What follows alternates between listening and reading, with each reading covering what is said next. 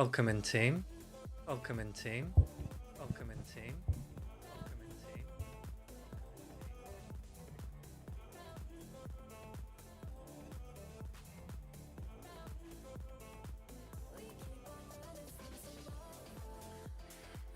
Swoley, Joe, how are you doing?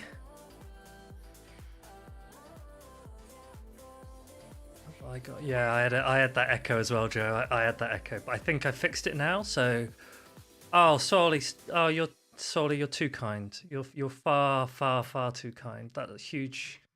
That's huge. You are an insane dude, my friend. An insane dude. Thank you so much. Appreciate you. Maxwell, welcome in.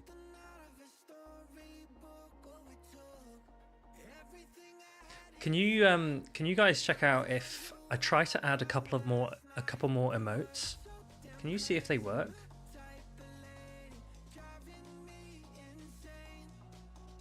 I don't actually know which exact ones I did add.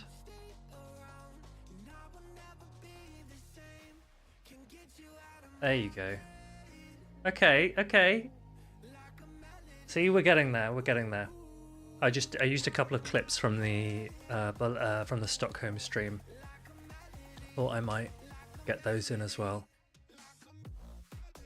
As well as Maxwell, that brilliant one of you that David made. David named that.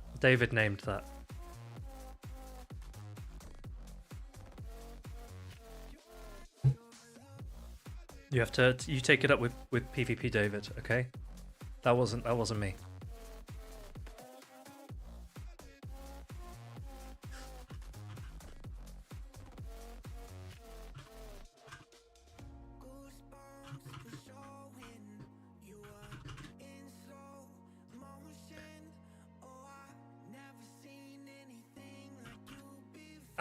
Solely, like, I feel like I'm pretty consistent with what time I come on, which just means you've got to use me as some form of like ASMR for your training. I think that's the safe conclusion from this.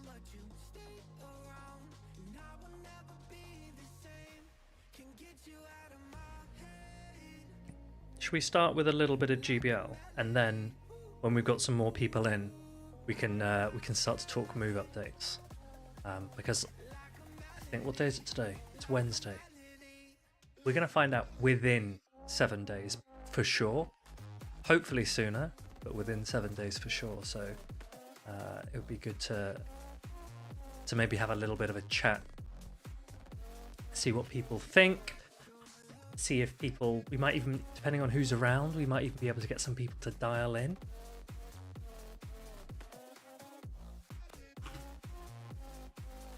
The last day we get the update. I'm hopeful that we will find out before the last day, just because in the past I think PvP players especially have been very vocal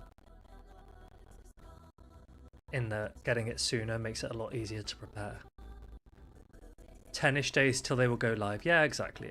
But because we're now getting so many regional events, Henry, I want you to. I'll do. Let's do a GBL set first, and then jump in and we can chat. And actually, do you know what I've just seen? Yasser posted a move update video 4 hours ago, so we could also just take a look at what his thoughts and/or suggestions were. Rinse them if necessary, or agree with them if they are good. So we will see. We will see. Okay, let us wait. I can see when ad breaks are going to come. Well, Maxwell, you're a mod, so maybe that's why. Don't just say now. Like, that's you can still see me, Maxwell, so you're all good. You don't have to worry about any of that. And anyone that Solly just gifted a ton of gifted subs to, so another shout out to Solly for those. Then they don't have to worry about ads either. Hey guys, do you want to see my cool transition? I made a transition. Do you want to see it? Watch this. If it works, I don't know if it'll work. Boom! Welcome in. This is the battle scene. I've just realised. Yeah, they wouldn't have been able to see that. But Maxwell, that's actually secretly fine, because then I get to surprise them with it the next time. Okay. This is the team that we're going to try today. I say try. Obviously, it's still Whiscash Scarm. And then I wanted to use... I was like, look, there's too many Mantine around, so why don't we try Galvantula? I didn't have a Charger Bug that I wanted to build, but this Galvantula is actually better than my existing Galvantula. So I thought that this would be a good one. Like, it was something actually worth me building. Whereas I didn't really have many other things that I wanted to build. So let's do this. Let's do this. I haven't seen what the frame drops are like at the moment. So I'm hoping I don't get a ton of frame drops. I'm hoping I don't. But if I do, there's nothing I can do about it, so there's no point complaining. We'll see, we'll see. And then after this set, let's get Henry in and we can go through some updates. Go, Whiscash.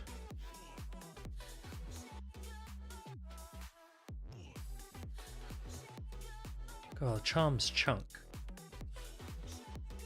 I wonder if there's a place for Charmers to come back, if anyone actually wants that.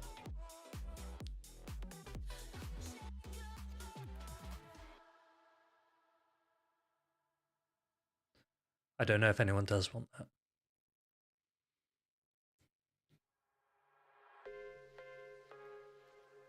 Buff Charm. I don't know about... Yeah, I don't know. I don't know. I don't want to buff Wiggly. What am I talking about?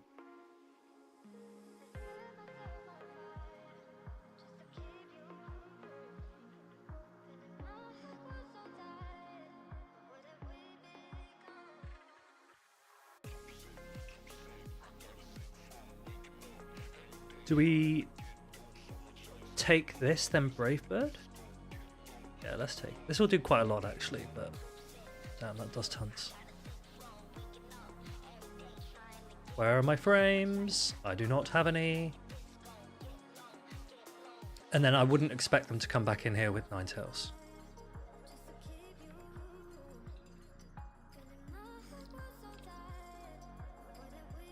No.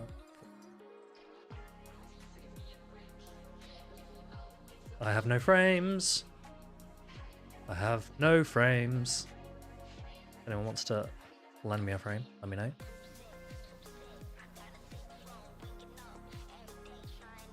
Okay, well, that was me attempting to pause. Yeah. Okay, Maxwell, we will go into that. We will go into that.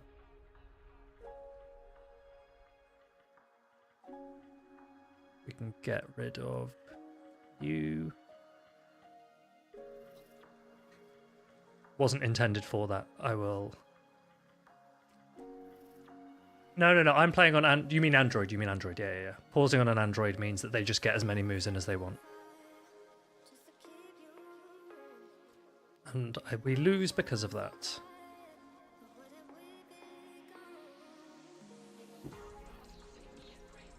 It's okay. It's okay. So, Maxwell, as of this, I actually got lunge about 6 minutes ago, just before I started streaming, because I got a TM. Yesterday, when I was testing out this team, I had Cross Poison and Bug Buzz, and I had to play the day with Cross Poison Bug Buzz. I managed to get a TM today, so we've managed to change one of the attacks to lunge, and if I get another TM, I don't know if I want to risk taking Cross Poison away, because I will very likely end up with lunge and Bug Buzz. So I haven't spoken about TM situation for a while, but especially as we come up towards, well, two things actually. I think it's actually a little bit cheeky, right? One of the reasons why Catch Cup makes sense to me is that it invites players to... Firstly, they've got some advance notice. It invites players to go out and build, but it also invites them to go out and catch, but also invites them to go out and catch specific Pokemon, right? So they're making more of an effort to play.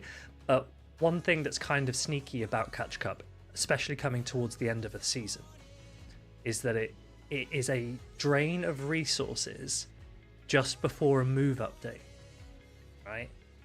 Which means when a move update comes in, you're like, well, I now need to go and maybe play more to get the resources to build whatever the new meta is. And that's why I'm always like, hey, save dust for a move update. YOLO Gamer, I am playing Shadow Whiscash, Galvantula, and Shadow Skarmory today. But we're also going to talk about the move update that we're going to get within a week. So that's maybe going to be more of the focus, because the Android situation at the moment it's laughably poor. But yeah, catch up at the end of a season to try and get you to spend your dust is obviously a thing. And so in my head, I'm like, look, don't build too much. Then don't build too much, because you need your dust for the new season. But the real issue that's hitting me is that in building Pokemon for Catch Cup, I used up all of my charge TMs. And you use up charge TMs way faster than you get at the moment. So I used, I think, 14 charge TMs yesterday on 2 Pokemon, and one of them I ended up with Cross Poison, Bug Buzz, Galvantula. And that wasn't ideal. An old iPhone for gameplay.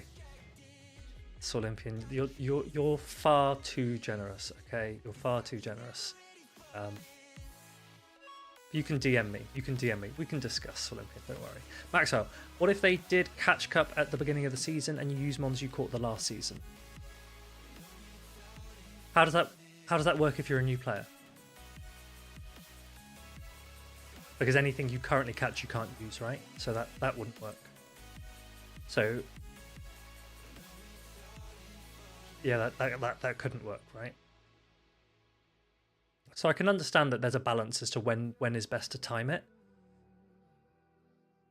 I'm not inherently against it being at the end of the season. But I do think that the TM system needs a huge rework, because it is, as I say, it's a resource plunge. No, but let's say you're a GBL player that started 1 week ago from today's date, right? From, let's say, today's date, you're a new GBL player. But let's say you've got the game, right? You've got the game, you've had the game. Let's say you're level 36, because you downloaded the game when everyone did. You still sometimes play. You'll occasionally go in, but you've decided now, okay, I might try a bit of GBL. So you started the game a week ago. You're starting to build some things or think about building some things, and then next week, all of a sudden, it changes to the next season. And you can't use, when it gets around to Catch Cup, you cannot play, because at the time you didn't really build anything. So then you can't play this week. Yeah, but that's okay, because because if you want to play this week, you can catch something today and play with it, right? You could catch something, you could go out today, catch something, build it, play it this evening. That's what Axon's been doing on his stream. But if you do that next season and say you can only use things you caught in the previous season, then anything you catch on that day, you can't use. It's a small player base, but if you think about how to grow the game, the way to grow this game is to target players that don't currently play PvP. And there are 2 types of players that don't currently play PvP. One of them is the player that doesn't play at all, right? They're a new player. That's a completely different customer, right? Is the new player. And to attract a new player into the game, you're trying to offer a suite of gameplay experiences with Go. And so that's why they've got their, the AR, all the various things about Go, because they're trying to market the whole product to a brand new downloader of the game. The other type of PvP potential candidate is a player who has the game already, because there are so many people that play this game.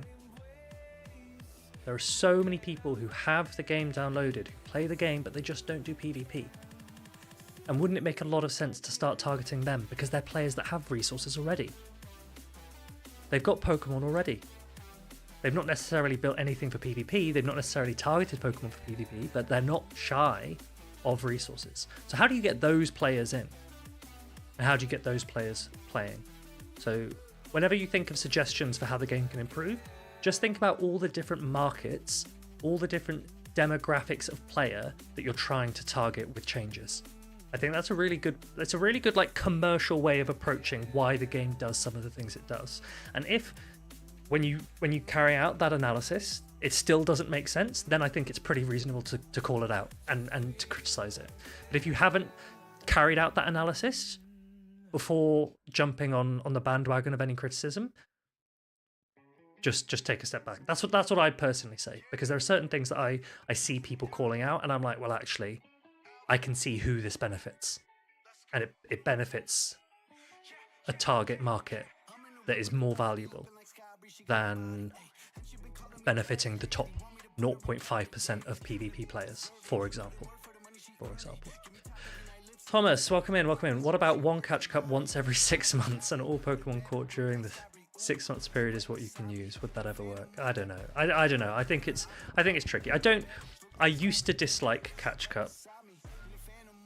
One reason is because some of the teams it invites players to build can be a little bit toxic. So one example being, what was the team that Caleb posted a video earlier today with? Level 50 Shuckle, level 50 Smeargle, and a Marill for Little Catch Cup. Huge resource drain. Not exactly inviting for less experienced players. And that's where I'm like, okay, look, I don't know if Catch Cup works in that respect. Because the point of Catch Cup the point of Little Cup originally was to be less resource intensive. Yeah? It was to be less resource intensive. But if Catch Cup for Little Cup is using level 50s, Little Cup doesn't make sense to me anymore. And so they're now in a tricky position, because I would be getting to the point where I'm just like ban XLs in Little Cup. But so many people have invested resources in level 50s now that they'd kick off, so it's tricky. Hyperion Echo, that's what I did, currently using a 1332 CP Hitmonchan as my lead, started playing after a few years like a week ago. Yeah, see, awesome. And exactly, you're the type of person that they love you, right? They want, you're a player that plays the game. They want you to have a more immersive experience in what you can do with the game that you play. We as PvP players love it when more, well, I do, definitely. I love it when more people want to play PvP, because the game grows. If the game grows, everyone wins, right? It's a win-win for everyone. And that's part of the reason I stream, right? Is to try and help give a step from non-PvP into PvP, answer questions, etc., because I think it's no one's under any illusion that it can be difficult to find the resources to make those steps. So Olympian, yeah, hardcore players, just some of them just aren't interested in PvP. Henry says send him a gift. Better Pokemon rewards for GBL than those Pokemon you only see in eggs. I agree. Darkness, that is, for me, a huge conversation that I could comfortably speak for a long time about, so I won't do that just yet. But I 100% agree that GBL rewards could be tweaked to improve the experience for players. One of the reasons at the moment, for example, that we have an IV floor in GBL is because the average player that doesn't play PvP wants a hundo. And so they might only play some PvP and try and get a reward, because it might give them a higher chance of getting a hundo Vullaby, for example. The difficulty is that every PvP player doesn't want that. They want to get the IV, well, most PvP players want the IV floor removed. So it's those types of things you got to think in your head before you say, why aren't they removing the IV floor? Well, think about who benefits from having the 10 IV floor. A lot of people want a hundo. That's why they play the game. It's because they collect. Yeah. And Pokemon is about collecting inherently. Like, ultimately, at its core, it's about collecting. Sergio, welcome in. Heckmack, welcome in.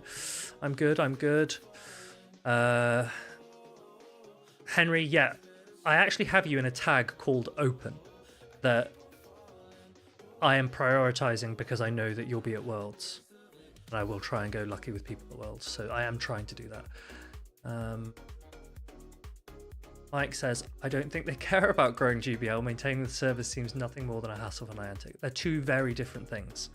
If you think about, I don't know where you are, if you work and what type of work you do, or if what level you're at, but if you think about how a company operates, the people that are controlling server-side issues are not the same team of people that are concerned about growing GBL. Completely different teams.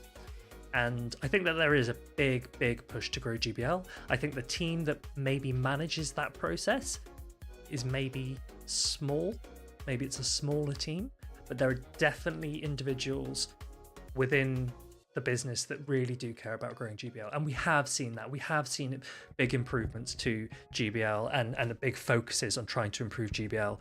But the servers and the bugs and that side of things, in my mind, is very likely a different team, right? You've got one team focusing on the code behind GBL and another team that are focusing on product and marketing and pushing ideas forward. They're just completely different teams, and I don't know. I don't know how they operate. I don't know what the synergy is between those teams. But what I definitely wouldn't do is give this blanket opinion that they don't care. Heckmack, you want a slightly higher chance of getting a legendary? Yes, I think that legendaries are a really great thing to have in GBL rewards, and I think that we used to have them more frequently and it was better. And it's difficult now that the pool is larger, and it's also difficult because they used to be guaranteed. I think there are lots of ways that they could implement giving access to more legends. One example would have been to have Emmy Weedle's team, for example, for the NAIC. It would have been a very easy way to give everyone a Cresselia, and I think they should have done that. Add a switch to the settings. Yeah, that's something I've considered. I think it's a good idea. I don't know how they'd implement it, but I do think that's a good idea. Boo, welcome in. How you doing? You love the owl emote, Tom. If and when I get to partner, I should be able to change the first prefix of the emotes as well, because currently it says Tomaha 44, but I can't change that. It doesn't let me change that. Sanya Digo, welcome in. How you doing? Yeah, I only get GBL legendaries when I don't want them, right? When it's like Regirock, I'm like, okay, well, I don't need this. So whenever it's a good one, never seen it. Never seen it. Big push for GBL. GBL's struggling. Tomaha, yeah. Although Martine is now calling me Thomas Garm, so make of that what you will. But there we go. It would be great if the awarded Pokemon have a better spread of IVs, either tossing them or trading them with other accounts. Yeah, this is the thing. I haven't worked out how I would implement it if it were me. And obviously the idea of being able to... He cooked me with that one, yeah. The idea of being able to flick between IV floors and not is maybe a good one in principle, and it just might not be something that they're willing to implement in practice. So I'm not 100% sure how they could do it. One thing that I think that they could try to do is improve the GBL pass. You know how you get a battle pass and it gives loads of dust just for playing GBL, right? We never used to have that before. That, to me, was an incredible addition, right? That's a really good PvP quality of life addition that they implemented there. And I think that they could do more with it. You could either add onto the pass, or you could add more GBL related research, because, right, Tom, you're actually an example of this. There are lots of players that hate having incomplete research, right? They hate it. So why don't you put some GBL in the research? Now, maybe you shouldn't, because it will annoy people. People who don't want to play PvP will be like, why have you done this? But it would be such a good way of balancing giving IV floors and not. There isn't in terms of... I'll show you. Also, look at my cool transition again. What I'm saying is... Ooh, nice.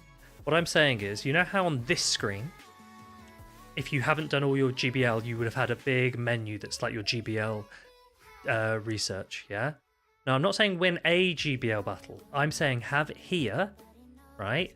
a proper special research, like long form special research that is based on GBL victories or however you want to tailor it, and you can put rewards in this, and then they can decide, do we put no IV floor in actual GBL rewards and then we put the 10-10-10s in the special research, and vice versa? Do we put legendaries in one or the other, etc.? I think that there's a lot of opportunity for that.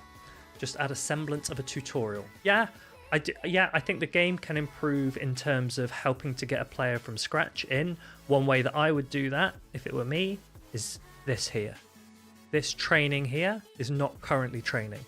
This has the potential to turn into some kind of PvP tutorial. I would love to see that happen. I'd love for rocket mechanics to be correct and to match what actual PvP is like. I don't like that they just automatically 2 shield, that they're super high CP and they play like they play like Boo plays PvP, right? I want them to actually play like a player, and so people can have increasing difficulty and get through levels and things like that. That would be good. But yeah, no, obviously training is good for your body hearts. Mark, I just hit veteran for the first time. Does the end of the season rewards change what elo you end on? Yes, it does. Yes, it does. You will get bonus dust, as Henry says. The dust will increase, so if you are part of servers, PvP servers, or if you're checking Twitter, you will get a ton of reminders from people within the community. They will actively be reminding you, because we all care about each other, they will be reminding you to put your star piece on when you collect your end of season rewards, because the dust bonus at the end is huge. So if you're legend, for example, I think you get 200,000 dust reward. With a star piece, that's 300,000 dust. Again, a really good quality of life PvP addition that helps with the new season. And that's why I don't mind Catch Cup using dust resource, because I also know that you're going to get dust as your end of season rewards, but you don't get enough TMs. So that's my main gripe at the moment, is that I have currently 0 charge TMs. And one of my locals was saying to me, because they saw that I had like 1,000 I don't even know how many I've got, let me check. I've just spent loads. So I've just spent like 800 rare candy, and I've still got over 1,000 rare candy. It's an example of an item that like I don't need, that I would happily trade away, and they would happily trade me their TMs. It's not something that's likely to ever happen, but it's just an example of how different players really prioritize different things like these. Enigma, yeah, agreed, exactly. Roots should give charge TMs. Ross, honestly, I think that there should be so many ways to get charge TMs. One of them I don't even understand is there's no way that, like, I don't understand why you can't even buy them. Like, I don't understand that. It just doesn't really make sense to me that currently, if you said to me right now, Freed, go and get a TM, what, I have to go and find a 3-star raid? Like, I live in London, right? I'm not shy of stops and gyms and things. How do I get a TM? Right now, what is the best way for me to go and get a TM? I actually don't even know. So, can you watch me spend 300k Stardust? I will, yeah, easy. You can watch me spend 3 million Stardust when the move update comes in, right? Happy to do that. How do I get an elite homie? By homie, I need to check. Do you mean elite homie as in a home that has lots of stuff, or an elite homie as in like a great friend like me? Need clarification, please. Not going to spend it right now. Not going to spend that right now. If they didn't remove the 5 charge TMs from pre, did they remove it? Is that why I've not been getting any? Oh, you're absolutely right. That rare candy, 3 rare candy for 4 wins, should be gone. Or, idea. Here's an idea, team. This is a good one. I'm going to take a sip while I work out how to articulate it. Okay, genius idea. Number 7,000, I guess. See this that gives you a random item. Imagine if it didn't give you a random item, but when you'd got your 2 wins and it goes orange like it does, you could tap it and it opens up a pool of items, and then you select your item from there, right? So you would just tap on that question mark, and it opens up a little thing, and each season or each cup, each week, that pool can rotate into a new thing. So one week you might have a Puffin as your premium version of the item that you could select, or you could have 3 charge TMs, which I would pick every single time. Do you see what I mean? I think that's a genius idea. So heard it here first. Give me credit for that one. Stardust bundle when, just to add, once you reach a level, you're guaranteed the dust associated with it. Yep, that's a good point. Gert says that once you reach your rank, so for example, veteran, once you reach veteran or expert, etc., it doesn't matter if your Edo then drops below it. You will get the rewards based on the badge that you achieved. Charge TM lets you pick the move. Yep, that is another way to rework it. Rather than a charge TM randomly distributing or giving you one of the distributed moves, you can actually pick it. Here's another. Come back over here. Okay. Other ways that you can improve the TM system. One of them is, as part of an event, I think that they should make a legacy move non-legacy. That I think would be another really good event to have, right? Because we have some legacy moves from like 2017, 2018 that we don't need. Like, I don't want to have to wait for. Okay, Dugong, right? Dugong is super popular in the meta. It needs 2 elite TMs. Are we supposed to wait until we have another Dugong event? Like, come on. It would make just so much sense to me for them to be like, as part of this update or as part of this event going forwards, Icy Wind is no longer legacy on Dugong. And that's just one way that they can like slowly narrow the TM issue, I think. Routes give TMs. I mean, I do a route a day if I'm going into the office because I've got a route to the train station. Inaccessibility. Yeah, Boo, honestly, yeah, I do think TMs is an accessibility hurdle. The difficulty is that most players, you know how I talked about which players are we targeting, right? If their primary target is to be players that currently play the game but don't PvP, those players are not shy of TMs, and they are the majority of players. So if from a business perspective they're saying, well, 95% of players don't struggle with TMs, how big of an issue is it for them? How big of a business case is it for them to give us a new system or a new way of doing it? So that's one of the struggles in my head as to how we can do it, because every single time you see a tweet that will complain about the TM system, you'll have tons of people in the comments saying, look how many TMs I've got. Which is annoying. 5 charge TMs from the last page of the masterwork research. Do you know how long ago that was? Do you know how long ago that I finished the masterwork research? Those 5 TMs, like, they were gone in the time it takes me to sneeze, you know.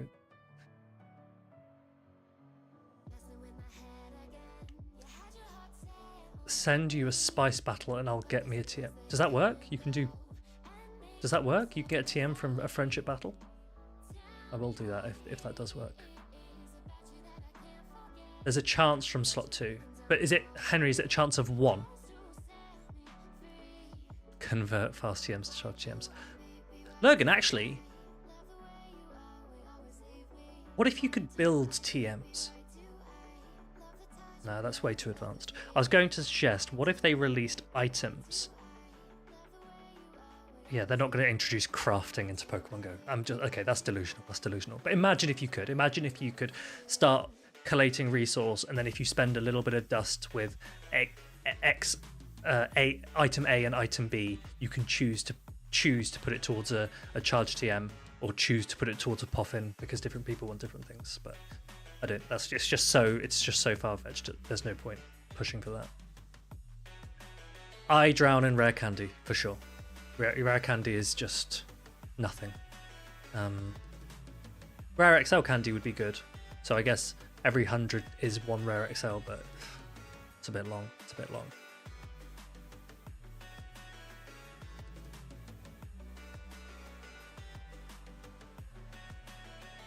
Rare candies are usually good for stuff like Frigibax, Jangmo-o, stuff that you don't usually get to catch a lot of.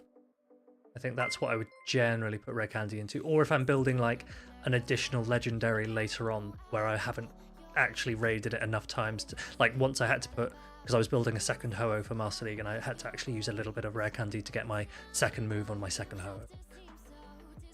It was actually my third Ho-Oh. Yeah. Give us a paid battle pass. Yeah, but Ross, then you're gonna get the big accessibility argument of saying that the best resources are all paywalled, which is a dangerous game to play, given that there's a ticket every couple of days already in game now.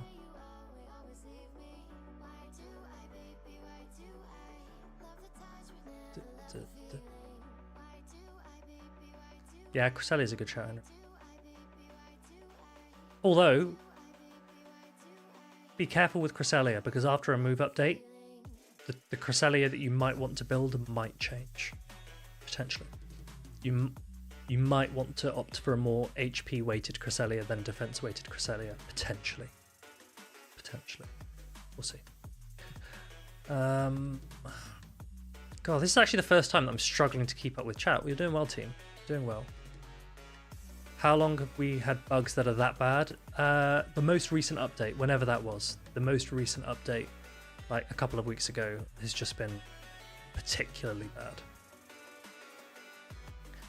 Wouldn't the PvP player base be the ones that potentially pay the most money? Not even close. Not even close. PvP players pay nothing compared to the raiders. The people that buy lucky eggs, the people that buy incubators, the people that buy every single ticket because they want every medal, because those are the people. When remote raids went up in price, the big raiders didn't care. They didn't care. When remote raids got limited, then they cared. That was what they got annoyed at, which is crazy, because they were perfectly happy to pay more money for it. Spooky Fingers, just like some events let you pick a path. Exactly. Spooky, I think you nailed it, right? They have shown that there are different ways to approach things. One example is that they showed us that they can give us shadow Pokemon in special research, but we haven't seen it since. They've shown us that they can do the path system, but we don't really see it enough for it to be a really good system. And I also think parties, right? The join a party with your friends, the rewards in there are garbage, right? It's like, do 35 excellent throws and you can have a Pokeball and a packet of crisps. Like, it's ridiculous. I don't understand why you can't get better rewards from there, because I think that would, in my mind, be a really easy way to add a lot of items. You can craft, you're right. You can craft XL candy with normal candy, I guess. Well, in a way, yeah. You got a barter system. They should just implement. Oh, do you remember that they said? Wait, hold on a minute. Okay, do you remember that there was a data mine that said that they were looking to introduce stations in the game? Not gyms, but similar, right? Stations. Imagine if a station was like a purchase checkpoint for items, where you could exchange dust and or whatever for items. I don't think that is what it'll be. God, I'm a genius. Stop it, Breed. They should do that. Enigma, I think you're right. If you could exchange stuff, and Nervous, if you could have a barter system, that you triggered that idea. Biome. Oh yeah, the biomes update was what did it. Yeah.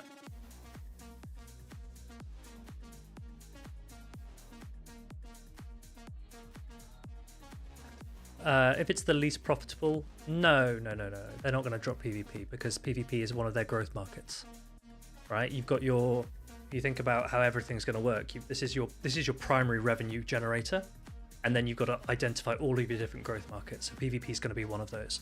They're not going to drop that. They want to make it profitable.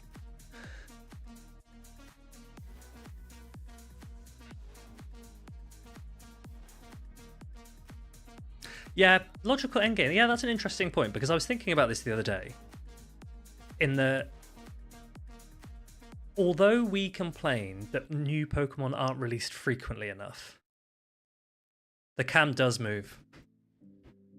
Well, sometimes it does. Well, it doesn't now as soon as I want it to. Sometimes I'm able to, there you go, see, I can get it to sometimes move. It doesn't really listen to me most of the time, but it will follow me. If I say track me, then it will usually track me. But what was I saying? Endgame. Oh yeah. How many Pokemon haven't been released? Okay, wait, no. Okay, everyone, go into your game. Open your game up, right? Unless you're watching me on your phone, then keep me on screen. But if you've got your phone to hand and you can open up the game, I want you to go in your game and I want you to tell me what your Pokedex is looking like, right? So click on your main menu, your big Poke Circle thing. Click on Pokedex in the top left. And what is your court and what is your scene? Roughly. If you know it roughly, then just tell me. Right? I'll show you mine. This is mine. Nothing particularly special. It says 840 core, 843 scene. The 3 that I've not done, I think like one of them is evolving Pawmot, that kind of thing. Like okay, so like we're in the 800s, yeah? We're in the 800s. If you're newer, then you'll be less. If you're a harder grinder, you might have a little bit more. But my point being, there are roughly 850-ish or more Pokemon already in the game. Now tell me how many Pokemon exist in the world. Right, in main series games included. In main series games included, 836, that's good. 845, 845, 842, yeah. I mean, you've got, yeah, we're all reasonably similar, right? And after Hawaii, I'll have a Comfy, so that's another one. And I don't even know what I've not got. Should we have some guesses as to what I've not got? Should we scroll through? How much of a casual am I? Okay, those 2 haven't been released, so that's fine. This one looks pretty good. 679, 680, 681. What are those? Oh, that's not Aegislash, is it? I don't know. Interested to see how Galarian starters will be introduced since they're the next starters in line for Comday. Yeah, that's starters. Will they be the first season post Worlds? That would make sense, right? To introduce in the first season post Worlds. I don't know. How many of those released Pokemon are at least half relevant? Yeah, that's a very different question. That's a very different question. Tinkaton? Okay, cool. Tinkaton, Aegislash? One of those. Right, so 746, 749, 750. I'm going to assume they're not ones that I can get. I'm just going to assume, I don't know. Comfy, we'll get in August. Team, we're going to get that in August, so we're pretty happy with that one. If that ever goes competitive, you better get on board on how they make us pronounce it. Which one? Aegislash or Comfy? Aegislash, I assume. Baiting out first-time chatters. First-time chatters, you're my priority, okay? You're my priority. Okay, but I have 840. I reckon I should be able to get to 843, the 843 that I'm missing. How do I not have an Overquill? See, oh, okay. See, this is what I mean. Oh, Comfey. Oh, I see. Okay, fair enough, Comfey. Ferrothorn. I can only ever say Ferrothorn if I do a Rise impression. That's the only way I can do it. Overquill is an example of one where you need to buddy it and do something. Same with Pawmot. That's why I don't have those. Okay, but generally speaking, point I'm trying to make, team, is that there aren't actually a huge number of Pokemon left. But they want this to be a forever game.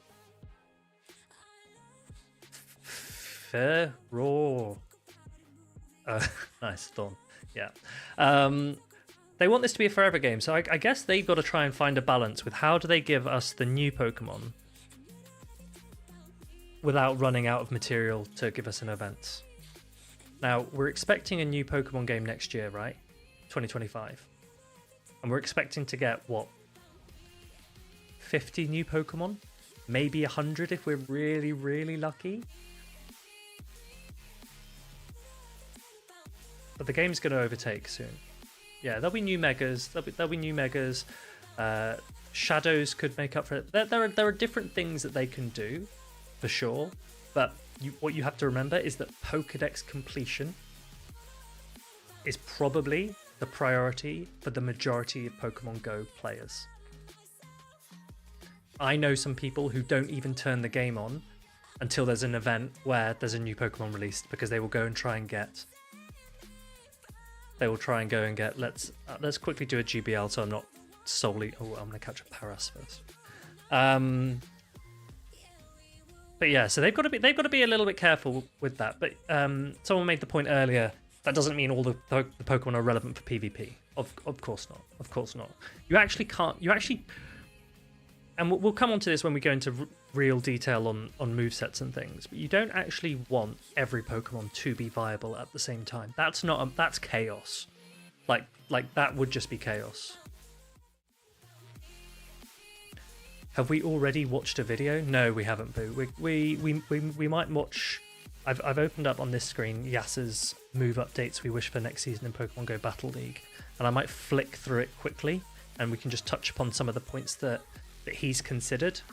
But we won't do that just yet. Yeah, spoilers. For now, we're just going to try and win with this cross poison Galvantula that I can't put discharge on because I don't have any TMs. Do you see the difference? I've climbed 150 points since the last stream because I played on my different phone. And then I go to this phone and I'm like, good. Jeez. But also after this, Galvantula is a bug. Yeah, I know you like bugs. Okay, oh, thank you, Carrie. There are 1,025. There are 1,025 Pokemon, so they've only got, what, less than 200 to work with? This is Waterfall? Am I against a Waterfall? God, I've got to remember my Waterfall counts. Okay, Waterfall gives 8 energy, 5, it's just straight 5s. Okay, cool. Cool.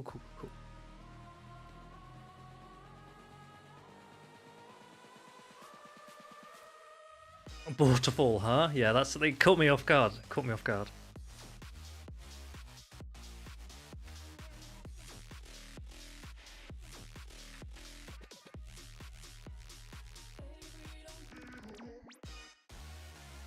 If Lantern the fish doesn't get nerfed, I will ooga booga. I'm sorry, but if Lantern the fish doesn't get nerfed... How?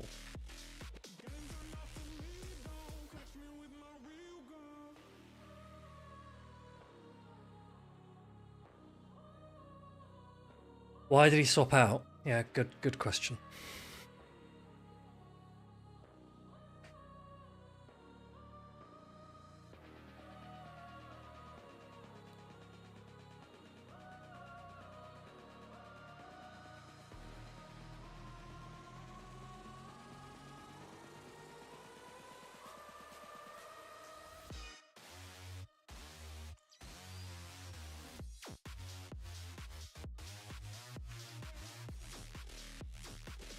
What was my go live notification? Can anyone remember? I think I mentioned.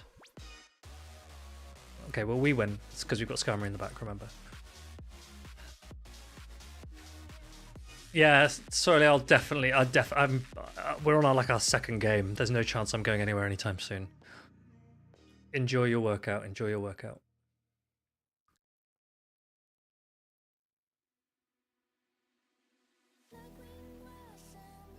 Can we get a top left? Nope, he wants to carry on. Glutton for punishment. Spark nerf into charge beam? No. We won't. Not that. Where is my boost? Good question.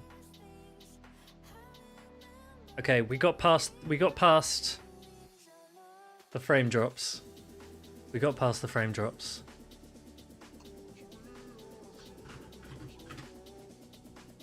And that is a win. Okay, quick one. Spark. Let's discuss Spark. Do I know what top left is for TCG? Scoop is my guess. Pika, welcome in. Scoop, flip the table. Panic attack. Have a bucket of water thrown on you. Right, come over here. Okay, Spark. Can we see this? Can we see this here? Spark. Currently a leafage clone. Currently a bullet punch clone. That's it. That's all there are clones of.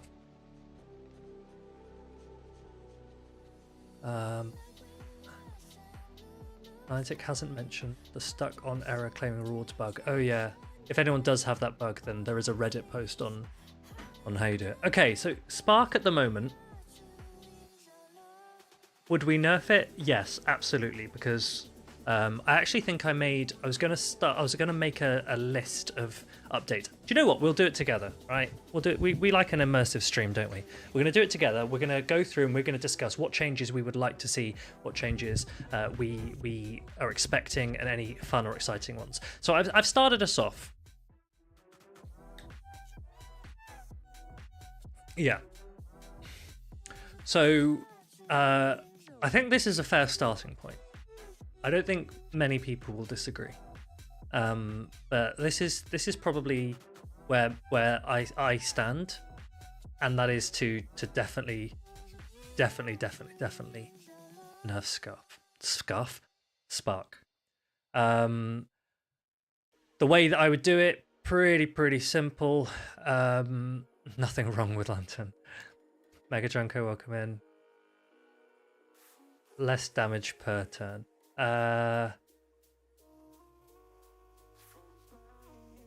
No. That is actually not what I was thinking, but that could work. Either could work. Okay, come back. Okay, 2 ways to do it. One is obvious, well, they're both obvious. You either nerf the energy or you either nerf the damage, which is this side. Yep. You nerf the damage or you nerf the energy by 1. So if you nerf the damage, which is this one, what happens? It becomes a Sucker Punch clone. Can you name any Pokemon that currently has Sucker Punch? Name a Pokemon that currently uses Sucker Punch? Quick question for you.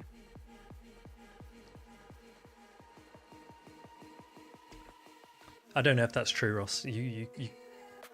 Yeah, those are some other has. Yeah, no, you're right.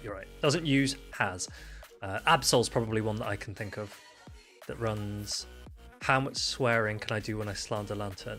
No, I don't swear. I don't know if my mods are in chat. They won't let you swear. They're good boys. The other way, Spark, is you nerf the energy. And that would take it to 6/6, which would be a Feint Attack clone. What learns Feint Attack? What currently runs Feint Attack? Not many things. Not many things. Right? They're not unusable. They're not like entirely unusable. But they're just really not good anymore. I think that's probably fine. So I don't really mind which one it is. If it's the damage or the energy, I'm not particularly fussed, but what I would like to do is shift Lantern. I joke. When I say murder Lantern, I'm joking, right? I mean murder Spark Lantern. Okay, murder Spark Lantern. Because Water Gun Lantern, I think, is probably fine. There we go.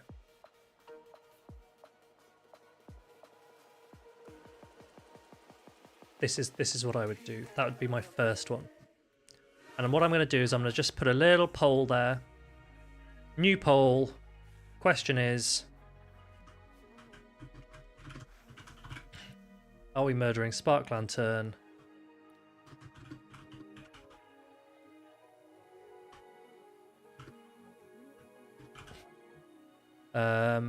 You've got 2 minutes to vote.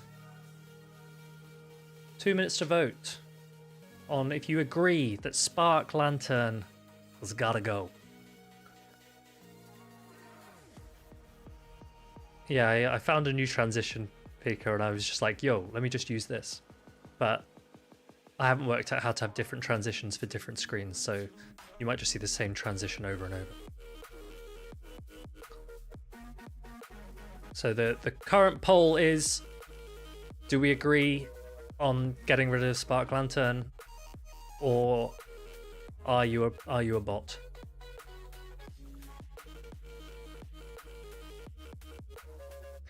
What about Volt Switch Lantern? You want Mark? You want to buff Lantern? Excuse me? Excuse me? Hold on a minute. Hold on a minute. What about, whoa. What are we talking about here? What about the fact that the top 30% water type? What is this? This seems misleading. This seems misleading. No. Mega Drunker. No. Come over here. No, this one. Come over here. Okay, right. You're telling me top 30 are water, right? Let's look at the water then. First one, Mud Boy. Second one, Mud Boy. Third one, Feraligatr. That one's fine. We're happy with this. Fourth, Mud Boy. The demon itself. Azumarill, goated. Still a Feraligatr. You got your Mantine, Mud Boy. Another Mud Boy down here. Another Mud Boy down here. And then a lot of these are just repeats, right? So I think it is misleading to say how many of the top 30 are water types, because the number of water types that have had to become relevant purely to deal with Lantern, right? To be a water type in the meta, you mostly have to deal with Lantern, or you have to be like Azu level bulk or Feraligatr level pacing. So it's not the case that we have good water diversity or anything like that. And the reason we can talk about grass. We can talk about grass, not Pachirisu.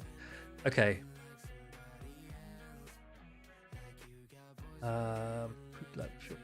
Cook, buff Shadow Vic, brilliant. Grass. Okay. Let's talk about grass, because as some of you know, I don't like love Skarmory. I just like fancy Shadow Skarmory a little bit, right? Just like a little bit, okay? I'm not in love, right? I don't want to marry it. Shadow Skarmory's kind of cool. There's something about it. Just makes me a little bit excited, okay? But people say, oh, Skarmory killed grass. And I don't know about that. Because I think grass killed grass. Let's have a look at grass. Superior is a good grass type. Okay, Skarmory obviously murders. Murders. One second, let me read what are y'all saying. My point is we have enough waters right now, and it's one of the reasons we don't see too much Skeledirge, for example. Mega Junko, Skeledirge just won like the last 3 events. We don't see a lot of Skeledirge, partly because Incinerate is a little bit tricky for the average player to master. That's part of the reason. But its skill ceiling is very, very high. Skeledirge is awesome.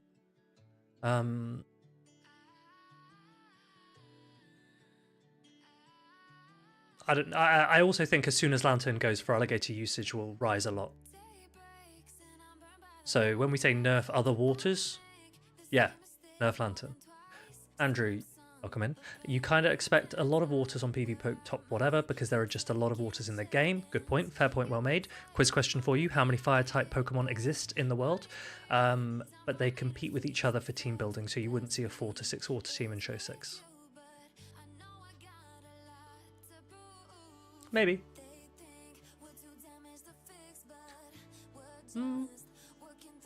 Maybe. I reckon you could see a good Show 16 with 3 water types. So 4 to 6, no, but I reckon as soon as Lantern goes, you could get 3. They want a fairy buff. Freed and Skarmory signature. Oh, that made me laugh.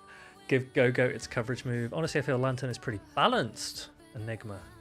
It just has good typing, decent moves, and people need to respect it. I'd say buff certain grass types, and that would balance it again a little better, as opposed to just nerfing Lantern. I think Lantern would be more balanced if it ran Water Gun. I think Spark at the moment has been reworked in a way that Lantern in neutrals is just it's a bit annoying. One of the examples I give is a Lantern versus a Frostlass. If Lantern lands Surf against a Frostlass, that Lantern can one shield and full Spark down, and comes out with a ton of energy, and that's kind of annoying. It's situations like that that I just think is a little bit too annoying. The spark, it's just a bit too powerful when on a lantern. Do you see it in the top 12? But what does that, Megadroko, what does that matter? Just because you don't see Skeledirge in the top 12 doesn't mean it's not good. How often do you see Shadow Magnezone in the top 12? It's just 1-2 events came forth in EUIC. Didn't just win, it smashed through so much of the competition. Just because it's not top 12 doesn't mean it's not top Pokemon. Incinerate Gorgeist? Dunno.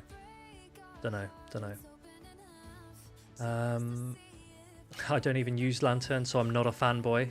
That's what I sometimes say about Skarmory, but then I use it. And then I have no excuses. A world's meta... Ooh, what's Henry saying? A world's meta with heavy Gator usage sounds fun. I completely agree. Completely agree with Henry.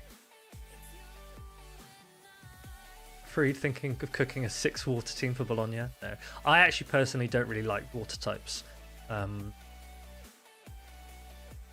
There's just too much blue on the screen and I don't like it. But that's nothing to do with how good they are. They're just, unless it's an Empoleon, I'm not that fussed about water types generally. Just not my type. Just not my type. Lantern versus Licky is way better. Exactly, Henry. Lantern flips Lickitung now because of the spark. Just remove spark from Lantern. We can't do that. Can't remove moves. Can't remove attacks. Could you make spark a 3-turn move? Nope. Doesn't let us. They don't let us change turn duration of any attacks. Usage versus performance. Anacor, exactly. Spot on. Something that we don't really look at too much, but we maybe should. I'm just hearing you talking about my fish. Azza, do you want to see what we're talking about? We're talking about this. This is what we're talking about. Buff quick attack? No way. No way. Malouetta learns quick attack. Super inaccessible. Did Spark receive a buff at some point? Enigma, yes it did. We had a Spark buff a few seasons ago. Many people called it a rework, but it was a nerf in many regards for many Pokemon, but a buff for the most important Pokemon that they were looking to adjust. And it was a buff. It was never a nerf on Lantern. It was a nerf on everything else. Weatherball Primate disagrees. Yeah, there's exceptions to the rule. Exceptions to the rule. So how will they nerf it, Pika? They're going to reduce... I'm convinced they're going to reduce its energy or its damage by 1. Wonder what mons they could potentially give high jump kick to. All of them. I think that they could very well, Blaze, give it to every single Pokemon that learns high jump kick. I think we'll get it. Or could get it. So I'll quickly show you that. Come here. Hitmonlee, Lopunny, Scrafty, Mienshao, not Hawlucha actually, there's no point, and Medicham. Oh, actually, I don't think Hitmonchan will get it, but I think everything else could receive it, and there'd be absolutely no issue with that. I don't think there'd be any issue with giving it high jump kick to everything. Old Spark would make some of these matchups less playable. I've missed where we're currently at, but. Yeah, Zacian also learns quick attack, yeah. When you say they called it a nerf, Thomas, who called it a nerf? Who's they? Niantic didn't call it a nerf. They don't say anything like that. They just said it was a move adjustment. They never said it was a nerf.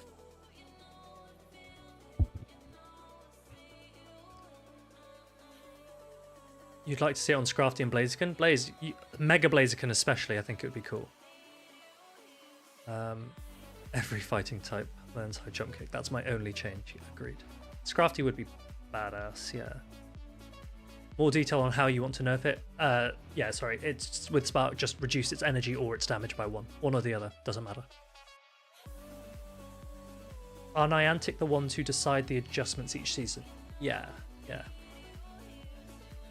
They might have different individuals that lead a certain meta. I think last season the guy who did it tweeted. He actually tweeted that he did it, that he was leading it, and it was quite good because he was the one who he was the one who brought Gligar into existence, and I thought that was really good. Yeah, Ross, I just if you saw me smiling, it's because I'm just reading Ross's DMs.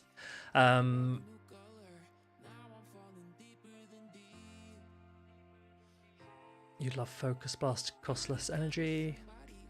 Yeah, Mewtwo buff, sure. Ayla Danlos, welcome in, what's up?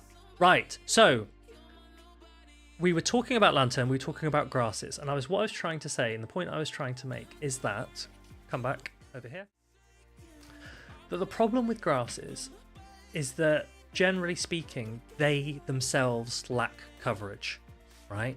Because Superior was meta, and Superior dropped in usage pretty drastically before Skarmory became popular. Right, Skarmory had been buffed, I accept that.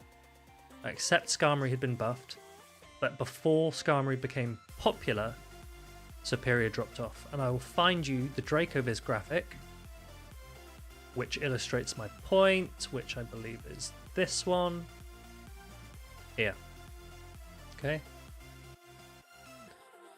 This is a meta in which Skarmory has been buffed. Steel Wing Skarmory exists. We can actually see down here, Kashton uses it.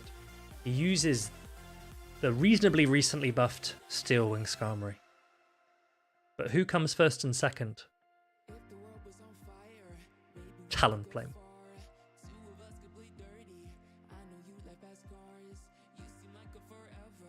Talonflame is not Superior's friend. Yeah, and Abomasnow. Right? Yeah, good point, McDrunko. And another grass type that beats Superior. So Superior was dropping off anyway.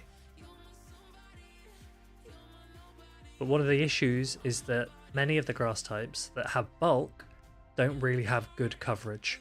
Even if we look at Superior, we all know, or at least those of you who were paying attention when we were doing the team building, doing the typing stream, that a neutral Frenzy Plant from a Superior will do more damage than a super effective Aerial Ace from a Superior. Superior doesn't need Aerial Ace. It doesn't need it. Frenzy Plant's just better. So a lot of the conversation and a lot of your guys' proposals, which I think is perfectly smart, is what coverage attacks can we give to grass types? And what I'm trying to say is that if you can give grass types that coverage, they will emerge naturally without even nerfing Skarm.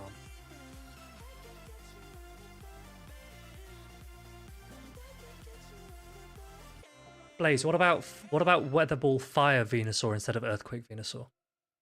Because pacing is too important in this meta. Michael, yep, you're right. Go-Goat's a perfect example. If it can get Rock Slide, if it can be released with Rock Slide, then I'd be perfectly happy with that. It's Heckmech, it's not that okay, yeah. I know you guys might be viewing me as a Skarm sympathizer. Okay. It's not that I don't want them to touch Skarm. If they nerf Skarm, fair enough. I don't mind. But what I don't want is for every single time a Pokemon looks good, they panic and they kill it. That is why I liked the Spark rework, because it was one of the first times that they go, oh, actually, even though we want to change Lantern, we don't need to kill Lantern. And they reworked it, and it became a different Pokemon. Okay, it was used differently, and I liked that. What I didn't like was when Walrein was popular, when Nidoqueen was popular. And what do? They kind of killed them. We don't see them anymore. And I thought that was a shame. And I know that they can come back, okay? And I know that they will come back, but I thought it was a shame that we didn't get an opportunity to have more Walrein and Nidoqueen when Lantern had been buffed, because Lantern had play into both of them. So with Skarmory, I'm just like, I know people can find it annoying, but don't just rush to kill it. See if you can make changes first. If it doesn't work, nerf it after Worlds. That's all I'm saying. Just give it one more season, where you see if you can adjust a meta in a way that Skarmory has different play, because how many steel types are relevant right now? Right, Registeel usage just dropped off and Skarmory usage has increased, and for the first time in forever, we have a fast attack steel pressure. We haven't had that before. I think it's cool. I think it's nice to have that. It's something different. That's what I like about it. Not that I love Skarm. I actually love Shadow Empoleon. Shadow Empoleon's what I want to be meta. I'd love to use Shadow Empoleon more. But what I really like is having some steel fast attack pressure. One sec. What did Andrew say? You made a good point.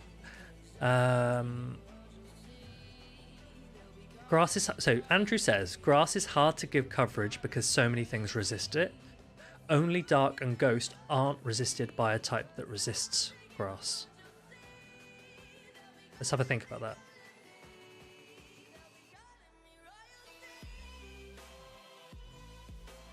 Grass is resisted by 7 types, and only Dark and Ghost aren't resisted by a type that resists grass.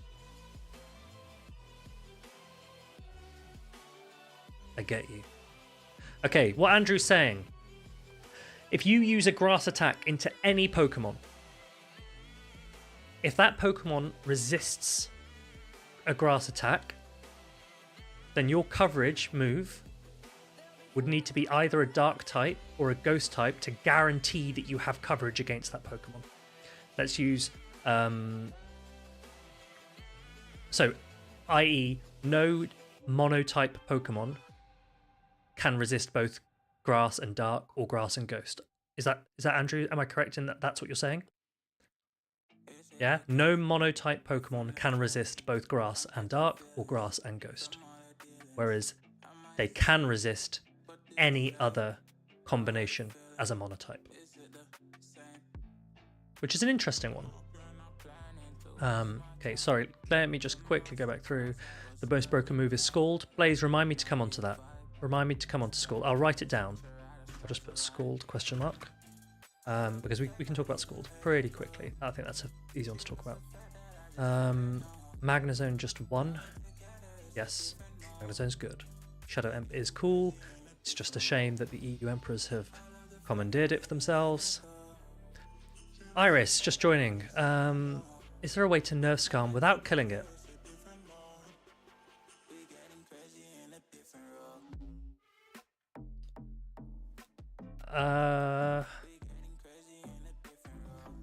I think it's difficult because what if you reduce Steel Wing by 1 damage, but you give Skarm a slightly cheaper attack than Sky Attack? Would people count that as a buff or a nerf? I don't know. Skarm isn't efficient. It's not an efficient Pokemon. It just has a lot of resistances. So what happens if you introduce a meta where its weaknesses are common? For me, that's a way to nerf Skarm without killing it. You don't touch Steel Wing. That's how I would do it. I just caught a rank 1 Nidoran. No point in leveling up. Carry. Firstly, what gender is it? Is it a male or a female Nidoran? Because that makes a difference. I wouldn't invest in it anytime soon anyway, either way, but a female Nido Queen is more relevant than a Nido King. Even though I kind of want Nido King to become meta one day because it's cool. Give every grass type foul play. Michael, what about a foul play buff? What are your thoughts? Buff charm. Leafage. Yeah, Leafage could get a buff. Should I start writing some of these? Start right. We come back over to this one. Leafage. Foul play. Talk about those. Debuff rate on Scald is currently 50%. Debuff rate is different for various attacks. They all have a huge variety of debuff options. Cast usage has declined dramatically, Henry. You're spot on. That's exactly why I don't immediately jump onto Scald. Yeah, Iris, there are a few moves. There's Fly, there's Aerial Ace. There's also, we've got to always remember that there's new attacks that they can add into the game, because that's one thing that we're not close on, right? We might be reasonably close on Pokedex Pokemon, but in terms of attacks, there are tons of attacks that aren't in the game. Hugo, how you doing? Welcome in. Jock says we give Patchy a coverage move. Yes, I am okay with giving Pachirisu a coverage move if you globally release it. If you release it globally, if you want to lock the shiny to a certain region, that's fine. Release it globally, and then you can give it a coverage move. People get more mad at Night Slash boosts. Oh, I'm personally never one that gets mad at a Night Slash boost. I think it's pretty funny. It makes a game funny rather than... A boost is always better than a debuff, in my mind. For entertainment value. Would Sable get out of control with foul play? Maybe, but Sableye is a safe swap, and safe swaps are pretty good. Usually it's nice to have safe swaps. What has foul play? Umbreon, Mandibuzz, Sableye. So if you buff foul play, you're buffing two of Sableye's hardest counters. Bear that in mind. Do not let Ross cook. Hydro Cannon increased energy. No. I like the starters being accessible. I think it's cool. Oh, Scrafty as well. Scrafty getting buffed foul play and high jump kick? Yes, please. Yes, please. Fly is good, but Fly might be actually too good, but we'll see. Maybe if Steel Wing gets nerfed, then Fly would be fine on Scum. Yeah, Blaze, thank you. Steel Wing gave Skarm better fast move pressure, but that also allowed fighters to have more play against it. Well, this is one of the things. Skarm isn't currently doing any fast attack pressure, real fast attack pressure, on grass types. The reason why it dominates against grass types is because it resists all of their attacks most of the time. So that's why I'm saying is a solution to give grass types better coverage against Skarm. Give them electric or fire attacks, and maybe they'll have play. Or, with Go-Go as an example, Rock Slide would be neutral, which honestly isn't terrible. But yeah, if you can something like Weather Ball Fire Venusaur, or if Mountain Dugong's ever around, he'll suggest Weather Ball Fire, Meganium, and Blossom. Then that would be interesting, because it also allows those grass types to start hitting steals as well. Rate on Night Slash 12.5%. 1 in 8. You don't think foul play needs a buff? Yeah, Amoonguss gets foul play. Good shout, good shout. Confusion needs some type of buff similar to what Incinerate got. I would love it, but you've got to be careful, because there are quite a few Confusion users that you forget about. So obviously Cresselia. You want to buff Cresselia? You want to buff Mewtwo? You want to buff Armored Mewtwo? How's that for accessibility? Imagine how annoying facing a Hypno would be in GBL. Actually, good point. I'm going to write Hypno down because I will talk about that. Scavillain. Yeah.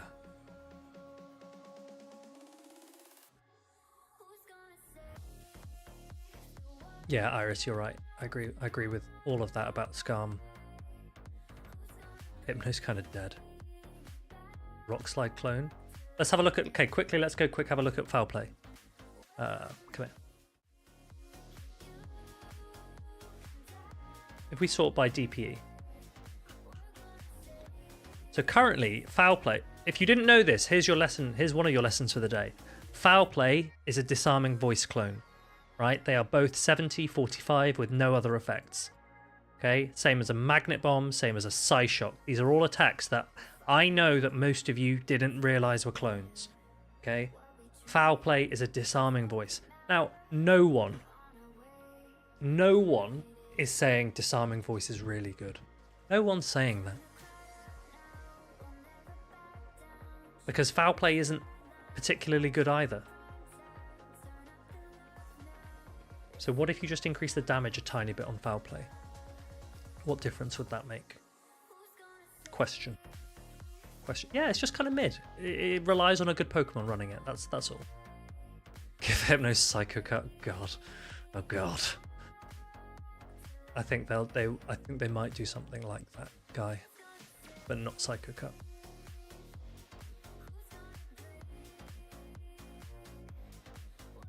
Okay, we've got a few Hypno fans. Okay, let's have a look at Hypno. Let's put a poll up. But what I'm going to suggest, instead of giving it Psycho Cut, is why don't we have a look at this attack here. This is Psywave. We have Psywave in the game now, right? Let's go have a look at what the stats are for Psywave. If we filter by garbageness. Where is Psywave? Just control. Okay, Psywave is here. So it currently... I'm actually just going to filter by psychic attacks. Okay, is that easier to see? Okay, so Psywave, if we filter by damage per turn, it's the second best psychic attack. If we filter by energy per turn, it's joint worst. Okay, so Psywave is a very obvious attack that can be buffed. And it probably will be buffed. But it can also be distributed further. So let's go have a look at who Psywave can be given to. Any of these stand out? If you see any Pokemon that you would like to see receive Psywave, they will be listed here. These are the Pokemon that can learn Psywave.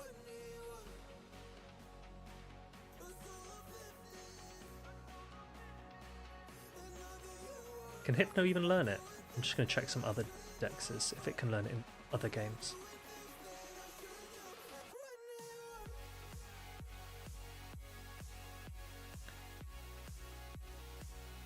Malamar.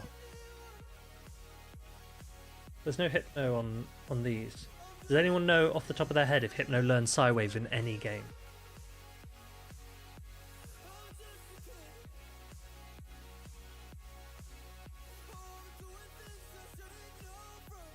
Andrew, are you still around? This feels like something you might know off the top of your head. Yeah, nice one, Parade.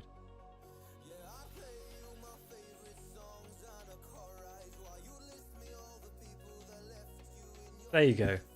In Generation 1, Hypno could learn Psywave. Andrew, what do you think the prospects are of giving Psywave to a Pokemon that could only ever learn it in Generation 1?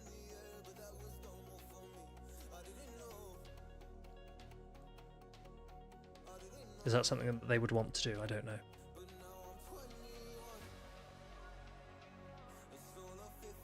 But yes, you could buff Psywave, and maybe you could give it to Hypno so that it didn't have to run Confusion. Maybe that's something that we get. That'd be interesting, I think. I think that'd be an interesting one to do.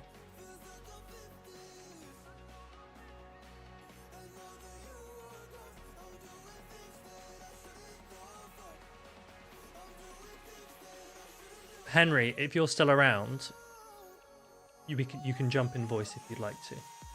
I'm interested in your views. Until then, let's take a look at Yasa. This is trying to get it. There you go. This is a video that was published today. It was Yasa and we've got Jeff of Lyle over here, Lyle Jeffs. And they talk, sweet, yeah, no worries, Henry. They're going to talk through a few changes. Now, I'm not going to play them out loud, but I'm just going to flick through some of their changes. So this is just where Yasa brown noses lull for a little bit. If I flick past this, let me just jump. This was the meta graphic from Indianapolis. Okay, let's go to the first change that they discuss.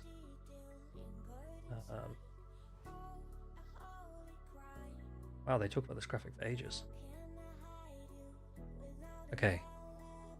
Mantine. Yeah, he's doing a PowerPoint. He's doing a PowerPoint.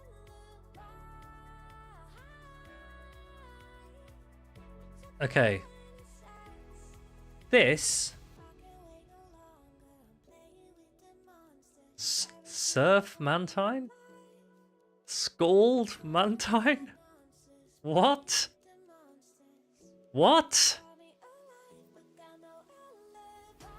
This to me is crazy.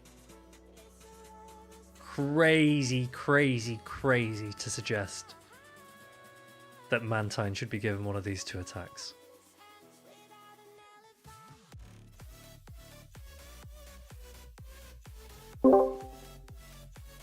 Okay, I tried to add Henry into the call. Henry, can you hear me? I can. Can you hear me? Okay, I can hear you. Chat, can you hear Henry? You have to. I'm wait. Chat can hear Henry. Okay. Oh, this is amazing. God, I should do this more often. Oh, terrific. This means I can talk to someone and not just to myself. Perfect. Okay, so Henry, what are your views on Surf and/or Scald being given to a Mantine? All right, my thought process is, as someone who has unfortunately played the last couple weeks of Go Battle League, I don't know how you could do so without Mantine being your public enemy number one. That thing is everywhere. Its pacing is great. With Scald, it can actually do. Sorry, not with Scald. With Water Pulse, it can actually do damage neutrally. So I don't think making Mantine better would be an overall benefit, because I think the general consensus from these limited metas has been, wow, this thing has been annoying. Yeah, I think you're absolutely right. Mantine has been a real eyesore for a lot of us at the moment, and even today I'm trying to run Galvantula just because I'm getting so tired of seeing Mantine. But Henry, what about if Water Pulse got a very slight buff? Would that be something that you'd be open to, or are you now very firmly against any Mantine buff? Honestly, I feel like it's in a pretty good spot in the it in these limited metas can feel overtuned, but I feel like as far as the Snow 6 meta goes, like Mantine is fine. Like it's definitely the king water flyer. It's basically, I mean, there's been a variety of factors. So it's basically forced Pelipper out because that consistent 10-turn aerial ace is incredibly good neutrally, and in situations where you can't use your water move, and then across the board being able to land the water pulses. Like I'm pretty sure as a flying type, it can beat Ace Slash in, I can't remember if it's in Shadow or the regular Ace Slash into zeros with the water pulse into an aerial ace. Yeah. So the thing is very, very good. I don't think buffing it for the sake of buffing it helps the meta, so to speak. Yeah, I take that. Question from chat is this recency bias? Are we against a Mantine buff just because we've seen it a lot in the last 2 weeks? I don't know. I just don't know what it would necessarily be helping to buff Mantine, because a lot of the time we are attempting to fix a problem we feel is in the meta, or potentially add some new interesting play. And I don't know where a Mantine buff, and like, I like Mantine kind of the way it is.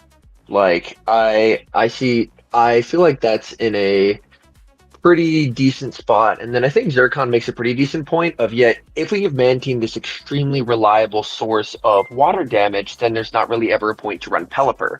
Because we have seen some metas come and go, whereas for example, I mean, granted, Whiscash has a very overtuned move in Stalled, but a lot of the reason why we've seen so much more Whiscash instead of Swampert is due to they have identical coverage, but which coverage is cheaper matters substantially.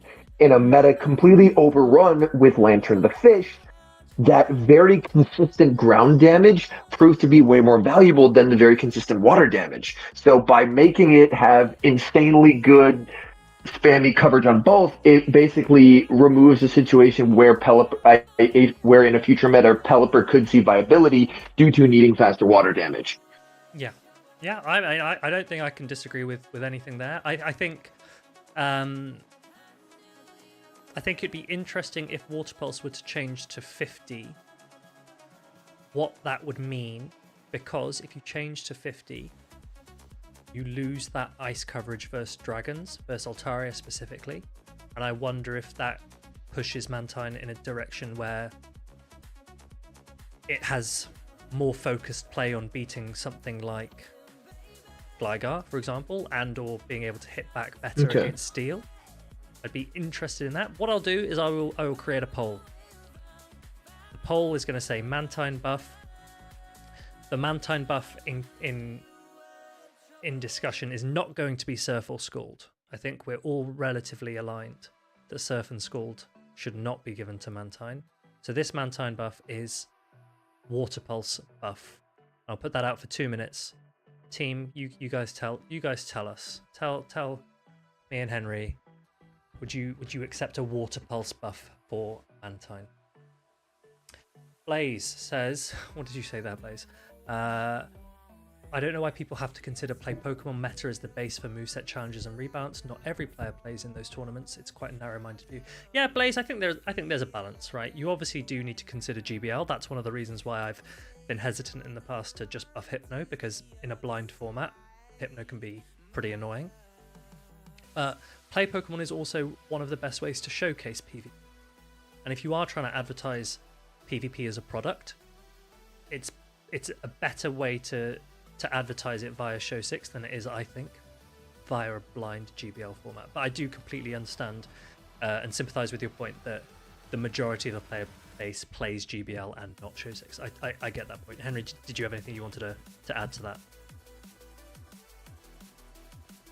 I do think that having the competitive format and Go Battle League be different is a bit awkward, but a lot of the time, I think catering more towards Show 6, even though it's not necessarily what everyone's playing, makes sense in the longer run of things, because Show 6 involves a lot less of what we would consider the quote-unquote toxic strategies of like Bastiodon, Wigglytuff, Victory Bell that you're just tapping the screen, and we don't see that a lot more in the Show 6 format, even though the Pokemon used are identical.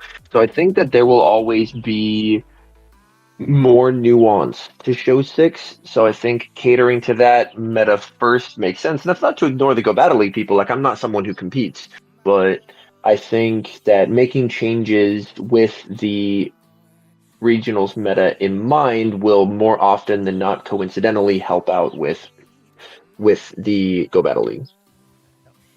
Yep, I get that. And it looks like chat has decided, bro, what? At the prospect of a Mantine buff. So we will add here. I love these poll options. Yeah, no Water Pulse or Mantine buff. Okay, we as a community, we have decided that it's not something that we're looking for. So next up, Yasser starts talking about a charger bug. Yasser, if you ever do watch this back, in this video you actually ask why your charger bug loses to a Lantern at the moment. The answer to that is because it's a very IV dependent matchup. So it will just be based on your charger bug that you've built. If we do get a Spark rework, Lantern actually is going to improve against charger bug because you're no longer going to resist its fast attacks. But the point that Yasser wants to make with this charger bug is he wants to see a discharge buff. And I think that is something that a lot of people have talked about. Henry, what are your thoughts on a discharge buff? Genuinely, I think helping electric types would be really nice. Not only does it help charge a bug neutrally, when currently, I mean, you have X-Scissor and Discharge doing the same damage, but X-Scissor is just cheaper. So it almost feels like in neutral situations, Discharge ends up becoming largely redundant. Whereas giving it slightly better DPE could help. There's also Pokemon that we've seen, I mean, much less usage, but like Magmar Man most recently ran the Unova Stunfisk, which Stunfisk's issue is none of its charge attacks do any damage. We have other potential interesting core breakers like on the electric flyers, like Emolga, which is baiting with Discharge, which isn't currently great. So I definitely wouldn't mind a Discharge buff, because I feel like Electric is a very poor type defensively in terms of its resistances are not terrific. Mm-hmm. So giving it a little extra juice offensively and helping out a move that isn't amazing to begin with, I have no qualms with. You heard it, guys. Henry is open to a discharge buff. Are you open to a discharge buff? The poll is live. The poll is live. Vote now. Vote now. Do we love Make your Zappy voice boys? heard? Yeah. Do we love Zappy boys, or should we protect Scum at all costs? Put your votes in. Get it in. Get it in chat. Are we buffing Pokemon like Charger Bug, like Emolga, like Unovan Stunfisk? a discharge buff. We won't go in, Blaze, we won't go into the exact details of what kind of buff we'd like to see. I think just do we want to buff it or do we leave it as it is? Marty in chat says no discharge buff, but just add drill peck to Scarm. Marty, if I could if I could hug you right now, I would. No. Yeah. Enigma says, is a discharge buff going to make Charge Bug too powerful? Because it's currently pretty good. It is. I mean, currently it feels a little bit like, I think the best way that I could describe it for the Master League players out there is it feels a little bit like Mammal Swine, where in theory you're like, wow, Mammal Swine good into every single team, and then you try and run it, and it's really not like 1v2ing a lot of things. Like its typing writes a lot of checks that its moveset can't currently deliver on. Yeah. I think that's fair. I think that's right. Chat has decided that we do love Zappy Boys. So let us add discharge buff to the list. Right, we're going to carry on going through Yasser's video before we talk about some of the other ones that we've highlighted. Interestingly, the next one that Yasser does come on to is talking about Clodsire. Now, we've mentioned Water Pulse already, that we're not looking to buff it because it would be a Mantine buff, but Water Pulse would be an option if you were looking to buff Clodsire. But I think we collectively have decided that because of Mantine, Water Pulse should not get buffed. Yasser is suggesting giving Clodsire Poison Jab and Surf. Henry, initial thoughts, please. This is something that I feel like I have changed my mind on as of recently with talking to people who are smarter than myself. But in talking to a lot of the other fellow European casters like Tho and Martine, was when a Pokemon reaches a certain bulk threshold, buffing them to like top tier status can often lead to a lot of frustration and discontent. So it's something where when Claude dropped, I was definitely like, why are they taking this away? I want meta shakeups. But I think there are probably glassier options that you could give things to fulfill maybe the role you're trying to do with buffing Claude without having a Pokemon that's like, I think it's like 2,500 stat product, get a very good moveset. So I like the idea of the coverage, but I think maybe on a different mon. Yeah, I think that's a pretty sensible way to view it. We've got to remember that people are talking about, guys, team, we've talked about buffing grass, right? A lot of you said we want to see more grass. So what, you want to give Clodsire Poison Jab? I don't know. I think it's a little bit uncomfortable. The coverage would be insane. And then Blaze, you want to talk about GBL. Imagine a Clod coming out and you just have no idea what its moveset's going to be. I think they've actually already given it too many attacks that if you start giving it loads more, GBL becomes pretty gross. Surf with Poison Jab, you could say would have been balanced, but now that you also have access to Mudshot Surf and Poison Sting Surf, think how fast you can spam out those attacks. So me personally, I'd be open to a Clod adjustment of sorts perhaps, but Poison Jab and Surf is not on my bingo card. But I'll put the poll up. I will put the poll up, and you can decide, do you want to see Clod get Poison Jab and Surf? If yes, then click yes, please. Ooh. If no, then yassa, plus. The comment of Poison Jab also gives Acid Spray strats. I just had a chill. Devilish visions. Yeah. Yeah, sorry, what did I say? Poison Jab and Surf Clod is what we're testing here. Poison Jab and Surf. Yes, please, or Yassa, plus.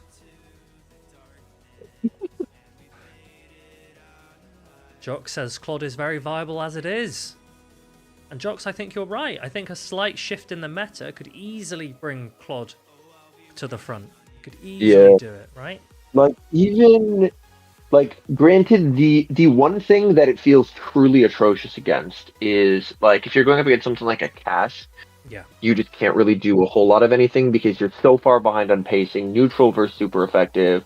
But even against something like a Gligar, Stone Edges will still add up. I mean, it's not necessarily going to be a terrific matchup, but it's still not a hard enough loss where if you're going up against a team that has a Gligar, I don't feel like you feel atrocious about safe switching it, at least in a Show 6 format, so to speak. And we have seen there was one European tournament, I can't remember which one for the life of me, where there was a bunch of Claude in Top Cut. Hasn't really been replicated since, but it was, I think it might be a little bit of a mon that, as you had mentioned, with future metas, with an adjustment to some of the more hostile elements not necessarily being so prevalent, that it could see a definite, like, positive uptick. Yeah. Can you remember which tournament that was that you just mentioned? Jock said it's a Stuttgart. Okay, let's have a look at Stuttgart then. This was us. Had a Paula, a Mind Joke, and Dinovsky with Claude and Top Cut. Look at that. Our boy Claude. A lot of Claudes. There's a lot of Claudes. Yo, Tomahawk UK? No way. Does anyone miss G-Fisk? That's a question, isn't it? Does anyone miss G-Fisk? Because I have seen that some people have talked about... Oh wait, let me just give you the... Ooh, Henry, look at the poll. The people have voted that you want to see Poison Jab and Surf Clod. Interesting. Wait, is it? But it's a. Oh wait, no, wait, hold on a minute. Yasser, please one. Yeah. Yeah. That was my Yasser Plus. I confused myself. Very similar. Yassers were very similar. Panicked for a second. Okay. G-Fisk, I think, is another one that is awkward to run currently just because Gligar is extremely strong. But I would very much not be surprised if Gligar is brought back to Earth in September, and then G-Fisk could definitely rise again. Yeah. Because I think G-Fisk has obviously it has a very solid typing. Ground Steel is, you're doing very, very well for yourself, and we know that rock ground coverage is terrific. So I think it might be another one where it can kind of take this meta off, so people stop being like, man, I just keep seeing this little bear trap every 2 games. But I wouldn't be surprised if a Fisk came back in September once Gligar is no longer top dog. Yeah, I think that's right. So Tangy in chat has suggested, what about a Muddy Water buff? And I put up on screen the Pokemon that currently run Muddy Water. Or currently have Muddy Water, right? So there's not a huge number, right? Which is pretty good. Swampert obviously has Hydro Cannon, so it's unlikely to lean into Muddy Water. Let's have a look at Muddy Water as an attack. Because Muddy Water is definitely one that, when you think of it, has the potential to be buffed, right? Its DP is hot garbage, right?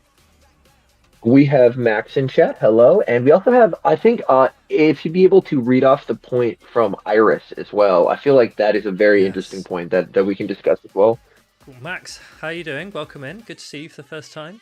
Iris says, I think Niantic has either intentionally or unintentionally pushed the meta to less bulk, which honestly allows for more skill expression. 8 kind of feels Glacier Medi, which like a Glacier Medi, which in turn makes it more difficult to use, meaning you need more skill to use it. Iris, Iris, you're actually nailing a lot of these points today. I think you've been very spot on, very astute with a lot of your remarks and suggestions.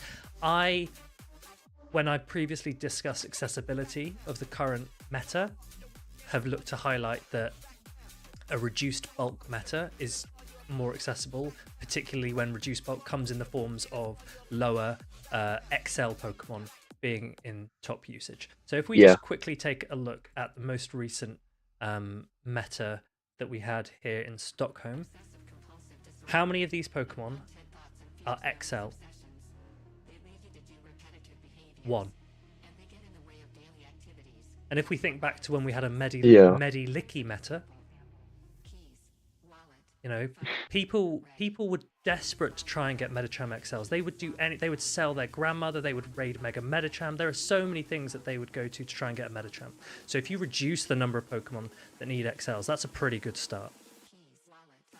Axon says, Medi was healthier than Ape. Ape is very bait reliant and boost RNG sucks to deal with. Axon, please. The interesting crying, point with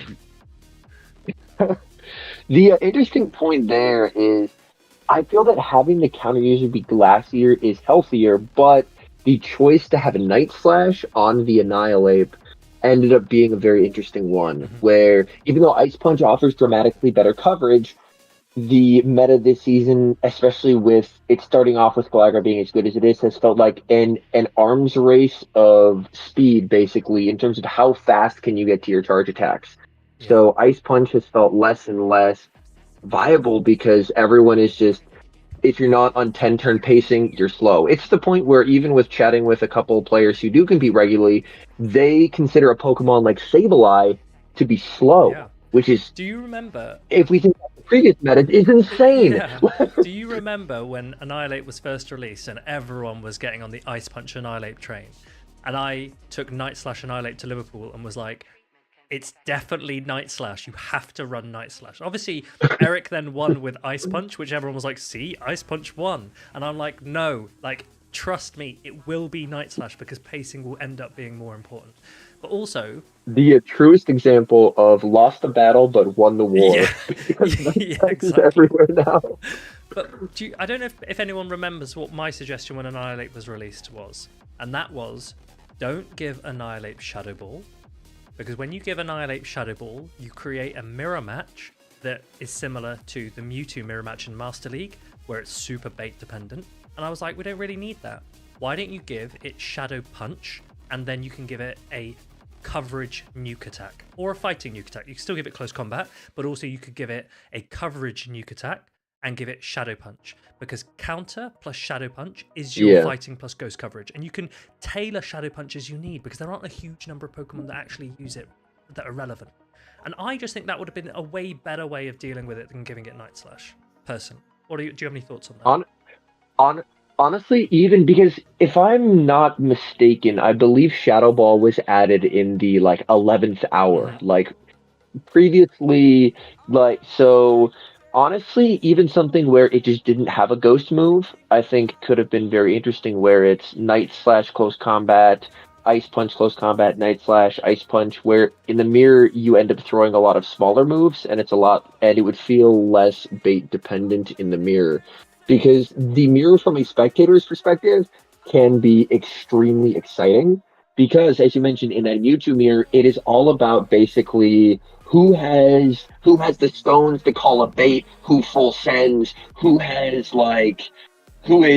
going to maybe catch the Shadow Ball onto a Lickitung, which is a play that we've seen before. But from a player's perspective, it feels much less within your control as a skill expression. Yeah. Which can be a bit frustrating. Yeah, I get that, and I think Max, you make a really good point as well, that one of the real dangers is that if you have that Shadow Ball land on you, not only have you lost the mirror, but the opposing Annihilate still has a ton of health. And I agree with that. So healthy. it's just so uncomfortable. So it's not that I, in a weird way, it's not that I think Night Slash is the issue personally for me. It's that I just think Shadow Ball from the get-go made it a very dangerous game, because realistically, no matter what the bait charge attack is, it's still a bait game for an Annihilate mirror. That's fair. I was after watching back, I can't remember what the reasoning was, but I was watching back previous one year ago meta where Medi was around, and I saw super effective charge attacks land on Medicham, and I was stunned because of how I feel like it's been basically a year since we've had Medicham, and the bulk on that thing is immense compared to something like an Annihilate or even a Poliwrath. And it did allow for a little bit more kind of like how in Ultra League, where if you're in a bad spot, you can potentially try and stall, switch out, save energy, which if you end up with Annihilate on a Mantine, you're not going to be able to stall that out. Hmm. So it's I definitely prefer Annihilate's presence to Metacham because we've had basically Mankey spawns for a month straight. Yeah. And even though it took me far too many hours to get the specific like attack weighted spread and far too many DMs, which you were incredibly kind to answer all of them, and I'm like, all right, I have this spread. It's not one of the ones I'm looking Yeah. for. What are we thinking here? Yeah. No, I But I personally am very, very much in the Annihilate over Metacham camp. Axon, I know that you disagree with that, but I think that the presence of Annihilate. Firstly, Annihilate I've always described as one of the four horsemen of the apocalypse. Right, but I say it in a good way. It's one of a new Pokemon that can come in and can really change a meta, make it fun, make it exciting. It's got great typing, but it's not. Well, this one in particular, it's not bulky, and what that means is you don't have to run it. I know Annihilate usage in Stockholm was 66%, but actually we saw Poliwrath do very, very well. We've seen Vigoroth. Matt Beer, who came second, was running Vigoroth. Paul Asher, who won, didn't have a fighter at all. So it's not a case of have Metacham or bust. Okay, it's not a case of, oh, if you don't have Annihilate, you're going to lose. yeah, And that's what I really like about it. yeah, I really like that it can be a really good fighter, and it should be the best fighter because it's a ghost fighting type. Of course it should be, but it's not so bulky that it actually precludes you from using other fighters. That for me is a pretty big thing. I will definitely agree with that point because, I mean, with the addition to Rock Slide on Vigoroth, anytime you're running Vigoroth, it's now the game of, okay, so Vigoroth basically has no bad matchups if it dodges the Annihilate. So you can basically guarantee, and I mean, Cresselia is a losing matchup, but it's still one where you can still put up a heck of a fight against it. And looking across the board, there's so much neutral play for Vigoroth, and then we saw the uptick of normal Poliwrath, which was very, very interesting in, I believe it was the most recent European tournament, where normal Poliwrath, they were valuing the ability to win the zeros versus that Shadow Gligar. Because with the Shadow, the wing attacks plus the Ace KO, and there was one game where it ended in an end game, and that's how I knew that this was, or at least got a strong hint that this is why this trainer had run normal Poliwrath. Was it was an end game, he reveals his final Pokemon to be Poliwrath, the opponent brings in Gligar, and it zeros, and he fist pumps the moment he sees that Pokemon because he knows I win the zeros there. Yeah. And that was a definite choice to be made. But Poliwrath is also like, especially with the huge uptick in Altaria, especially to combat against how good Whiscash is, it's something where you have a fighter that can do exceedingly well against Altaria, even though your fast move is resisted, which is absolutely terrific. Yeah, I completely agree. I think Poliwrath is a lot of fun. I think it gives you a really good, well, as an example, the core breaking potential for Whiscash Scarm is one reason that a lot of people like Poliwrath as well. We actually were talking about the Stuttgart meta earlier, weren't we? Let me see if I can get that one back up on screen, because Henry... Max, I'm sorry. You can always run Water Gun Trainer. Sorry, Talha, go ahead. Max wants to protect the lantern. So I don't know if people remember, but in Stuttgart, Colin and I... so for anyone who doesn't know, Colin and I ran the same team at Stuttgart. So Colin, I don't think, is in chat. Kelvin might still be in chat. But so I built this team. I used it in a practice tournament. And Colin messaged and was just like, I think I really like that team. And it didn't have... Not only did it not have normal Poliwrath, but Shadow Poliwrath, it didn't have Scald. This was a Shadow Poliwrath that ran Power Up Punch. And I think it did take that meta. Oh, yes. It took it by surprise, and it was one of the reasons why I love meta updates, because you get the opportunity to catch people out. And one matchup that I did that was against Scaffo, who swapped his Dragonair into a Poliwrath, and I just shielded Power Up Punched through his Dragonair, and then had boosted Icy Winds to take out everything else. And that was I think that was a funny one-off Power Up Punch meta for Poliwrath. Henry, what I just put in chat... I do really... Sorry, I was just going to say, what I've just put in chat is I actually put up, do we prefer Ape or Medi? and chat with 78% has gone, we love the monkey. So take it as it is. Good to know, good to know. But yeah, I do like the fact that even though it feels like Annihilate was built in a laboratory to be the end of Vigoroth. Like that's something that we were talking about on the Charlotte broadcast when it was surprise released and was suddenly eligible, was we're like, okay, Vigoroth just won Portland. So this is kind of the swan song for Vigoroth, and it feels like it really hasn't been. Vigoroth has still had a tremendous amount of play, just because it feels like in a lot of these situations, unless you're trying to hard commit to line calling, which can happen, it just offers a tremendous amount of neutral play. And that's something that people find very, very valuable. Yeah. Agreed. So let's check what we've added here. Then we've added leave ape alone. But Axon says if people like coin flips, they like ape. I think there's two sides to that argument. There's two sides to that coin, Axon. Right? That boosts and RNG are inherently part of Pokemon. We shouldn't forget that. They have a huge presence in the main series games. You think about the ability for Pokemon, for their moves to miss, this kind of thing. Like RNG in itself is a part of Pokemon. I guess we do need to find a balance when we do need to find a balance with Pokemon Go, because it's a little bit more linear than... Okay, I'm actually going to give you another idea in a second. It's a little bit more linear in Pokemon Go because we've only got 2 charge attacks to work with and switch clocks that lock us, unlike VG where you can rotate a little bit more freely. Okay, my next suggestion. Genius suggestion 2002. Okay? We currently have attacks that can buff or debuff. Should we introduce attacks that reset buffs or debuffs?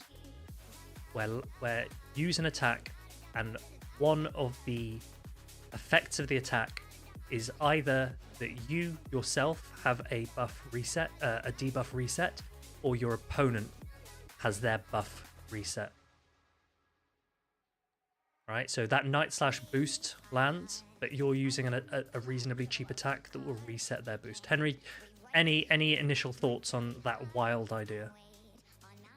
Isn't that, and I'm not go with my first Pokemon game, but isn't that like there's some kind of ability that Weezing has in the main series? Mm-hmm. Clear Smog. Oh, Casino says Clear Smog. Yeah. Yes, where it basically, I do think having a couple of those could be like you have to be very careful about what abilities were added, Yeah. but I think it could be a very interesting way to potentially add some interesting dynamics that aren't in a game currently. Yeah.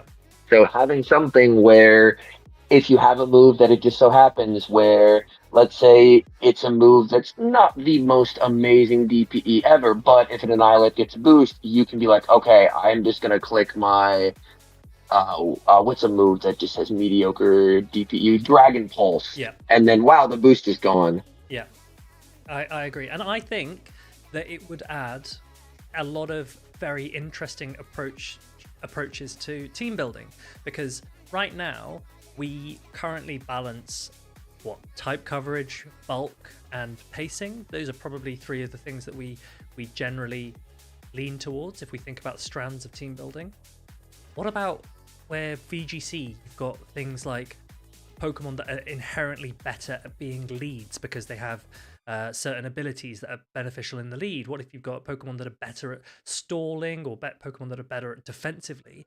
This could be an example of a way that you introduce features of Pokemon Go gameplay that are very, very distinct and different from what we currently have, but which remain aligned with the general principles of how Pokemon works. That's why I think, a few of those, and all of a sudden you'd see a team of 6 and they might be running something like a Weezing, which offensively pretty garbage, but has the ability to protect if you see that your opponent is running a lot of Pokemon with buffing moves. Yeah, I think that could be quite interesting as well. And especially if they have certain, like I know in the main series, there's certain abilities that activate when you're on the field. So in the main series, there's a certain amount of positioning which can be interesting. Hmm. So switching not necessarily to reset to just like reset a defense drop after a Brave Bird or something like that, but switching out to inherently activate some Pokemon's ability could be very, very interesting. Yeah, I think it would be exciting and interesting. I think that they obviously would need to consider how to implement it in a way that doesn't make the game too complex, because I know people already find it hard to enter PvP. If you make it a little bit too Yeah, complicated, then yeah. although the interesting speaking on the topic of complexity, the interesting thing is I feel like there is a lot more ways to build a team in something like a VGC because obviously you have the abilities, you have the individual EVs and whatnot Hmm. that you can adjust with items.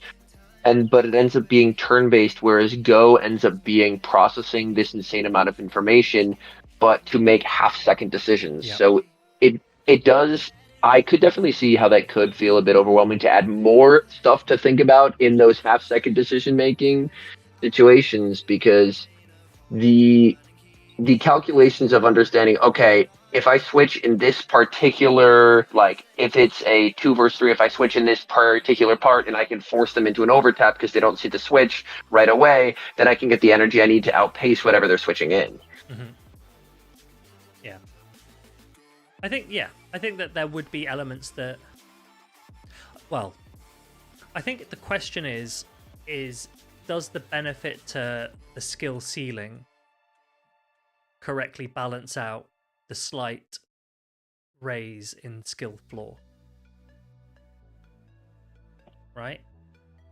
Because if there were a Pokemon that can do different things, that doesn't stop a newer player just not running those Pokemon that they might find a little bit more complicated, I guess. But That's fair. it Yeah. would give, realistically in GBL you might not want to, because it's like, well, I'm playing blind 3. I can't actually afford for one of these slots to waste an attack on an anti buff. You might not want that. But in show 6, you might. It could be an interesting way of seeing, is Yeah. there a Pokemon that actually, or a style of Pokemon that actually only has relevance in show 6, where you have the opportunity to have 6 Pokemon and isn't relevant in blind 3, maybe. In the same way that Shadowvic is I relevant in do blind 3 and not as relevant in show 6. Something that I think could be cool as well is having because I know in the main series they do have different regulations to kind of have different metas where stuff is allowed or disallowed. Do we know, is that something done then by TPCI who decides that, or is it through like Game Freak who runs the games who ends up deciding those metas? Uh, Because having let's so go ahead. yeah, I was just gonna say it wouldn't be Game Freak. I think TPCI would have a lot of um, involvement in that. Okay. Because I think something where even if it's not show six in Go Battle League, which I would enjoy, but having something where the meta ends up mirroring what is allowed for the competitive scene could be interesting. Whereas if they end up being like, you know what, this is overtuned, we can just not have this be allowed for a season and try it like that. Yeah, So that way it's not necessarily a Pokemon has to be gutted to restore competitive balance. yeah. I But that would presumably have to be mirrored with Go Battle League for it to make sense to people. Yeah, I so Henry's point is what Henry's discussing is the possibility of ban lists, and a ban list could take the form of banning a Pokemon, or it could take the form of banning a certain attack being used on a Pokemon. So Axon, who is, as we've learned today, an ape hater, maybe he would be a fan of Annihilate receiving a ban on Shadow Ball, and then if you were to then buff Annihilate by giving it a coverage nuke, and when it gets Rage Fist, for example, or Shadow Punch in the meantime, that would take away perhaps the coin flip that that Axon doesn't like. So that would be one benefit to a ban list system. One disbenefit, I suppose, if we're trying to approach everything from a balanced perspective, is one of the points that I made on stream in Stockholm was that a lot of your investments will have long-term value. You can build a Lickitung with some reasonable confidence that it will have longevity. Now, obviously, certain Pokemon are going to get buffed and nerfed, and Azumarill, for example, was top meta and then drops off and then comes back again. But is there more of a hesitance to build a Lickitung if you think Lickitung could just get banned next season? Is that something that's relevant? Is it something we need to think about, or is it not a consideration? That's more of an open question. One sec, let's just check through what's chat saying. Okay, sounds good. Iris says, I think you and Henry need to talk about this point being discussed right now. What is the point? What is the point? Who am I reading? Yeah, if you can guide us, please, that would be wonderful. Yeah, sorry, there've been quite a lot of things that we may be able to play Pokemon Go well, but reading was needed nowhere in there. Yeah, we can count to 5 and that's about it. So yep.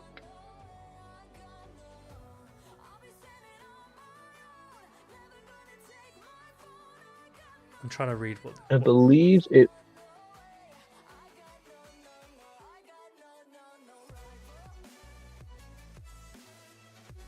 Maybe it's Multi-Hunter's point. I believe some. 90% Oh, of the meta that's what I was just reading. Yeah. I think, and then he said before that, I would also like to see crits for charge moves with an increased chance the higher the attack stat is. So basically, trying to give increased viability to Glacier Pokemon. And I think that's something that they've done a better job in terms of, if we compare the meta where Metacham at Worlds, I believe, was 88% usage. And Lickitung, if I'm not mistaken, was number 2. Hold on. Yeah. So currently, this was an example of just how super effective bonuses would work, right? These numbers, and I talked on a previous stream about you don't need to memorize them exactly, but you'd have a rough idea. Now, boosts are slightly different because they will have their own numbers. I don't have those to hand immediately. But I guess there is a danger that if you're doing it by attack stat, you're not able to have a rough idea, like you could look at this and have a rough idea of what a super effective move does. It's just very, very hard to predict what exact damage a buffed Lucario would do versus a buffed Gastrodon, right? Like, I don't know. That to me is adding a huge layer of complexity. In a game that already involves a tremendous amount of mental math. Yeah. Okay, we've got a really good comment here from Smudgy who says, Pogo players live by the statement of English is important, but maths is importanter. And I think you're spot on. Spot on, Smudgy. Enjoyed that. Yes, but my headphones disconnected in the middle of the Medi Lickitung statement, so I had to pause there. But yes, so the meta was very XL heavy at the top. Like, if you didn't have Metacham, the only other option was Defense Deoxys, which is a Pokemon that you can only get from raids, which hasn't been around for quite some time. So those were basically the only two counter users that were being used, and both were pretty inaccessible. Whereas Lickitung has fallen in usage dramatically. It's still good. It's still quite good, but it's fallen in usage quite dramatically. It's the only XL Pokemon that really sees a lot of Show 6 play, and it's one that we've seen loads of people win without. Yes. Which I think is something that is very good to see, is making it easier to play the game. And now we have Annihilate, which I think they've honestly done an absolute banger job of having Mankey spawns for like a month straight, being like, you will accidentally end up with an Annihilate at the end of this month. Like, they've really done a good job of making it so people can have the Annihilate, which is terrific. And then on top of that, having the Vigoroth, which is a regular spawn, and Poliwrath, which does need an Elite Fast TM, but the Elite Fast TMs overall tend to be less in demand than Elite Charge TMs. Yes. Yeah, I agree with that. I'm a huge fan of the way that they've been dealing with Mankey and Annihilate, and how much more accessible the current top meta is, and I think that will shape potentially some of the move updates that we will see. Is that I would expect them to not focus on buffing less accessible Pokemon. I'd like to think that that's what we'll see. Okay, Michael in chat says, personally, I'd like to see a way that they make Pokemon with lesser stats still be meta. I guess you could only do that by moves at this moment. Well, one way that you can do that is to give really good pacing to squishier Pokemon and or debuff moves / buff moves, and to not give those attacks to bulky Pokemon. And one perfect example was Breaking Swipe. Such a good move to add to the game. All right, it let Rayquaza, it let Haxorus, it let Heliolisk, so many Pokemon that otherwise were struggling to be relevant in GBL or in Show 6 could suddenly have some relevance. And then what did they do? You couldn't have picked a better move to find for like Haxorus and Heliolisk. Like, you couldn't have built a better move to help these out. Dragon, insane coverage offensively, solid DPE, 100% debuff to help offset the stat product. It was incredible game design. And then, as you said, what did they do? They gave Breaking Swipe to Steelix, a bulky steel dragon. Steel ground type. It gave it a dragon attack, right, which has very few resistances, and it was guaranteeing an attack drop. And when I read that move update, my heart sank. I was like, I cannot believe you've done this, because one of the key things when I'm suggesting updates and attacks and things is if it's too widespread, you're going to struggle to buff it or nerf it because it will have a lot of collateral. And so that's why I don't want certain Pokemon to receive an attack that we might want to buff later. Another good example. Why did they give Zygarde Bulldoze? You now can't properly buff Bulldoze. You can't do it now because you've given it to Zygarde. And it's those kinds of things that I'm like, I wish we could take it back, but we can't. Yeah, and that's where, with our current Lantern situation, where we are very lucky in that there is nothing currently of value that relies on Spark. And to me, I don't know if they've done this intentionally or unintentionally, but they have given stuff like Volt Switch to quite a few of the mons that previously relied so heavily on Spark. So now it's basically just Lantern. And then if you really have to find something else, like what is the number 2 user of Spark? Yeah, that's a great question. Is it Luxray? Luxray? Yeah, like Luxray or Palmont maybe. And is there a way I can search Spark and not Volt Switch? Does that actually work? And not. Okay, I'm just going to do it on to come have a look at this. And not Thundershock. Oh no, that doesn't work. That would have been good. Oh wait. There. Lantern, Probopass, Luxray. Pretty much. So yeah, nothing really. Cancel it all. Yeah. We're nerfing Zebstrika. Yeah. Yeah. I mean, you could easily give. Okay, so whilst we're talking about electrics, Henry, you know one of the electric attacks that I proposed that they add to the game, and that is Shockwave being added as a 35 energy electric attack. And I think that Shockwave is an example of an attack that you can give to squishy electric type Pokemon and potentially bulkier non-electric type Pokemon. Because if you look at who can learn Shockwave, let's do that together. The distribution pool for Shockwave is massive. So you've got your Electivire. Yes, please. Ooh. Oh, I'll go on to the different generation where there has but there's more Pokemon with it. But look how many Pokemon can learn Shockwave. You can tailor Shockwave to so many things. Oh my goodness. Right? Shockwave is a brilliant addition, in my mind, to the game. Just please don't give it to something that shouldn't get it, because then you're stuck again. Don't give it to anything bulky. Yeah, don't give it to anything bulky, but give it to stuff like Lapras. That's fine. Non-stab with a bit of bulk, fine. Electric with no bulk, definitely fine. Easy way to buff stuff like Emolga if you didn't want to buff Discharge, for example. Axon says that Breaking Swipe was basically the only change they've reverted after just one season. Yeah, pretty much. I think Feather Dance is the only other one I can think of off the top of my head. They panicked with that one. They actually they banned Pidgeot, didn't they? When that one first came out. And Feather Dance, I believe the issue was anytime it was clicked, it would just crash your opponent's game. Yeah, so that was partially bug related as well. But yeah, that was a really unfortunate moment where there was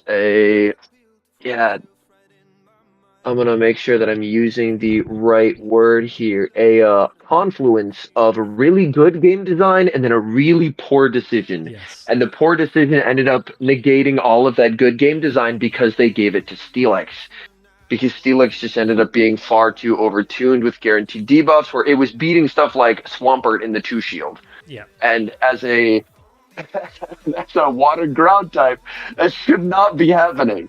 Absolutely not. It was ludicrous. It was ludicrous, and it's a shame that chat's currently talking about why can't we remove attacks, and generally they really don't do it. And I don't know what the protocol behind it is, but basically, my rudimentary understanding is that in order to give a Pokemon an attack, it has to go through a huge number of approval processes to give the Pokemon the attack in the first place. Weather Ball, as an example, on Primeape got removed for sure because it was firstly a mistake, and it wasn't something that Primeape can actually learn in the main series games, and generally speaking, they are looking to avoid any Pokemon Go Pokemon have an attack that you can't learn in the main series games. It makes sense because currently you can transfer Pokemon to the main series games from Pokemon Go. Pokemon Home. Yep, via Pokemon Home. And recently we also saw certain previous legacy attacks being given back to Pokemon. Example being Bullet Seed Lily or Mudshot Golem. The reason why these were originally unobtainable legacy attacks is because they were given to the Pokemon in Pokemon Go at a time when they weren't available on those Pokemon in the main series games. But because of the release of new generations, those attacks are now available on those Pokemon, and so Pokemon Go was allowed to reopen those attacks. So generally speaking, otherwise, no removal.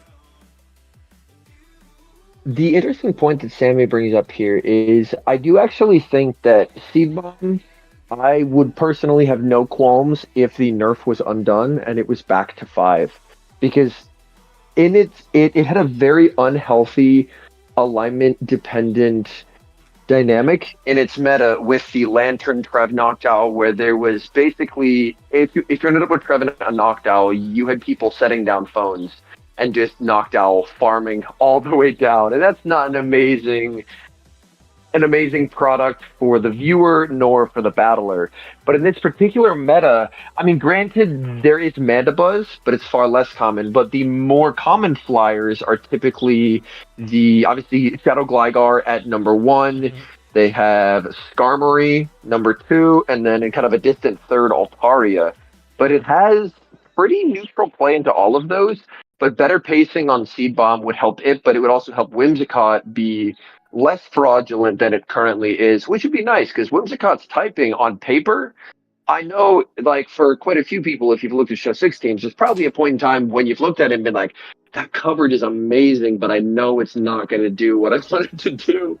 Yeah, that's an interesting one. Maybe we'll add a poll, should we buff Trevenant? And part of Henry's reasoning is that we no longer really have Noctowl in the meta, which hardwalls it. Henry, before I put the poll out, we do have Mandibuzz, and Mandibuzz has recently been buffed and is in current top 12 usage. Yeah, we do have Mandibuzz, which is my one slight pause. It is like flyer number 4 currently, but it is around, and that is a bit of a worry. But it's not, whereas Owl was like the clear number 1 flyer by far, Mandibuzz is like If it's top 12, it's like 20% usage. Would the re-emergence of Trevenant, you surely agree that it would see a rise in Mandibuzz and a drop in some of the other flyers, right? Like Skarm would drop because its pacing would actually be worse than Trevenant's, and Mandibuzz would likely rise. You know what? That is a very fair point. That's a very fair point. Yeah, is obviously meta usage can change, and people have loved Skarm as the get out of jail free card. Like, even if you make a ton of mistakes in a game, if they have and you're like down a shield, if they have a Cresselia or a Gligar, you just have the auto win button of Skarmory. Yeah. Yeah, I get you. Right, let's ask chat. Chat, do we buff Trevenant? Do we want it to come back? It currently does a very similar job to Cresselia.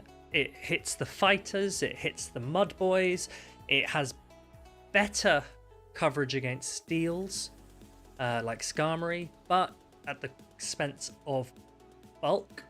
Do we want to give it the pacing that can mean that nothing else can catch up? Henry, where do you vote? This is tough because but this is why I like these discussions, is because you can hear people's points, and now I am very unsure because I really like the idea of Trevenant's flexibility, but if people are going to go to the team building route like they did with Skarmory of just, oh, I can just wall this by throwing Mandibuzz on the team and not have to worry about it, which is a lot of the thinking behind the Skarmory, because Skarmory's energy goes everywhere, and it walls Cresselia and Shadow Gligar, which are two of the most flexible picks. Yeah. It's tricky. And also, a lot of people have been talking about wanting to bring Grass back. Grass types are going to lose to Trevenant most of the time. If you're using a Grass fast attack, Trevenant's going to win. Shadow Claw's too good.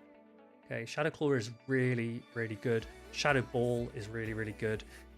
All it needs is something to hit with 5. It doesn't even care what it is. It doesn't even need to be Seed Bomb. If it can pace with 5 to anything, you're actually ending up using that pacing to bait the Shadow Ball half the time. But the people want the tree to come back. That's what they voted. It is a very close vote, though, which is interesting. And then Action says the problem with Trev is people will get desperate in Hard Wallet IMO because when it's good, it's really good. So a little bit echoing that. Skarmory is the get out of jail free card versus the Gligar and Crest. You can throw like a Mandibuzz or a Guzzlord and then just be like, and that's basically your your herbicide, so to speak, of just tree be gone. Yeah. Like get it out of my face. Yeah. Well, team, I am a man of democracy. I will bring Trev back. I will include some question marks because I currently am not a huge fan of the idea. Maybe I can be persuaded. I haven't heard anything that really persuades me at the moment because as far as I was aware, you wanted Grass to have more play.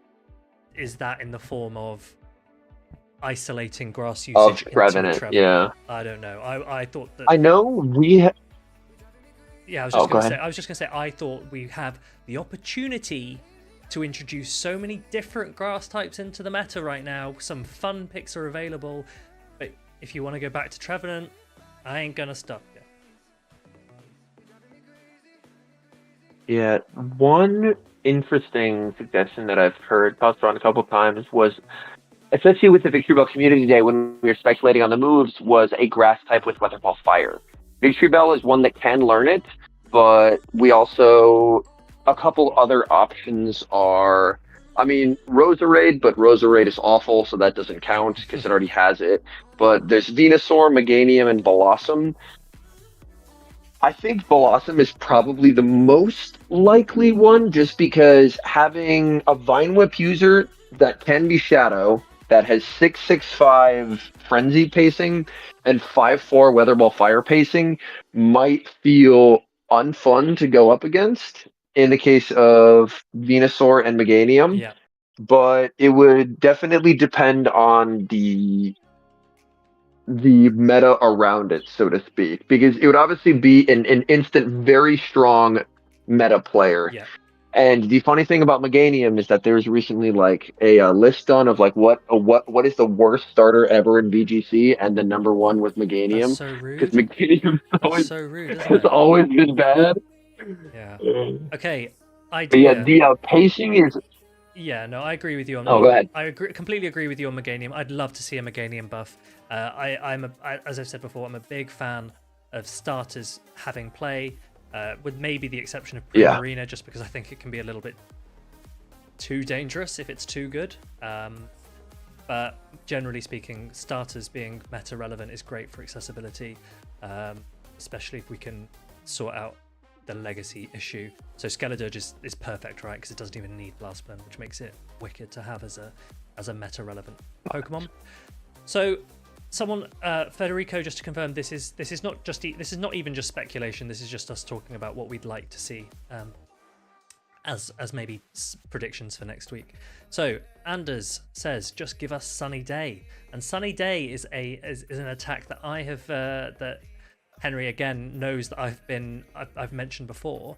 I would personally like to see Sunny Day introduced as a one-turn fire attack, because again, similar to Shockwave, it's an attack that can be learnt by a ton of Pokemon, right? Not just fire types, but also a key one is a lot of grass types can learn it, but also a lot of random types can learn it. So this is a way that you could distribute fire into the meta without relying on a fire type, which can sometimes let you down, right? Sometimes we don't want to run a fire because we're like, well, there's loads of Whiscash, there's loads of Lantern, why I don't want to run fire. I understand that, but what if we start to give Sunny Day out to certain squishy fire Pokemon, of which there pretty much all are, and or coverage attacks for other Pokemon, to give grass types some fire coverage instead of Weather Ball? Ooh, that is a definite interesting idea. One to think about. I won't go into it in too much detail, but one to think about, that attacks like Hail, Sandstorm, Rain Dance, Sunny Day can be tailored to what the type needs, right? And Fire type currently doesn't have a one-turn attack. Maybe it should. Oh, Sunny Day Skarmory, huh? Interesting. Oh dear. And one nice thing as well is there's absolute loads and loads of moves that we haven't even seen in Go. Yeah. So we have an insane amount of options in terms of things that could get added in the future, which is really good. Yeah.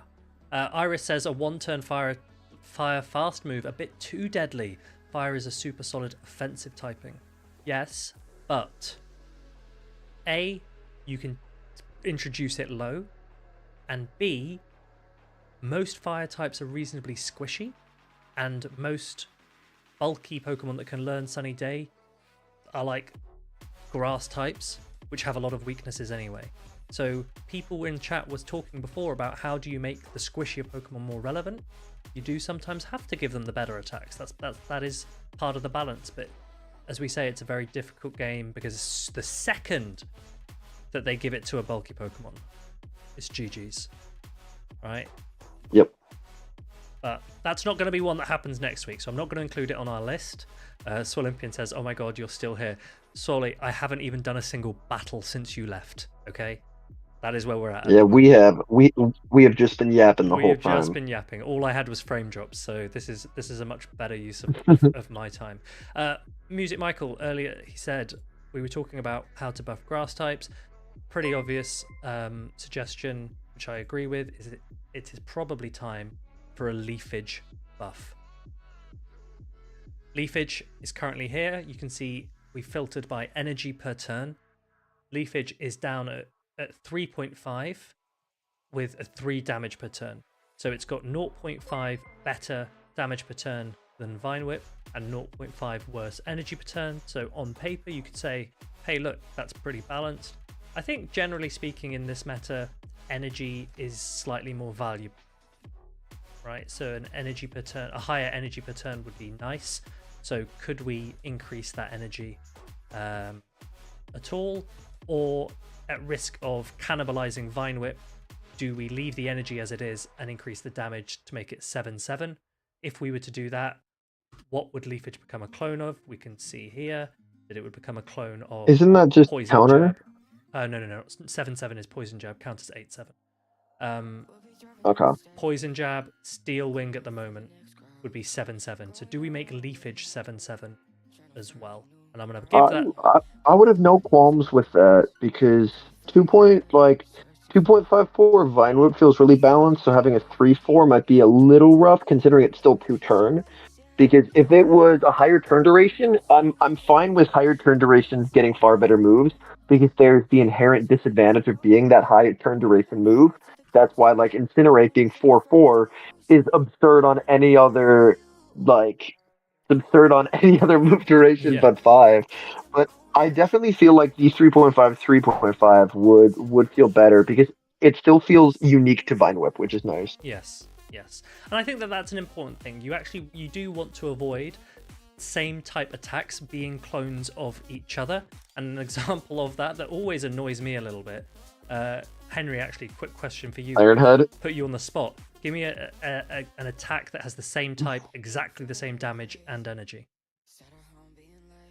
All right, Ironhead, and then whatever the other steel one is that Celesteela learns both, and it's very unserious. Let's have a look.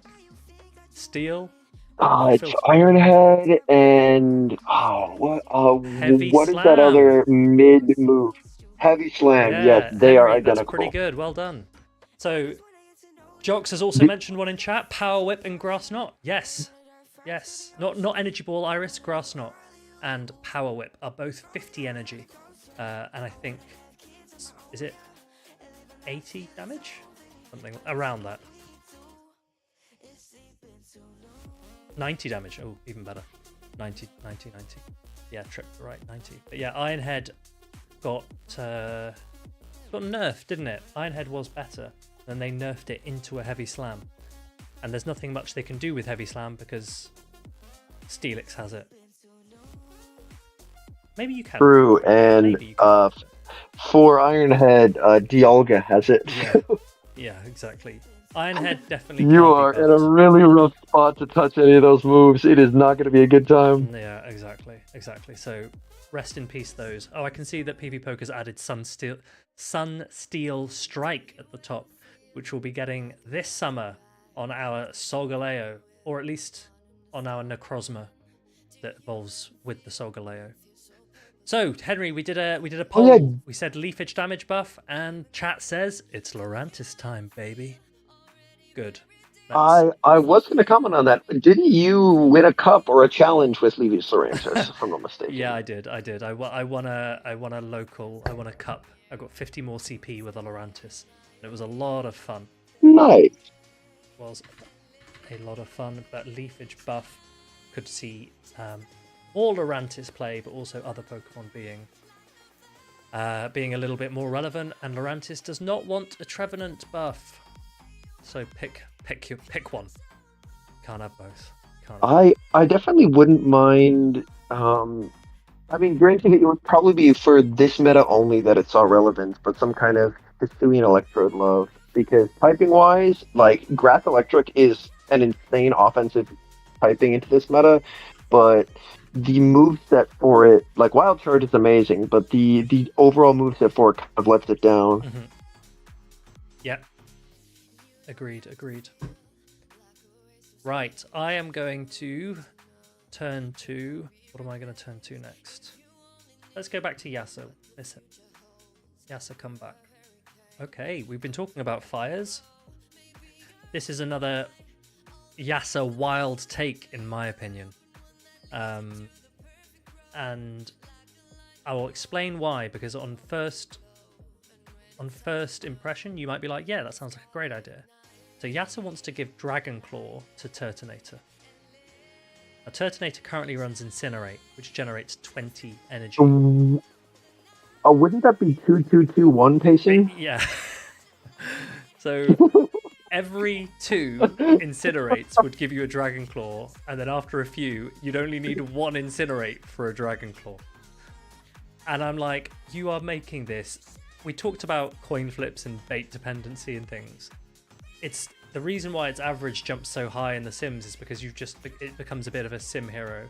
But giving it Salazzle. Motique says just like Salazzle. No, Salazzle does not have a 35 energy charge attack. It has a 40 energy charge attack in Poison Fang, and it only gets away with that because it's literally made of paper. It goes down to pretty much anything. Whereas Turtonator has decent bulk. It has pretty cool typing, right? As soon as you get Dragon involved, you've got pretty good typing. It's a fire type that's not weak to water for a start.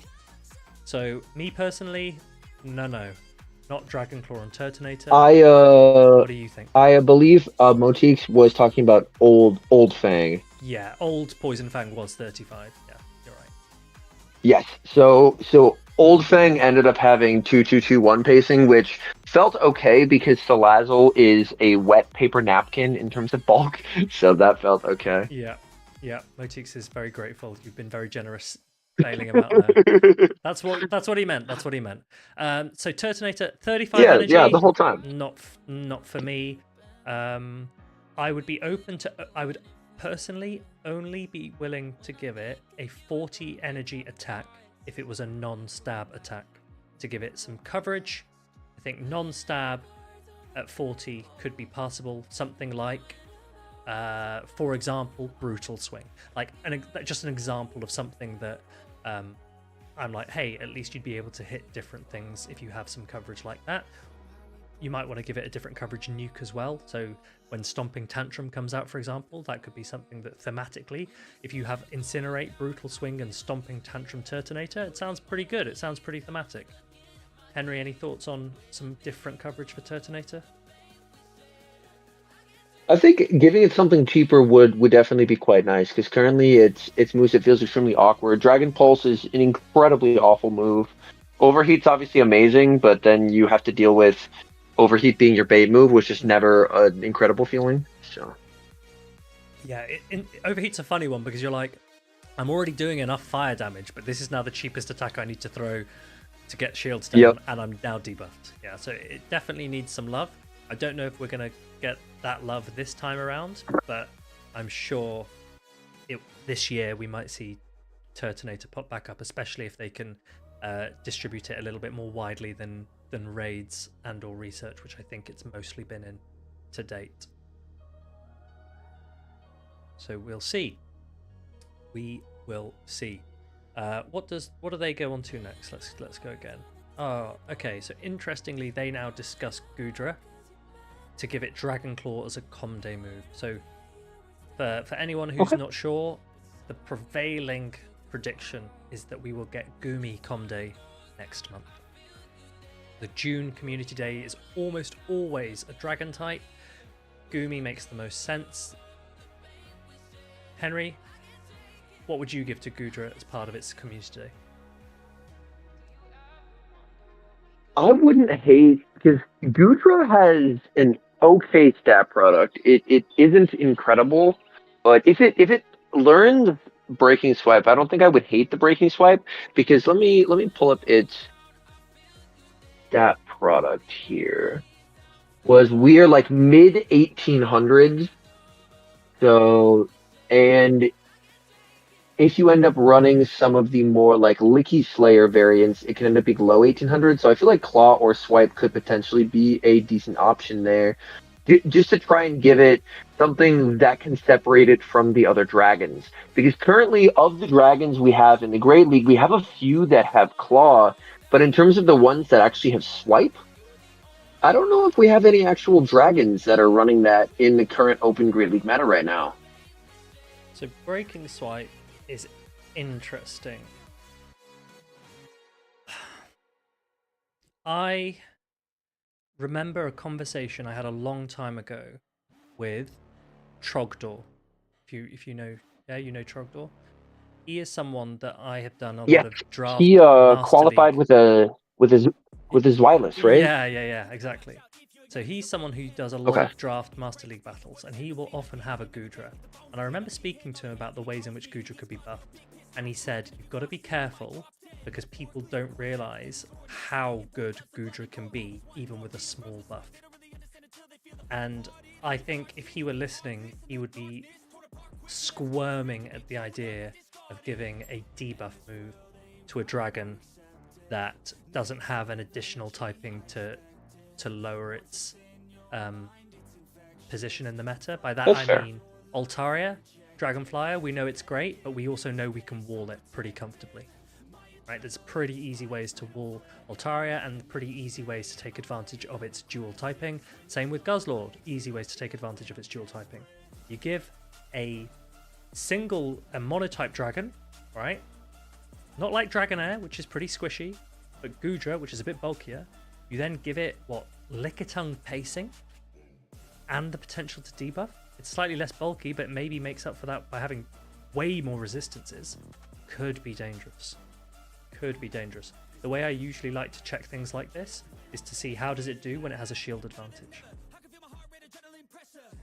And that, to me, Henry, looks pretty scary for a dragon.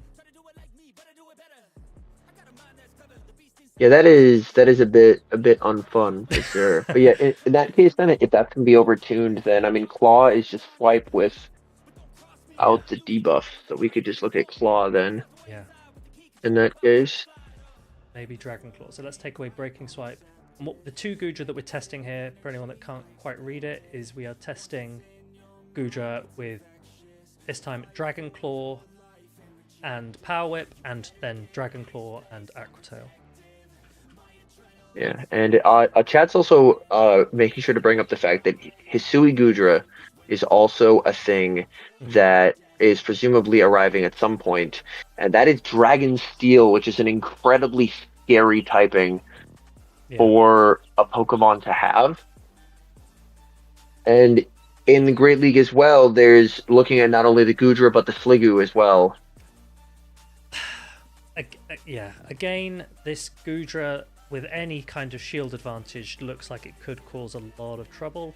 Maybe it'll be fine, maybe it'll see a shift in the meta. It's certainly not going to help with the grass types out, which is one thing that people have been talking about. But what about Sliggoo? Because this is, so it's a 1985 stat product. Sliggoo's which is actually stuck on, I think, Water Gun right now. Yeah. So Water Gun, Muddy Water, Dragon Pulse. That is someone at a Niantic HQ actively hates this Pokemon. It's the only explanation. That is the worst moveset I've ever seen. Yeah, Sliggoo needs a little bit more love. I think it needs a little bit more love. But what if you give Sliggoo? Let's try Breaking Swipe, and then it would probably then run Water Pulse as its coverage. Maybe. I mean, I still expect this to be bad, but then could change its fast attack. I'll get rid of Goodra. Yeah. I'll give them both 2 shields first. 2021 with a 450 average, so that's perfectly fine. It's not good, but it's fine. 1-1, 397, less good. And 395, so pretty bad. But then what if we added? Can it learn Dragon Breath? I assume it can. Dragon Breath. I'm not sure. If you can check that, let me know. Can it even learn Dragon? Suddenly, Sliggoo is meta, which is pretty unsurprising given you're giving it Dragon Claw, you're giving it Dragon Breath and Breaking Swipe, but at least its coverage move is. Can I tell you about one who it's not necessarily one of the 4 horses of the apocalypse, but it's one that is currently irredeemably terrible. But one change that doesn't even seem like it is a big deal because it has no coverage moves turns it into a really scary Pokemon. Yep. And that is could you pull up Regidrago for me real quick? Okay, we're an 1854 stat product, so we're in like Poliwrath range. It currently has Breaking Swipe and Outreach. Yep. Can we send that as is to show the class that this thing is completely horrific? Just 0 anything allowed. So if we look at what it performs like at the moment, we win 8-33 versus the Great League meta according to PV Poke. 536 in the ones, and in the zeros 338. That is Regidrago at the moment. Henry, what do you propose? And now A move that it can learn, which is a bit alarming, is and this is not as bad in the Great League, but it gets far scarier in Ultra. It's just Dragon Breath. Yeah. So zero coverage moves on this Regidrago. You want to leave it like this? Exclusively dragon damage. Okay. Okay. Exclusively dragon damage. Twos. Wow. Jumps to 24. 526 is fine. Let's check the ones. 474, but 2318. Really good. And then it struggles more in the zeros, And then worse in but the zeros. it's overall just a monster improvement. It is far scarier in Ultra compared to Great, but it's still just something to watch out for that if they wanted to, they could very easily make good. But keep in mind, that is exclusively dragon damage. Yeah. And in the ones and twos, it's posting above 50% win rate, which is a bit alarming.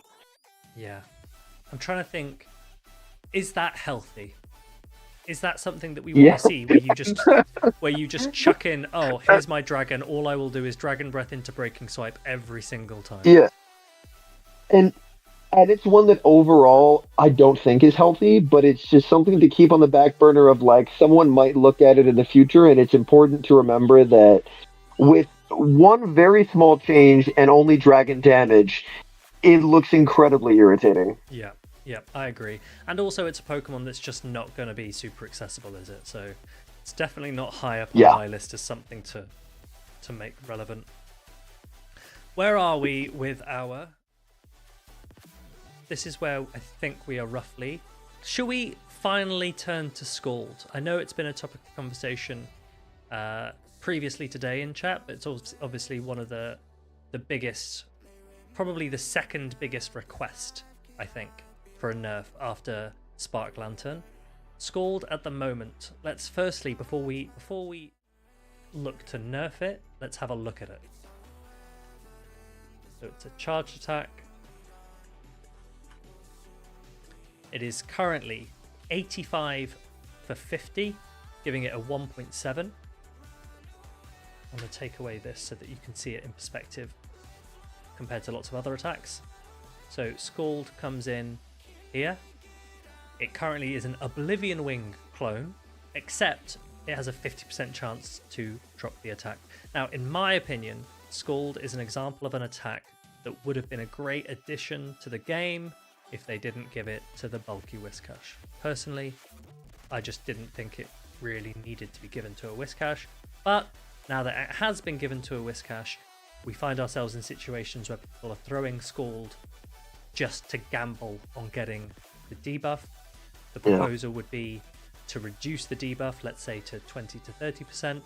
Is that something, Henry, you'd be in favor of, or are you okay with it as it is?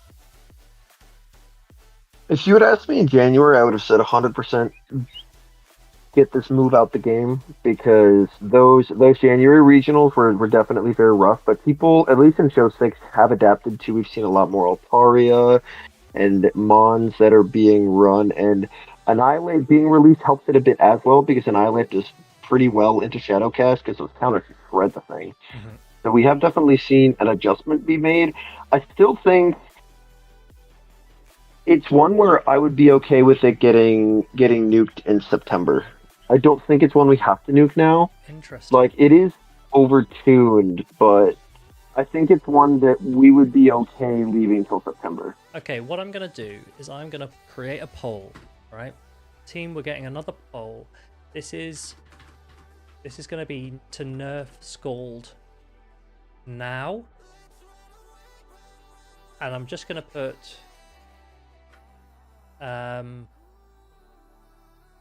yeah, we'll just leave it as nerf Scald now.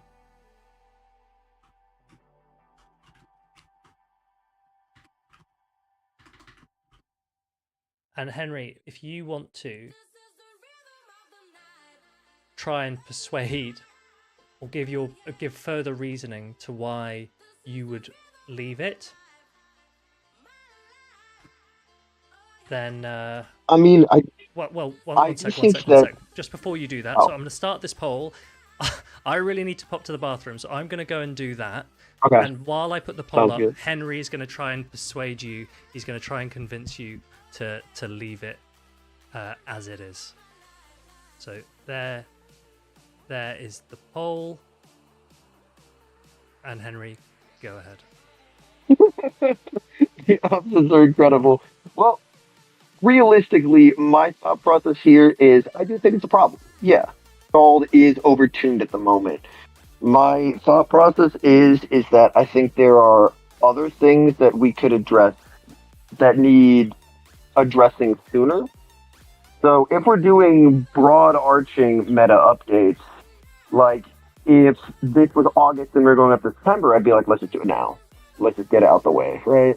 But it does feel overtuned, but I feel that currently, since I know they don't like to do massive updates in the final months before Worlds, if my options are an update that I care about more or Scald, I would rather have other things be fixed first.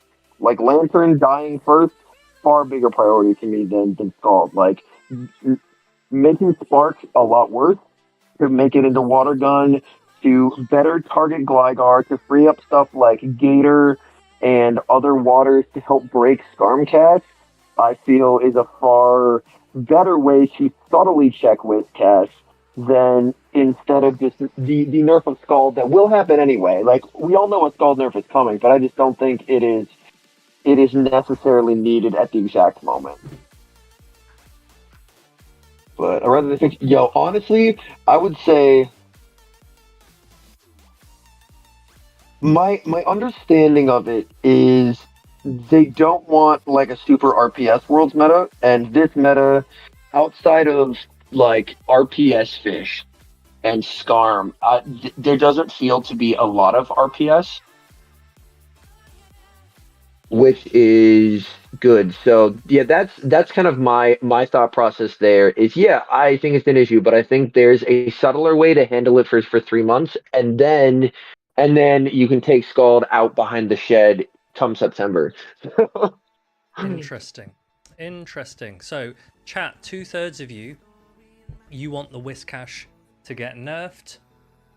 I think for me personally, I wouldn't mind if it gets nerfed.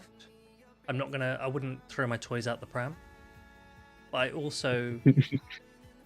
also see a lot of logic in what Henry's saying. And I think that it's interesting because one of the things that Yasser says in his video when he discusses Scald is that he doesn't like how you can safe swap Whiscash, get a Scald debuff, and potentially flip switch. And I was thinking, well, hold on a minute. Isn't that one way of addressing RPS? That you actually give yourself a chance of flipping switch in a matchup that might otherwise be against you. And so that's maybe food for thought. Yeah, like Shadow Cash having an ability to have Scald debuff, Scald Ray, potentially flipping Licky and Cress is quite wild, but that does also show the limitations of this Pokemon being the fake grass types that they are, instead of real grass types, because a real grass type, you are not flipping that. Like, you safe switch Whiscash, they farm up 5 of their 2-turn fast move, then bring in Superior. What are you doing? You're clicking the top left button and you're going to your next game, because there's no possible way to win that game. That's right. There's nothing you can do. So it a little bit incentivizes people to run actual grass types. But one of the reasons why I also don't want Scald nerf that I didn't bring up there, because I was just like, there's a subtler way to do it.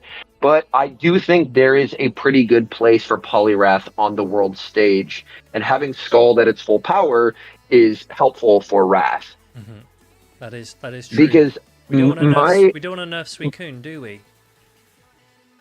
Yes, the Suicune World's win is gonna feed families. It's gonna but yeah.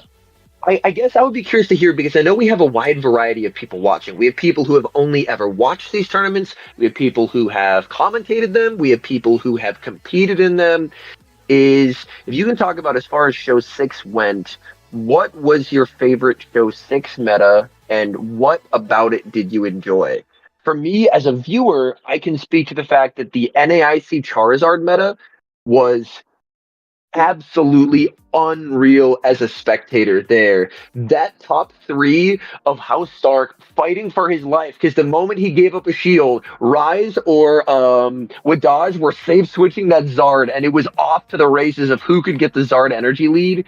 Like that kind of like fast paced, like high octane gameplay was incredibly fun to watch. And I would love a world stage where some of these more interesting mons like for Alligator, Charizard, and Poliwrath could have their day in the spotlight.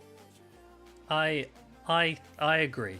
I agree, and I like the idea of being able to save swap something aggressively and have the ability to align based on pace and power rather than on RPS. And those Yes. types of Pokemon, like Charizard, like Feraligatr, have a huge amount of potential to do so. And I'm excited that if Lantern, when Lantern when gets when nerfed, then Feraligatr, Pokemon like Feraligatr, you will really start to see what it can do. And that is why I tweeted a prayer circle.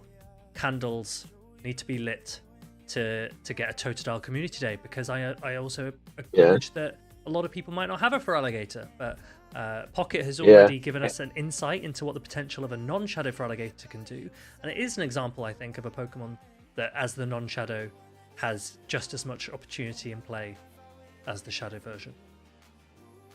And one thing that's actually on the screen here as well that we saw a little bit of the same play style was the Shadow Venusaur. Venusaur doesn't have the pacing of the Zard in that its Calm Day move is its bait, but it was still able to like sweep endgames in a very non-RPS fashion. Like we would have endgames where two Sludge Bombs from a Venusaur and bang, the Altaria is gone. Yeah.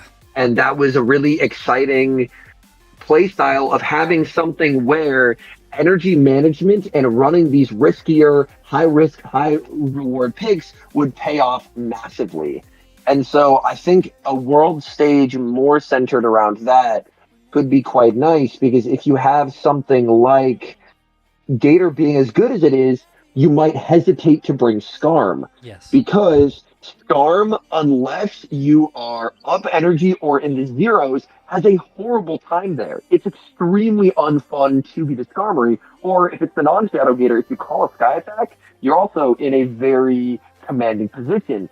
And switching the meta to non-Scarm flyers then could potentially open the door for something like a Venusaur if there are flyers that obviously are making the grass moves very sad, but something that Sludge Bomb could hit for neutral. Yeah. So it's something where obviously we will have to see how a meta shakes out. But the ardent hope, in a weird way, by nerfing Spark, is you add more checks to Gligar, but more checks where Gligar, if it gets like big energy, can still handle it, so it doesn't feel extremely RPS.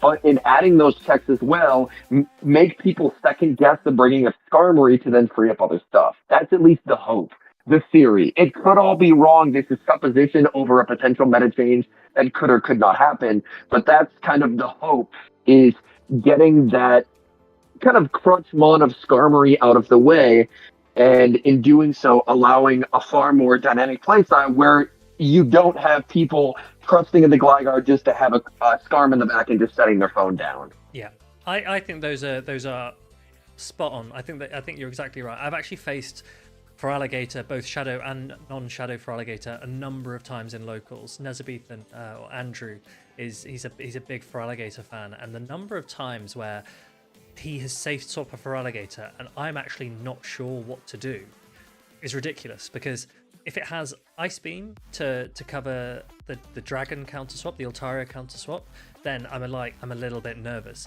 But also because it deals so much damage with Hydro Cannon and with Shadow Claw into Cresselia. Cresselia is an uncomfortable counter swap sometimes into Feraligatr. Lickitung as well. If they shield a Power Whip, all of a sudden the pace of their Hydro Cannons can really add up. So that's quite exciting. And Sanyudigo, Henry, I can see you already replying. If Feraligatr does come into the meta, then maybe a Scald nerf on Poliwrath won't affect it too much, because it will still be a great counter swap into for Alligator, but might also be a way of slowing down Poliwrath in Ultra League, which I think some people have voiced concern about as well. They don't actually like Poliwrath in Ultra League. Do you have any thoughts on that? Yeah, Poly can actually flip Tenta purely off resisted moves, which is utterly ridiculous. But yes, I do like the idea of, but again, those are a bunch of water types, and people talk again about the oversaturation of water types, but I think the issue then more relies on, are they flexible water types that are going to be able to induce flexible play in a meta? Like Shadow Gligar versus Poliwrath, especially if it's the normal Poliwrath, can be quite flexible. Poliwrath up energy can sweep end games there, or if Gligar is up energy, or if the Poliwrath is taking damage, and Aerial Ace can knock out. It's the same thing with for Alligator, whereas if you're in the zeros or the ones, I mean, Gator can do pretty well, but if it's the twos and if you have an energy lead, like the Shadow Gligar can flip that. So you end up having a lot less games that are decided off of alignment and a lot more, again, off of one of the better versions of skill expression, in my view, which is energy management. Yeah. Yep, I agree. And Blaze, who's just come back into chat. Yes, Blaze, we are discussing Scald. You were obviously someone who earlier mentioned that you sometimes get annoyed at Poliwrath in Ultra League. Just to give you some context as to what we've been saying, is that if you nerf Lantern, then for Alligator has a chance to shine. If you nerf Scald, then although Poliwrath is hit by it, it still might have a lot of prominence as a good counter to for Alligator, and due to the lack of Lantern itself. But Scald then overall could be a Scald nerf could overall be a net positive for the show 6 meta and also for GBL Ultra League that I know you feel doesn't get enough love, which is fair. It's a fair comment. The one counterpoint I have to that is part of at least Shadow Wrath's flexibility is if you save push it and you're met with an Annihilate, is a Scald landing and allow you to counter down that Annihilate, especially with people running lower HP Annihilates, because they are going for that high like quote unquote Slayer spread. So I do think that having that ability to threaten a shield off an Annihilate, if it's like I have to keep switch or else situation, is valuable in terms of trying to make a flexible meta. But then you end up in a little bit of an arms race where Lantern's nerfed. Stuff like Poliwrath suddenly feels very strong, but Poliwrath not as good into the Annihilate. So do you end up bringing something like a Feraligatr, which is very flexible play, into Annihilate, or do you end up going the Poliwrath route? I think there's a lot of potential for flexibility. So that's kind of, I guess, detailing out the best case scenario there. I definitely wouldn't mind lowering the debuff chance. Yeah. And I think, but yeah, so 20 to 30%. As blatantly said, yeah, 20 to 30%, I think is sensible, right? Yeah, if we, because that, like what I was just yapping about was the damage, and I know some people have said, well, we can make the move worse and keep the debuff chance, but I'd rather, if we're going to nerf it, hit it where it hurts, which is the debuff chance. So people stop like YOLO scalding Azus for no 50-50 chance. So Who Knows Not says that Lantern nerf opens up a lot of waters, including Azu, which walls for Alligator too. Who Knows Not, I want you to just quickly have a look at this. This is the Shadow for Alligator versus Zoomeril 2-shield scenario, and for Alligator will win. For Alligator could be scary, but fun scary, which is good scary. The regular Gator, I believe, would struggle more versus Azu just because you don't have the same damage output, but that also means that if you're the regular Gator, you can probably live a play rough. Yeah. So I'd be curious to see the dynamics of regular Gator. You see that? High rank regular Gator also wins the 2s because it survives the play rough on 1 HP. Ooh. Oh my goodness. That's wild. It's Gator time, baby. I think Gator is cool and will be fun. Normal. Yeah, the interesting thing is Lantern with Water Gun can still check some of it. So like if shields are down, water gun lantern should still be able to do quite well versus a lot of the stuff that it used to. But when shields are up, like if you have a Shadowclaw for Alligator in the twos versus a water gun lantern, that lantern is going to get absolutely bullied. Yeah. Like it is not going to go well for the lantern in any sense of that whatsoever. And I think that's kind of the point is like lantern, especially in its ability to just tell Mantine to go away, is valuable. But I think with Spark currently as it is just a very rough go of it in terms of meta building or like trying to account for it. Yeah. Well, while we're talking about the lantern and its relationship, let's just have a quick look. This is what will happen if lantern has to shift to water gun. So this is just the PV Poke Great League meta. It's not a tailored Show 6 meta or anything like that. This is just the standard Great League meta from PV Poke. So you can see that it drops from the 2119, this is the 2 shield scenario, down to 1625, but it has an average of 467, which is not that much below average. If we change to the 1 shield scenario, the water gun lantern on paper technically picks up a matchup over the Spark and picks up an average, and the 0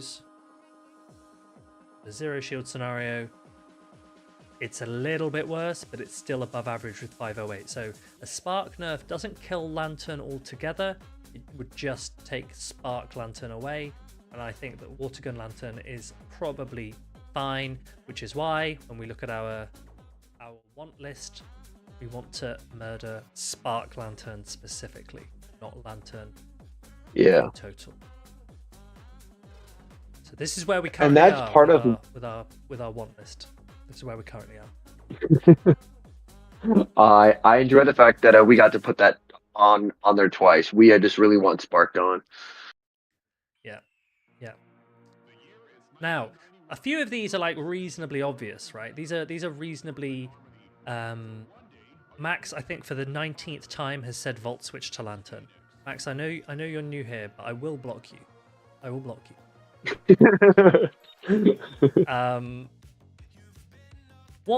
What meta changes or what move updates?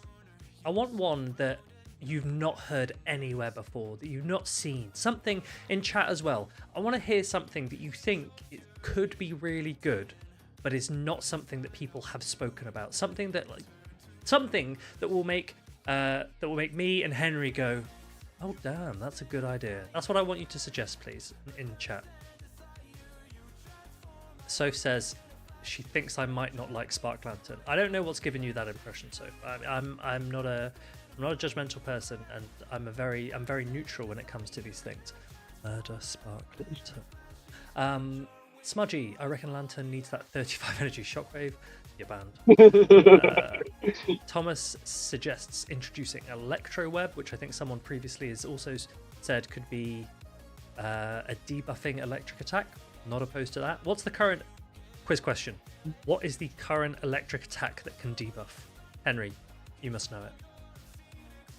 That can debuff your opponent. Electric. Oh, Zap Cannon. Yep, that's actually not the one I was actually thinking about. 100% guaranteed chance of debuffing. 100% chance of guaranteeing a parabolic charge, right? Nope, that doesn't do any debuffs at the moment, does it? Are you just reading chat? Are you just copying what they're saying? No, I am. I'm trying to think. What is an electric move with 100% chance at a debuff? The answer is Wild Bolt Storm. Thunderous. Oh, Thunderous. Yeah. Oh, man. Yeah. So, Mr. IU Spice, he should have got it. He should have got it. He knows it. Right. Let's have a look quickly. What does parabolic charge even do if it doesn't debuff? Nothing. I thought that its gimmick was a debuff, but it had terrible DPE. You're telling me it has terrible DPE and it doesn't debuff? So parabolic charge currently has a DPE of 1.18, right? 1.18. Yeah. That is atrocious. That is mental. right? That is, you can That's throw atrocious. a tin of Pringles at someone and do more damage than Parabolic Charge. Okay, so Parabolic Charge is obviously ripe for a buff. One way that Parabolic Charge could be buffed is, firstly, you need to reduce its energy drastically. I think that's an obvious way. Alternatively, I think if you want to have some more resemblance to the main series game, you give it 100% defense buff. I think those are the options for Parabolic Ooh, Charge. that like a big parabolic charge rework could be a cool thing to make Dedenne not awful, Exactly. because that would be a plus. Yeah, and Like Heliolisk, a lot of us. remember? Oh, and Heliolisk, yes, please sign me up. Yeah, so that's definitely one that I'm pretty sure will get an attack. Iris T said in the main series games it's a self-healing move like Mega Drain. Yeah, all of those are examples of attacks that the playstyle could be implemented into the game. We're just not sure if when they will do it. But yeah, Nezabethan, you're right. That's basically what I was going with, was that currently Drain Punch is a guaranteed defense buff, and my assumption was that Parabolic Charge could follow suit. But I'd be perfectly happy to introduce a new mechanic whereby something more similar to Mega Drain and Drain Punch from the main series games was implemented in Go. Maxi says, I thought you liked Lantern, no more Thunders. Thunder Lantern was a good time to be alive. That was back when Spark was a little bit more energy efficient. Now we're in a very different meta where pacing is important, and the pacing of Thunderbolt is just a bit too relevant now. What's everyone saying? I will have to run, unfortunately, because I have to go help with dinner. Henry. But thank you for having me on, Matt. Thanks I so had much. a lot of fun. Thanks so much, Henry. Good chatting to you. I know everyone enjoyed it, but catch you later. Enjoy dinner. All right, have a good one. Okay, so we're on Parabolic Charge. We've talked about introducing healing into the game. Maybe one day, not anytime soon, but definitely maybe one day. Did anyone suggest anything interesting that we haven't really touched upon before? Who's talking about Fell Stinger? Yeah, Crab Hammer buff. Mudshot Torterra, yeah, that's been one that I think could be fun and exciting, but unfortunately it would require, unless the classic community day is Turtwig, in which case you could give Mudshot to Torterra now, then release classic Com Day Turtwig, and it would be super accessible for everyone. Maybe. Grass Knot Cophagrigus, yeah, or Cophagrigus, depending on how you pronounce it. That could be an interesting one. I don't think Trailblaze Serena is going to help it much. I think what Serena could have done with was Tropkick being released as a Breaking Slight clone pre-nerf. I think that would have been brilliant for Serena. Astonish buff. Yeah, let's quickly have a look at Astonish. That's right there. So Astonish is here. It's currently got a DPT of 3, which is similar to, well, Air Slash, which is right next to it. So Astonish, yeah, the damage per turn is pretty low. The energy per turn is okay. It's okay, but you could buff it either way depending on what type of ghost attack you want Astonish to be. And that's because Hex is similar to Astonish, and you don't want to clone those attacks. So currently Astonish is 9/10. Hex is 6/12. So Hex is an energy-oriented 3-turn attack. So presumably they would want Astonish to be damage-oriented. The problem is if you make Astonish damage-oriented, then some of the users of it that don't actually put out a lot of fast attack pressure might not care too much. We'll see. Astonish. I don't know how they'll do it. What have we got? Dragon Rage to come to the game. Yeah, another one for dragons could be Twister. And in a twist of events, why don't we just try and do GBL game? Because I haven't actually done one in a long time. Let's try it. Twister could come into the game and could be given to quite a few Pokemon non-dragons included, like Milotic.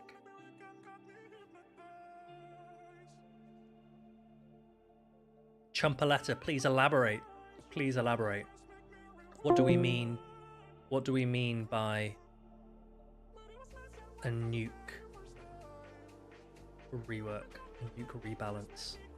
Twister is in the game, but currently its usage is its attacks, its damage output is bad.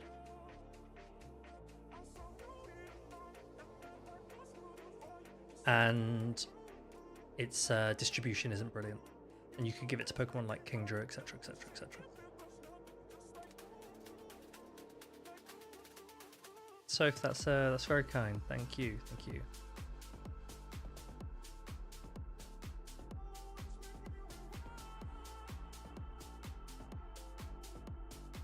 I also hope we get some new moves. I also hope that. The thing is, so I'm competing in Bologna next weekend. Not this weekend, next weekend. Any new attacks that are introduced into the game won't be eligible for Bologna.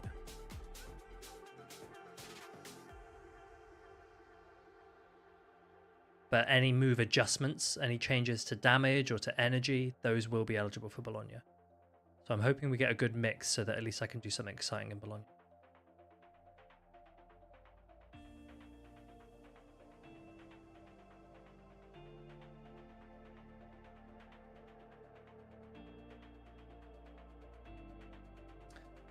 For me, what's the biggest change to the meta I'd like to see? I'll show you. It's listed on this on the list that we've made together. Let me know if you can spot it. Solely, this is some of the things that we've discussed today. You might be able to guess which one I'm pushing for personally. And that is to murder Spark Planter.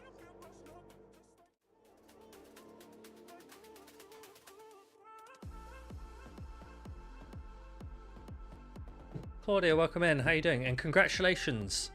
Congratulations on hitting Legend yesterday, wasn't it? Big run. Solely was actually on there 3 times. I hit another one in the middle. Oh, foul play buff, Maxi, was foul play buff would benefit Sableye, of course, improve it as a safe swap, but it would also at the same time buff the counters to Sableye.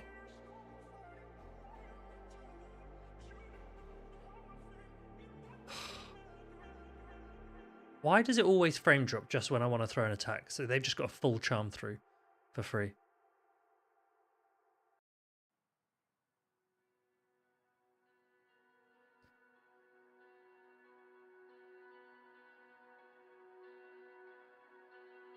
It's your first time Legend, that's awesome. But yeah, Umbreon and Mandibuzz would counter the Sableye, and they'd be better in neutrals.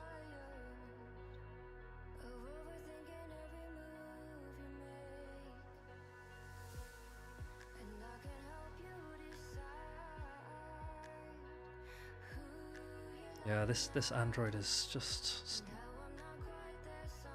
Yeah, it is what it is. It is what it is.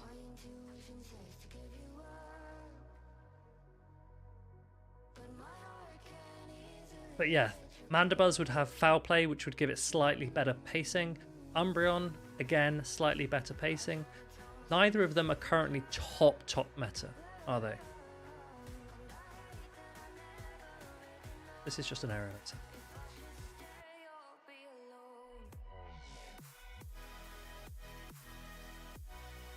Just gonna get close.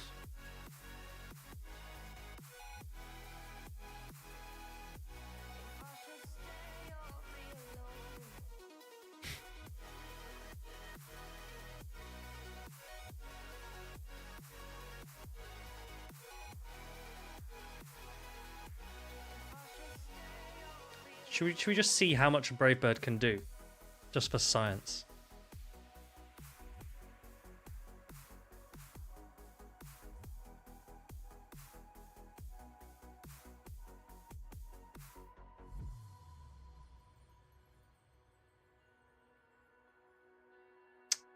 can't even reach the next one.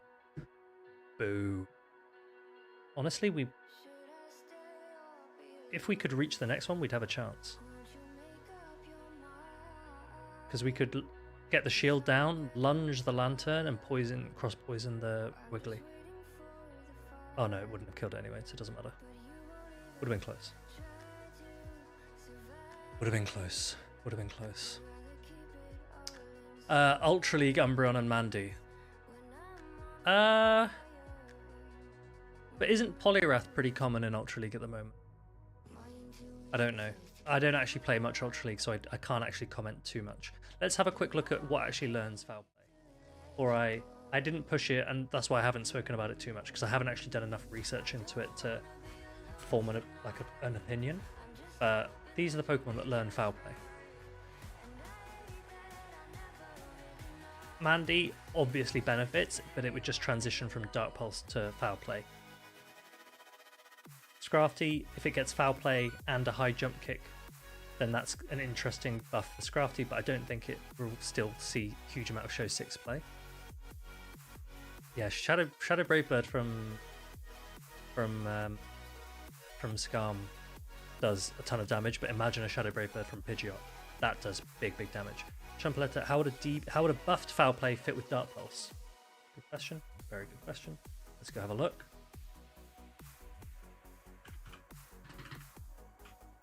Okay, so currently Dark Pulse is 50-80. Foul Play is 45-75. Foul Play is worse than Crunch, right? Which is also 40-75, but has a 30% chance to debuff the opponent. So what you could do is just put Foul Play in between, increase Foul Play to 75. It would make it more damage per energy than Dark Pulse, and make it different from Crunch. 45-75. Would that be a clone of anything? What's Shadowbone at the moment? That's 50. 40. It'd be a Rock Slide clone. Oh, obviously. Shadowbone's been buffed again. It's back up to 80. So it'd be a Rock Slide clone. That would be the proposal, and you'd probably run that ahead of Dark Pulse if you have access to it. And the Pokemon that obviously benefit the most would be Mandibuzz, Umbreon, and Sableye. Don't really see why Trevenant would run it. I don't think it. I mean, no, I don't think it would. And Amoonguss benefits, I guess. Malamar. You know, I think it would be fine. I think it would be fine. I don't think anything would become particularly broken. Mandibuzz might get annoying, maybe, but I don't think it'd be a problem. It does have a lot of weaknesses.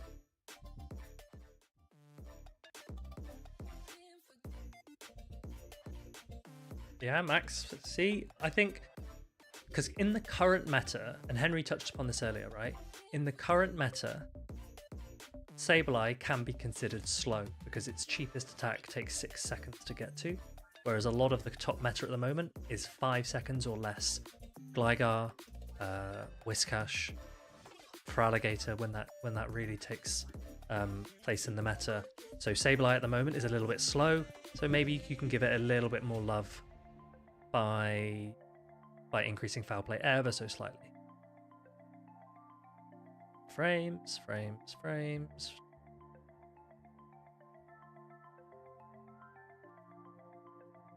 Here, I don't actually need to land a Scald, but getting that exact attack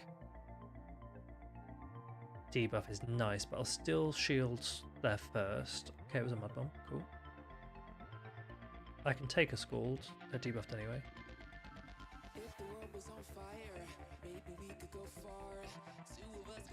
Yeah, Sableye safe swap's not terrible, right? It's not a bad thing, I don't think. Safe swaps are good. Having good safe swaps can be good things.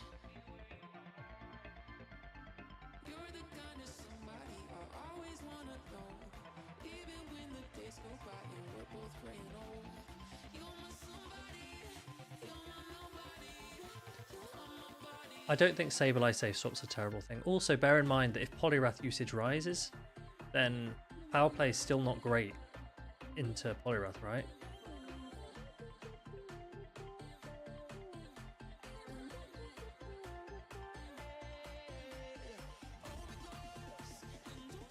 So you can still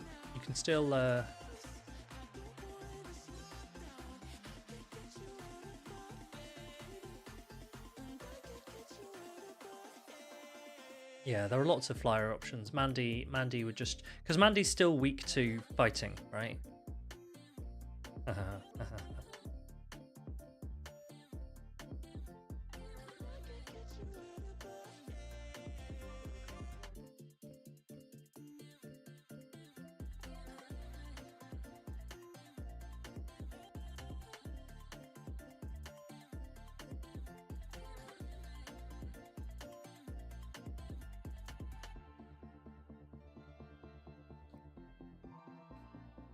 But yeah, I think I'd be open to Sableye getting a slight buff.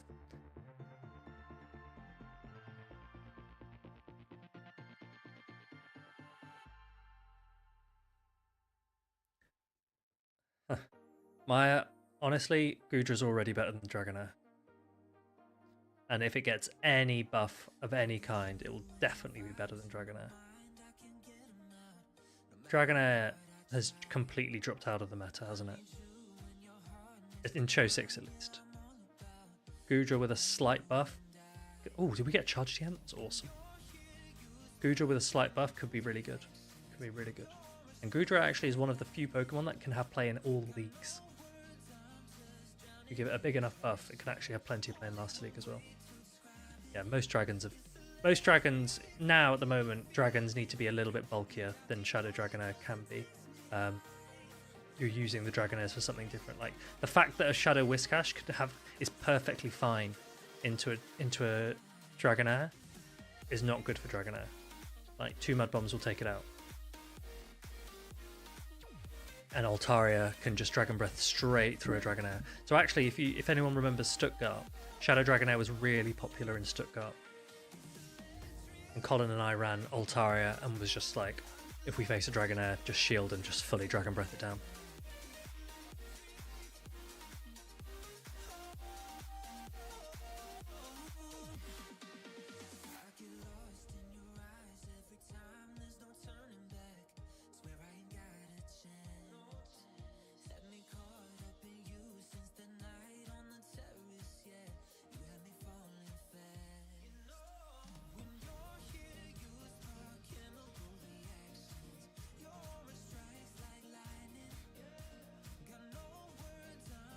I don't want to get shields down.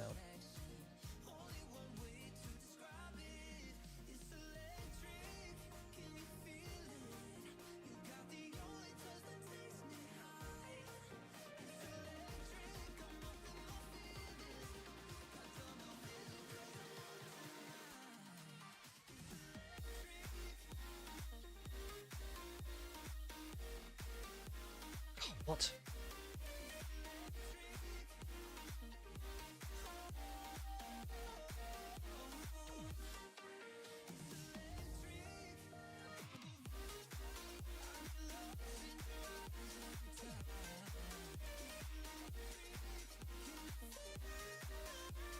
I don't know if I played this right.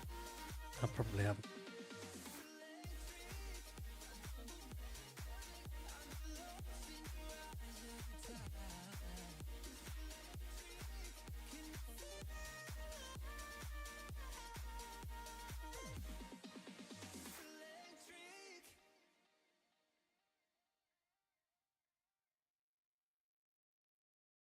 I actually forgot that this was a... I thought that I was against a Shadow Gligar.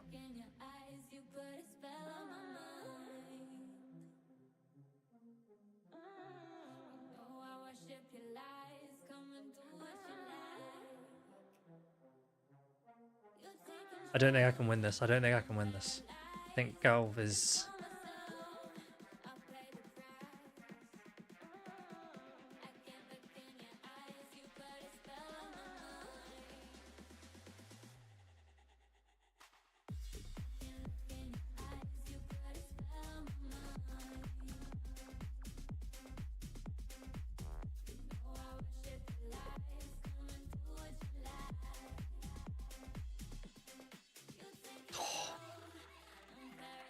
Imagine if this aerial ace didn't knock out, I get a boosted Volt Switch through. Would be awesome.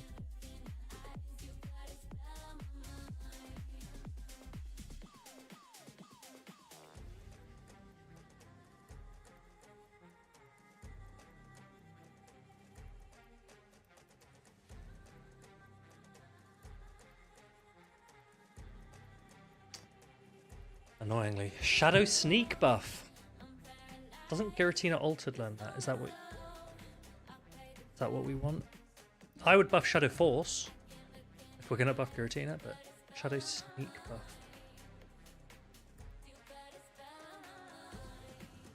Imagine a Shadow Sableye running boost.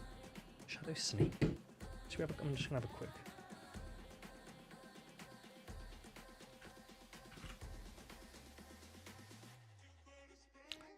Honestly, probably fine, right? In Great League, it's only Sableye, Decidueye, Ariados. In Ultra League, obviously Giratina can learn it, but I don't know. I don't even play Ultra League. I don't know. No, but you know what would have been enough Sanyadigo is if the Water Pulse didn't take me out, then my second Scald might have actually been enough.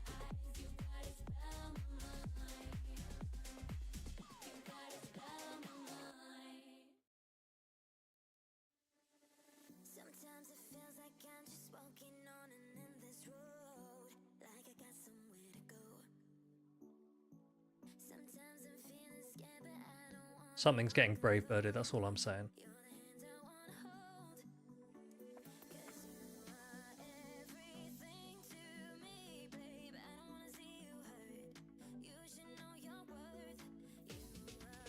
Should I come in? Tell me, should I come in with Scarm into this and farm it down and Brave Bird something, or do I come in with Whiscash? What would you guys do? Do I take the Moonblast on Whiscash?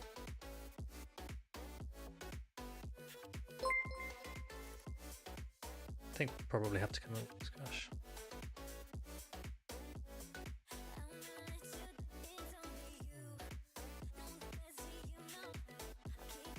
Does a lot.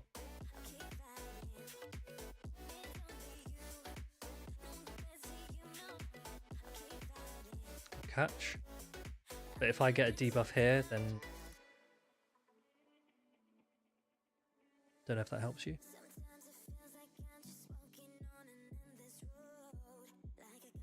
Oh, I miscounted. Right, we're staying in for a little bit. Catch the next one.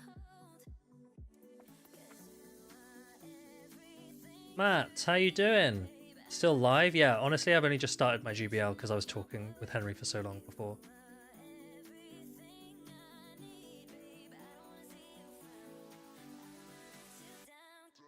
Who made me play GBL? Well, Henry had to go for dinner. And unless someone else wants to dial in, I thought I'd do some GBL.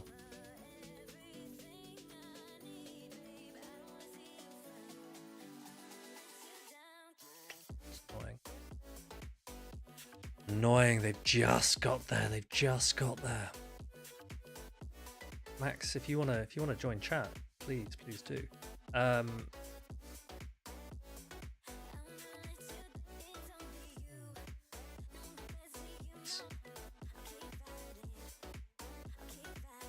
The Carbink has a rock slide, doesn't it?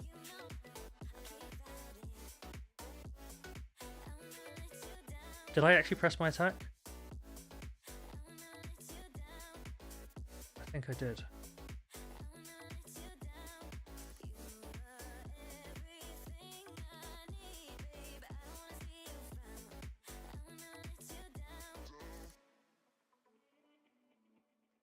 Oh, but this Carbink has an attack.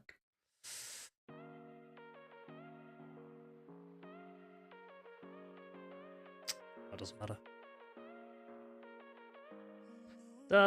Doesn't matter. Maxi, if you want to call me on Discord, then you can jump into chat and you can tell everyone about your genius Shadow Sneak ideas and more.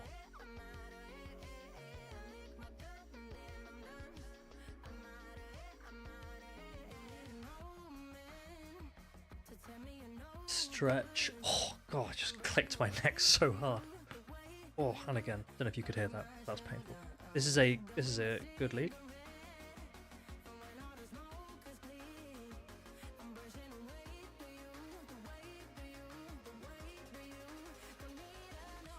Seven.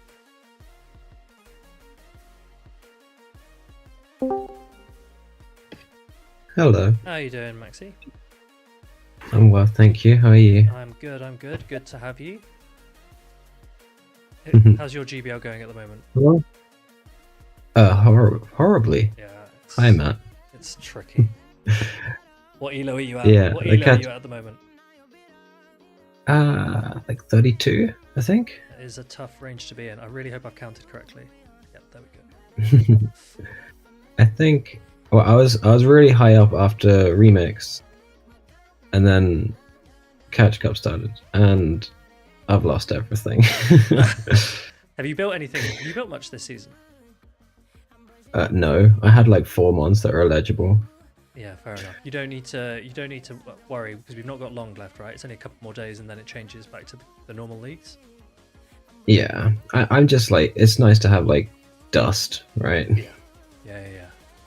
That is right. And you're not going to Bologna, are you? I'm not. I'll be going to North American International Championships instead. How are you feeling for that? Depends on the move update. Yeah. Are you hoping for any of the things that we discussed earlier? Are there any there that you're like, oh damn, that would be really good?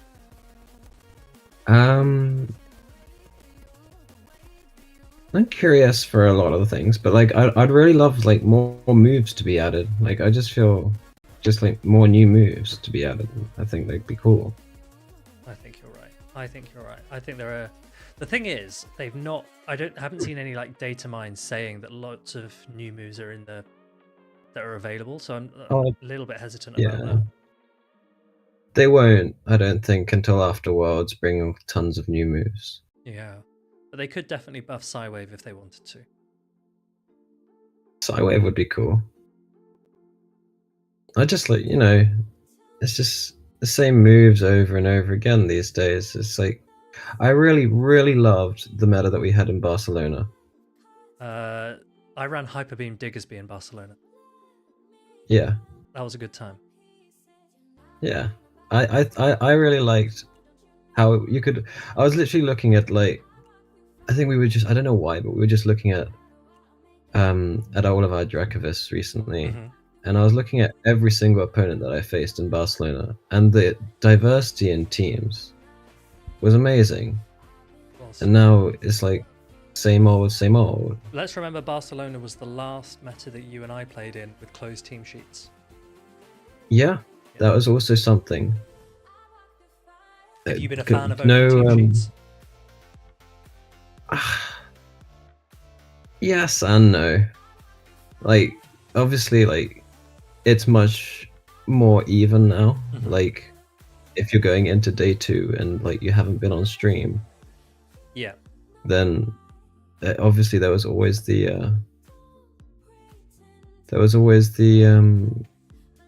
advantage on the other side. You'd like have to like, obviously, like you can always go out and start scouting. But, like, it's just a bit tedious, right? Whereas they know exactly like what lines you've run already, and the moves that you've revealed. Yeah, they've got facts, and even if you do like go out scouting, like there's always the chance that someone will tell you the wrong thing. So yeah, I like the idea of that, but I also like I don't like how like. But the thing I miss is obviously like the things that you bring in mons, like sometimes to like throw off opponents. Like for example, I mean it's not meta relevant anymore, but A9, like knowing that it's got Charm or Powder Snow now is a huge advantage. Yeah, that makes a good point. Only Peng, welcome to chat. What we're currently talking about is the difference between closed team sheets versus open team sheets. And of course, in your case in Barcelona, you're running Hyper Beam, Thunder, and Bubble Beam. Yeah, I was running an array of wacky movesets to catch people off. But I quite like that. But I also see a huge And even benefit. Shadow Claw. Yeah. Even Shadow Claw on A/, like that wasn't really meta then anymore. Like people were going towards Powder Snow. Yeah. Zwilus around Powder Snow caught me off. Yeah. Matt, you have a point. I don't catch much. But I'm working all the time, Matt. That's all going to change soon. Right, after this battle chat, we'll go quickly back to the move updates that we've been suggesting, that we talked through today, that many of you would have participated in the polls that we've done. And we can have a quick recap of what most of us are roughly on board with. But then if you've got any other ideas as to what move updates you'd like to see, then you can write them down in chat and we can have a look at those as well. We've currently got Maxy in voice. Maxy, do you want to give us a little introduction as to what are your top accolades, would you say? What are your top PvP accolades? Back when we had this thing called Sylph, I know it was a long time ago. I didn't do that much of it, but I did enough to kind of make a name for myself there. Where I think I qualified for Worlds in season 4, I think it was, and alongside a lot of UK players. I mean, does Leonardo really count as UK? But a lot of UK players like Andrew, Nessa Beethan. He was in my prelims group. We were all in the group together for Worlds. That was good fun. Playing with them. But you've also top cut 2 events this season, haven't you, as well, in Show 6 OG? I have. Utrecht and Barcelona. Yeah. And you'll be going to Hawaii. And I am going to Hawaii. Yeah, I can't wait. I've got my hammock ready to sleep outside. Perfect. Thomas is saying, can you add what the solution of the moves should be? Thomas, by that I assume you mean you want me to include what I would do to actually nerf or buff them. So this would be -1 damage. Discharge buff. What would you do? +5 damage? Maybe? Yeah. It doesn't need to be stupid. It just needs to be better, right? This would be Seed Bomb -5 energy. Kind of back to what it was. Yeah. In fact, it'd be better than what it was because Seed Bomb got buffed for damage, didn't it? Oh yeah, right. I don't know if I want -5 damage to put it back to what it was. I'm not a this one here, chat. Bring Trev back. I'm not sure about. But you voted. You voted for it, so that's the only reason it's on here. It was very close, wasn't it? It was a 12-9 vote. I think that was one of the ones I voted in. Close. I don't want Trev back. I don't want Trev back.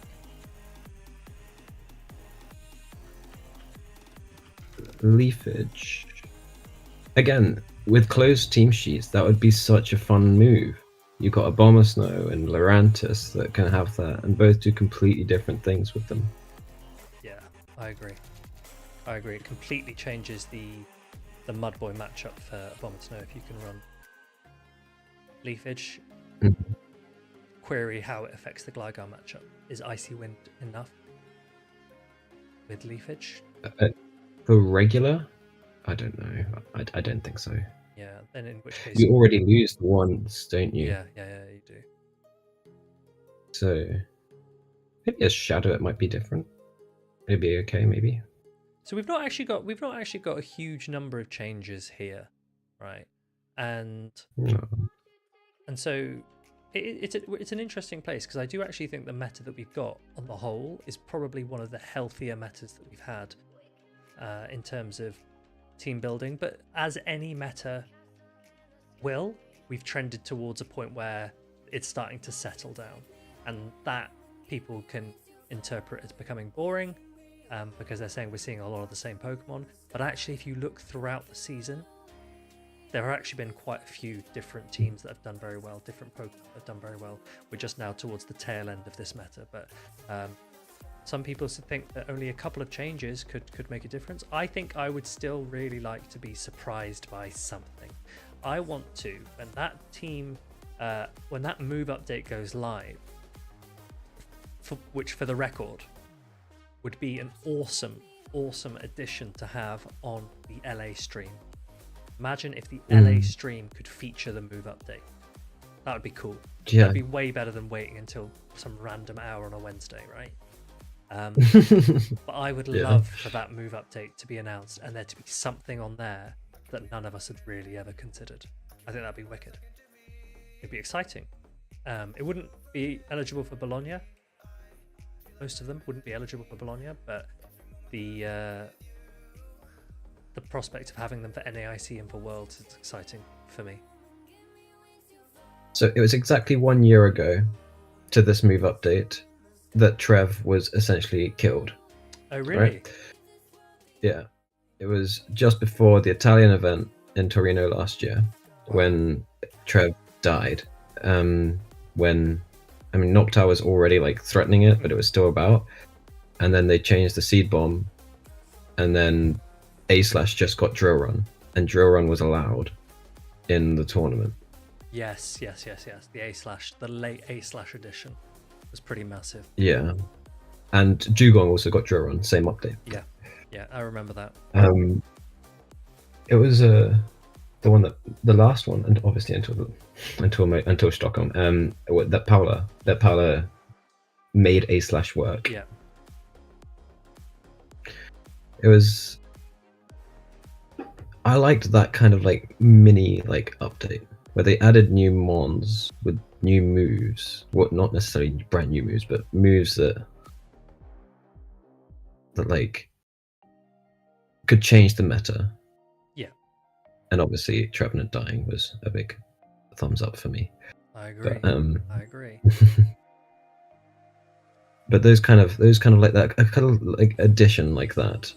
I think they tried to do it this time for Utrecht when they, well, not for the Utrecht update, but I'm talking just like the most recent update. They've tried to do it by giving like Gallade and Feraligatr different moves to try and alter things. Yeah. But unfortunately, it's just kind of ended up resulting to what we've already had almost. Speak of the devil, look who's on the screen. Speak of that devil. I'm going to shield this. I think it's a mistake. But I'm going to do it. No, it was definitely a mistake. I should have done. That was a stupid thing. Okay. I'm actually quite amazed that this season, this update that we've just had, people actually haven't run as much Galv. Yeah, Galv is... What just happened there? I don't even know what's happening half the time with this game because the frame drops are crazy. I didn't see a shadow. Yeah, Matt can tell you all about his experience with frame drops on Sunday. Yeah. Boo says, is it more so open or closed off as far as potential innovation in teams? Game, please. Just made me do a full vault switch. You could easily break a meta. I'm gonna let myself go ahead. Boo, you could easily break a meta. You could easily do a really bad update that would just create a meta that is gross. So you could make the meta. Oh, as if we've gone negative because of that. Okay. You could make a meta really RPS, and that would generally be considered to be a really bad meta. You could also make a meta toxic, where the best Pokemon in the meta are Charm users, are Bastiodon, Shadow Vic. Like, you could easily make a meta. Or Carbinks. Yeah, exactly. But Play have done a decent job in always seeming to get rid of those kind of mons from legibility. What I'm kind of still a little bit upset about is how they still can't allow Galarian birds into regionals. How many Galarian birds do you have? But I have the one that matters. I don't actually have a Galarian bird for Great League. Oh damn! But like, they've been around for a while, right? And Yeah, it's yeah, difficult, yeah, but sure. like, I think it's just as difficult. In fact, it's more difficult to get Giratina for Great League than it is to get a Galarian Bird for Great League Really? right now. That's interesting. Yeah, like, and Giratina is like a big thumbs up, and Horlucha also a big thumbs up. Like regionals are allowed, but Galarian Birds, which are like, yeah, they're tough to catch and everything. But we have Master Balls now. I don't know. Maybe I'm just salty that I don't have a good Giratina. So. I guess with the Giratina, everyone got a guaranteed encounter because it was in the research, and it's something that you can trade for. Whereas with the Galarian Birds, there's never a guarantee that you can even counter it. Yeah, but the Giratina, the chance of it going under 1500, it's decent, but it's still possible to not happen. So if you don't have people in your local scene or something, and Giratina becomes insane, then you kind of handicapped. And I think that they can resolve that perhaps by putting Giratina as part of some kind of research or in some kind of battle pass or something. They do need to make it way more accessible, especially now that it's. Huh? Oh, it's looking to farm me down a bit. Smart.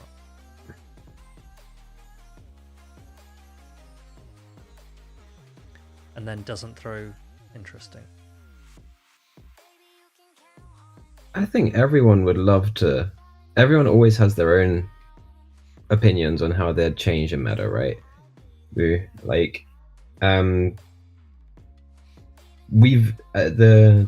when I say, because the PvP community is much smaller than the general game community, right? So Niantic, when they do these, they have to factor in everybody.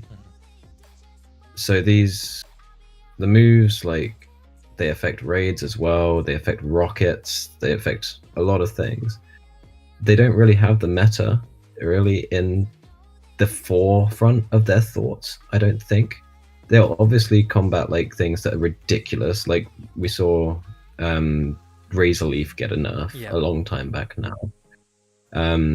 Weather Ball and Icicle Spear got nerfs, and then Weather Ball got buffed again or something, was it? I can't even remember what's going on. No, Weather Ball did not get buffed again. Aquatail just got made into a Weather Ball. Yes, yeah, exactly. But yeah, Icicle Spear on Walrein, on Shadow Walrein. That was silly. That was silly, especially when back then we had denials and stuff. The fact that Shadow Walrein was, getting through Scrafties without a problem was not very fun. Yeah. And like at the time there was Araquanid had only just been released, and that was the only true hard wall to it. Poliwrath did not have counter, and yeah, like it's really easy for us to just say what we would like and how we think things could be fixed, but ultimately, very rarely, our thoughts come to fruition. Yeah, I agree. One sec, where are we going with this then? I'm gonna just super debuff this G-Fisk, am I? Boo, the other thing is that it's a U-Fisk, even better. Every update impacts, as Maxy says, so many different parts of the game, and the only real way that you can address an update is potentially with another move update or the release of a different Pokemon to try and adjust the meta. But if you get it wrong, it takes a long time to get a new Pokemon approved and to make sure that balancing is correct. But basically, the essence is, prior to Worlds, the reason why we're not expecting a big move update is because if they mess it up, then you've impacted the Worlds meta. Exactly. And that's why they didn't allow Carbink into the Worlds meta. Exactly.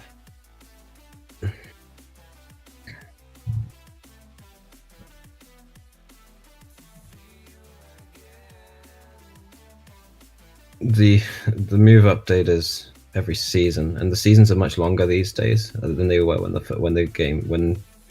battle scene first started. Yeah, the changes So it's like every happen, 4 months. 3 months, which is long. It's long, and in that time you only get one rocket takeover usually, so you can only TM frustration off once in that season as well, 90% of the time. So all of a sudden, yeah, definitely needs some rework there. I've always suggested having frustration as removable at regional events. Yeah, that'd be really cool. Like they used to make it possible to remove at GoFest, and you can't even do that now. Yeah.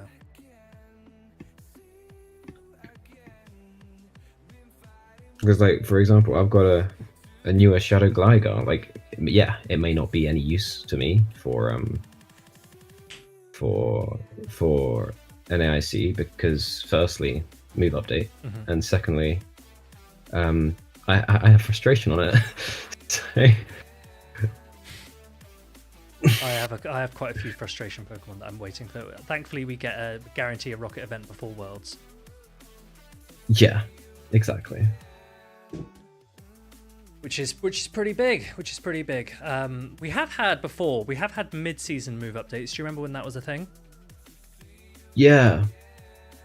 And we have had panic adjustments. Yeah, the weather ball was Would it be crazy if they just don't change anything? Boo and Sammy, the answer is they could make 5 changes. 3 which might have some impact but little impact, and 2 which just have no impact. They could easily do that. They could easily. I think a Spark nerf to Lantern is more than likely for sure. Other than that, who knows what they'll do.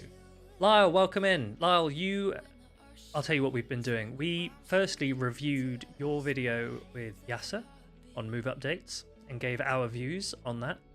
We then had Henry, or at the same time we had HomeSliceHenry dial in.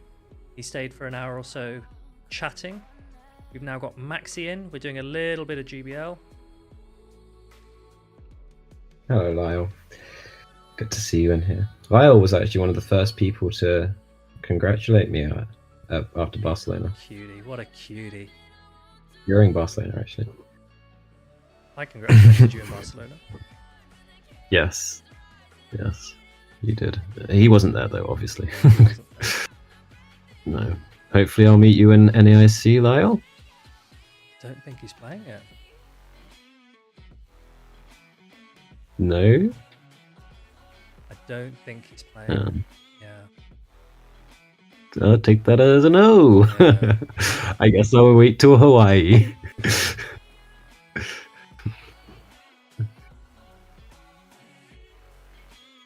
If we're talking about being realistic, worst thing is probably bringing back breaking swipe, steal it. Sammy, how's that realistic in any way? I don't think that's the worst thing either. I just don't think they'll do bad. it. I just don't think they'll do it. I think if they're going to change breaking swipe, they would change it back to 100%, but just nerf the damage. I think that's how they should have done it in the first place, personally.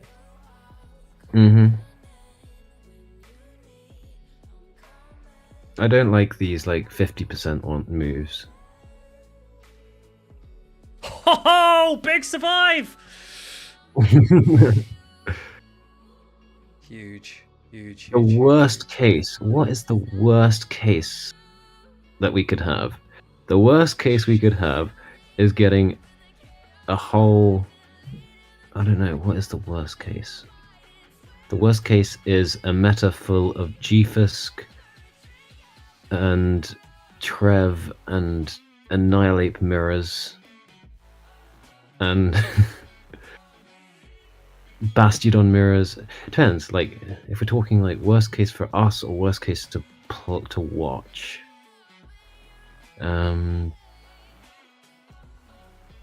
Worst case, what is the worst case? What is the worst meta we've ever had? The worst meta we've ever had. Shadow Poison Fang Nidoqueen was pretty bad, wasn't it? I'm not gonna lie, I really enjoyed that meta.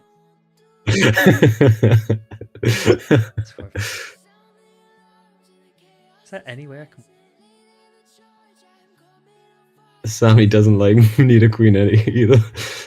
I'm not a degen, Sammy. I've actually just won the most I made it. impossible game. I made it to 10th. I made it to 10th on the leaderboards this time for the first time without a debuffer. So, oh wait, actually, I think I might have had a debuffer. Gligar nerf is No, I realistic but pretty bad, right? Says Kazim. I don't think Gligar will get nerfed. Because I don't think so you're going to either. nerf Wing Attack. I don't think you're going to nerf Aerial Ace. The worst you can do is Dig to increase the energy to make it 7-7 instead of 7-6. Thank you, Boo. Thank you that someone noticed I actually won that ridiculous game. Yeah.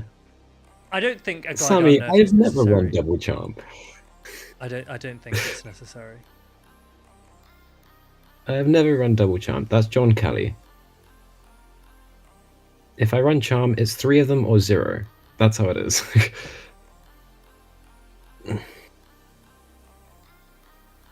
I am lagging. They have got an extra mud shot through that they shouldn't have got, but we move.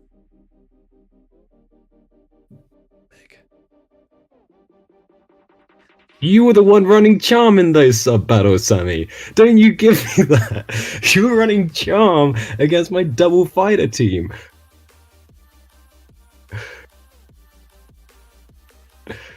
Yes, you were. Maxi, why are you arguing with someone who's trolling you in chat? Talk me through the logic. I know. It's the only sub battles. Only time I've ever lost in sub battles was against this guy. He's got me in the head here. he is. Yeah. Do they give any hints as to what the move changes and such are geared towards, or are you only given an announcement date? They don't give us any hints at all, but no. Generally we can make an assumption based on what we're seeing is causing problems and complaints. Lantern.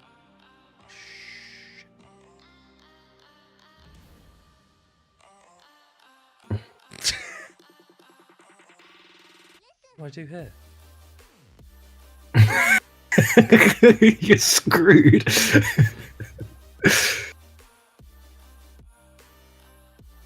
I guess we hope we get a move off and hope to Volt Switch it down. They're not going to have Flamethrower, right? No. Okay, big.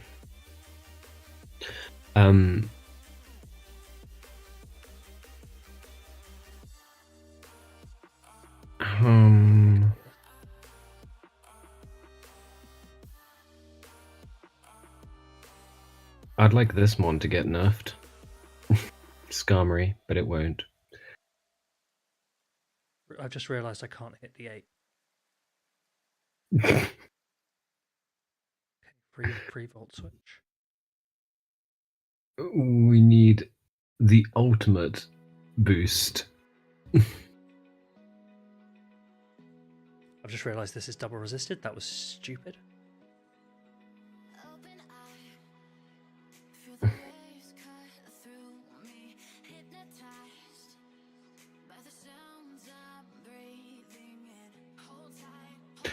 A lantern nerf, I will say this for it.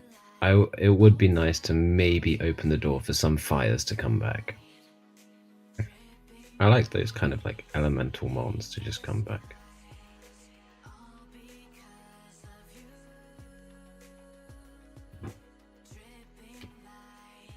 I hope he has no shields. I actually can't see if... Can no one actually see if you have shields or not? I actually just beat that Crocodile. Yeah. So Kazim, I want you to take that back, because I just beat Crocodile with a Galvantula Skarmory. What is the chance of a brand new Pokemon emerging from super bad to super good? Honestly, Boo, there is so much potential for that. There's so much potential. There are so many Pokemon that just need a slight adjustment, and then they can springboard way up to the meta. And we've seen Feraligatr as an example of that. Yeah, it was utterly nowhere to be seen. Then they give it Shadow Claw, and boom, it's like, this is massive. Yeah. Skarmory made its resurgence when it got given Steel Wing, when Steel Wing got a huge buff. Yeah. Oh, Mountain Dugong's in chat. Mountain, we mentioned you earlier. I did mention what did I mention for you? Weatherball Bolossum and Weatherball Meganium. We discussed that very, very briefly as a way to give grass types the coverage that I think that they probably need to become relevant in any way. The difficulty with both of them is that they would gain coverage against Skarmory, but they would remain absolutely walled by Skeledirge. Which they both already are, but they would just remain it, right? And Skeledirge is slowly increasing in usage as people realize just how good it is, or can be. Mm-hmm. 6, 7. That's just an icy wind.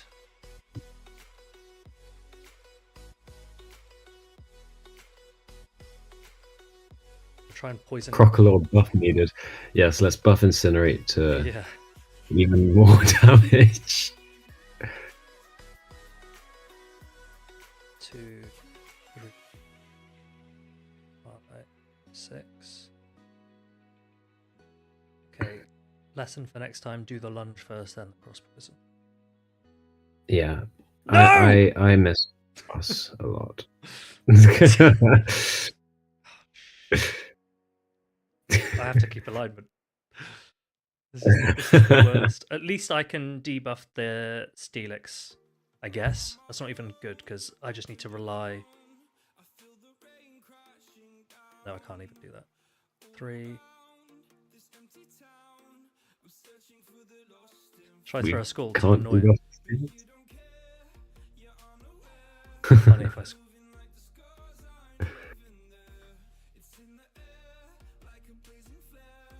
guaranteed debuff. Thank you very much.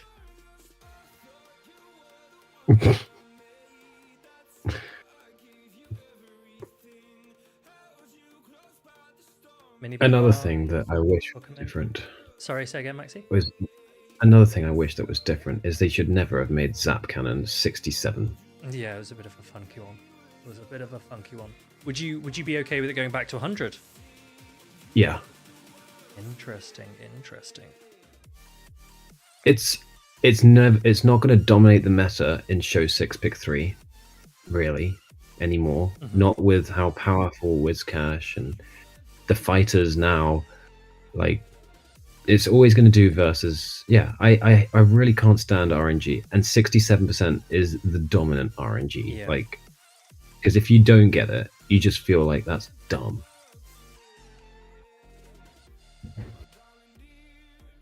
What else would I like? I want Magneton to have Tri-Attack.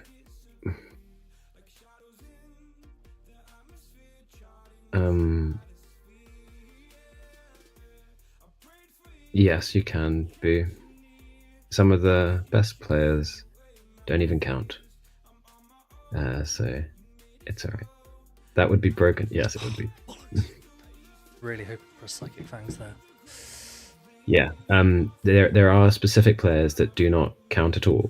We call them feel players, and they're actually pretty decent. Ramberto's won a regional. He doesn't count. He's a good player. It is true. Some people just do it by feel. And sometimes you do have to do it by feel, right? Counting can give you the knowledge to know when they reach an attack, but feel might be super important as to when to catch, for example. Because people, especially the higher up you go, they don't necessarily just throw the attack as soon as they reach it. Like, I don't count energy. I really don't want to count energy. I feel like unless I learned it ridiculously well, then sure, I'll count with energy. But like, I don't want to be doing like so much mental arithmetic when a battle can only last a maximum of 5 minutes.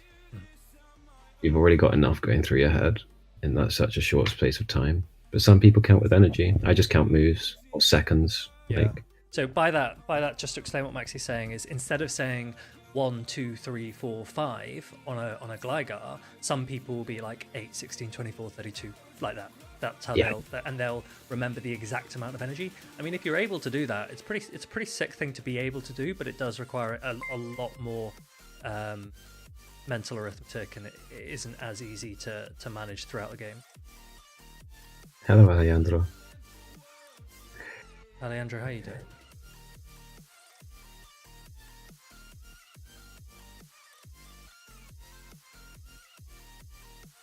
The only mon that I actually probably would count energy on are like incinerate users and maybe volt switch. That's it. I'm not really. I'm not gonna like track all of that stuff. Lost a mud shot there for no reason. Just game was being slow. Brilliant, brilliant, brilliant. What do we consider counting? We count our opponent's fast moves. And well, at least I count the way I count my opponent's fast moves. And when you've played and practiced so many times, and PvPoke actually shows all of the counts for every attack. So you do if count you just energy, memorize, you do stuff like that though. That's all I'm saying. That's all I'm saying. Yeah, but you could just memorize counts as well. Yeah. So back in the day when the best mon Nidoqueen was about, you didn't need to count. Yeah. You just needed to hit tap at the bottom of the screen. You just needed to tap at the bottom of the screen the whole battle. The animations, yes. What I'm dealing with right now. Plus. So right now, Farida's using Steel Wing, which is a 2-turn move, which essentially 2 turns equals 1 second. The opponent is using a Quagsire, which is also a 2-turn move. Alejandro, you really can't recognize my voice. Alejandro says, who's speaking? We've actually got Paul Asher on chat, everyone.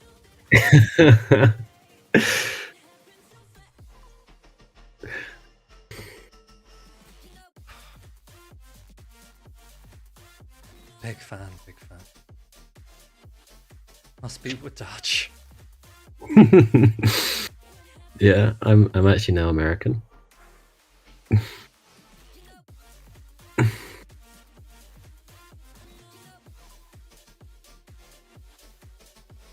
I'm waiting for Alejandro to figure it out.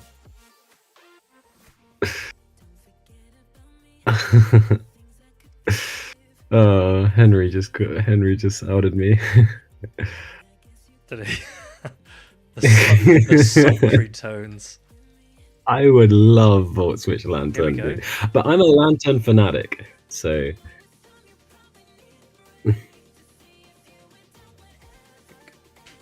So I'll always be. Did you see how long it took, and it just didn't let me throw an attack? Yep. It just did not let me throw an attack, and I lose the game because of that. Alejandro full on left the chat. No, I don't want Trev because it's my least favorite grass spawn. I want Superior back.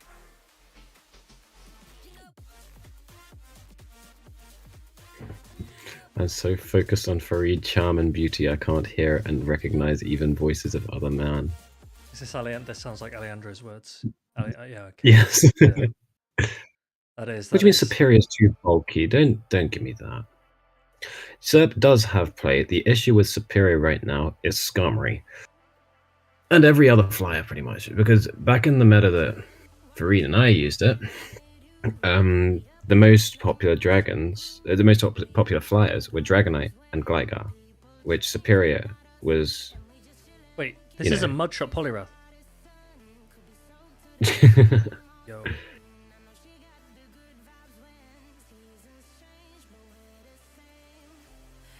What do you mean Trev can be countered? Superior uncounterable. Like, Skeledirge is in the meta right now. Skarm is in the meta right now. Like, Trev does better against both of those than Serp does. Like,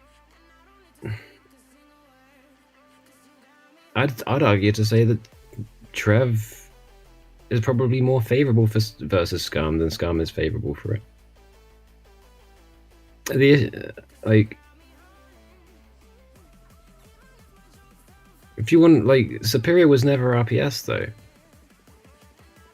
I miss Superior. I liked Superior.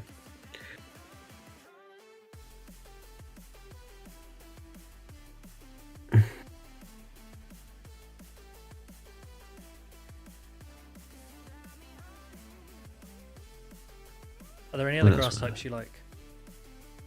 Venusaur. You made Venusaur work better than I did in Liverpool. Venusaur. Oh, that was a shiny Venusaur though. That's why. Yes, you used a shiny Venusaur. That must have been it. Yeah. It also had nothing to do with the rest of your wizardry and team building. I used Venusaur in one game in Liverpool. Can I catch? This is what I. So this is what we mean. We know he's at the energy, but when do we catch? Oh my! I'm so laggy. Still caught. In comes the... Oh, there we go. Field catch. I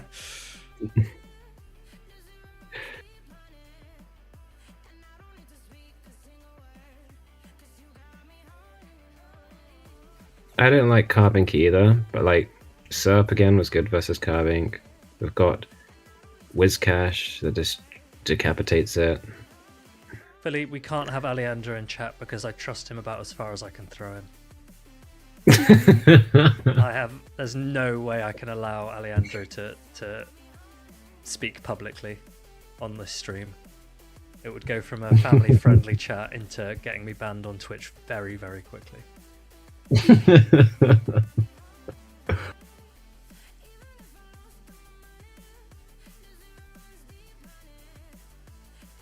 Pepe Riot. Yeah.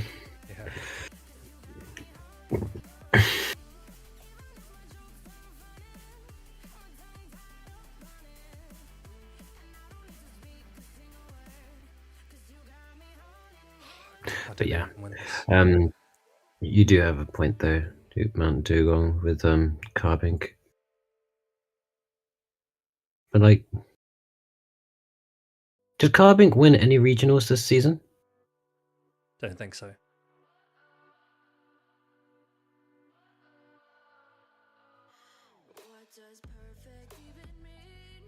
How long does it take usually to get legend? That is a very good question. Yeah, for who? For a newbie. To whom do you refer, Boo? Why do some trainers run a mon with no attack IVs but maxed out in defense and HP IVs? That is a fantastic question, and I'm going to explain to you why. Yes. Okay.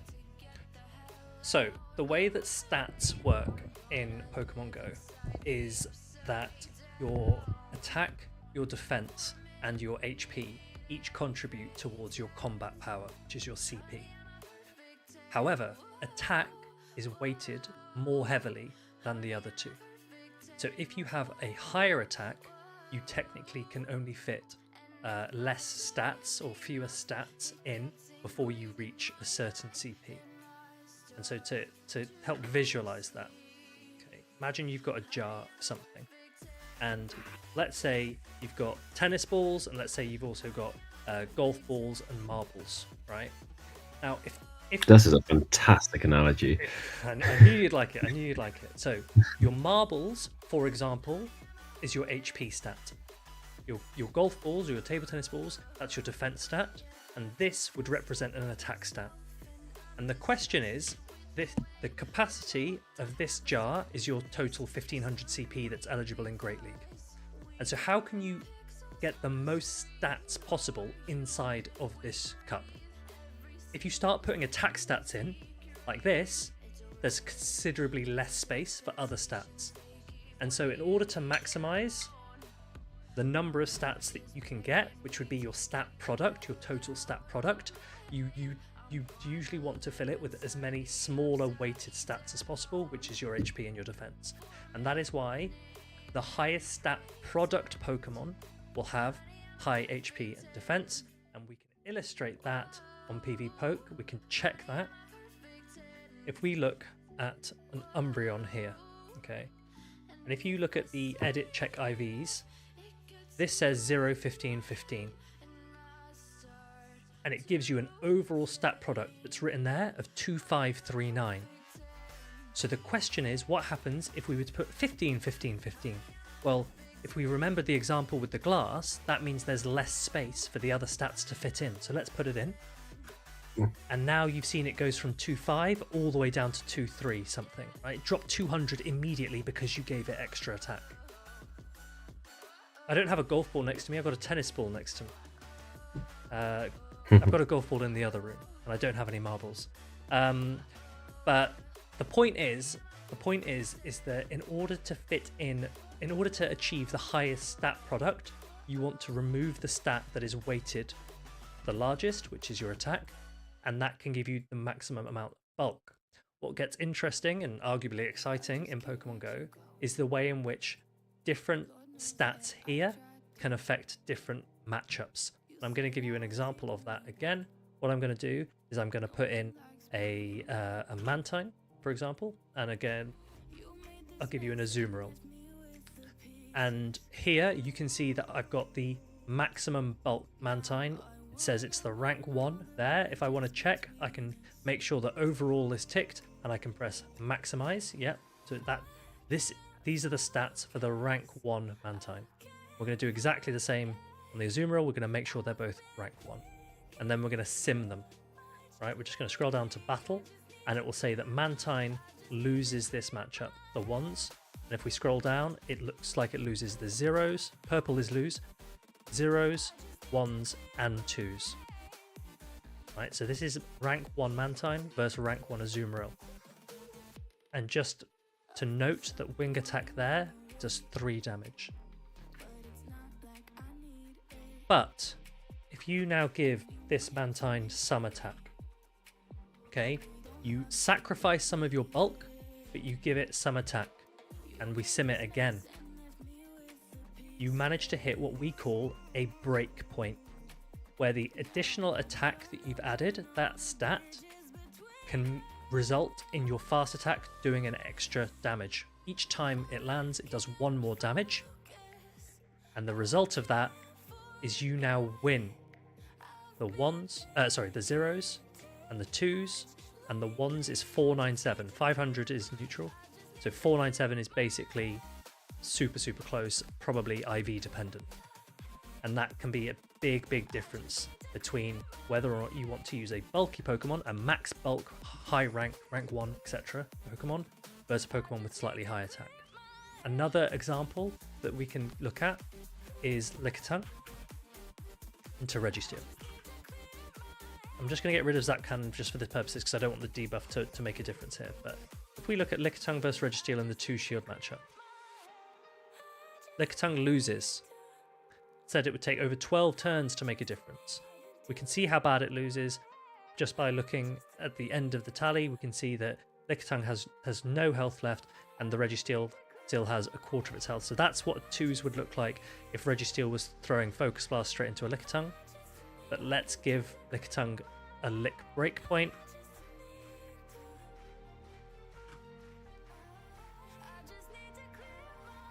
Now each lick is doing 1 extra damage every single time. Lick lands once every half second, so that's 2 extra damage per second. The result being versus a Registeel that's only throwing Focus Blast at you, you will now win the 2 shield scenario. So that's just an example of where maximum bulk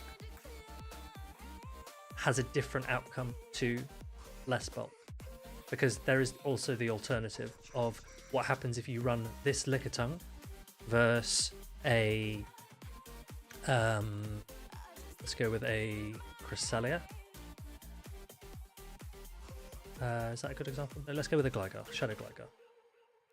How does this match work?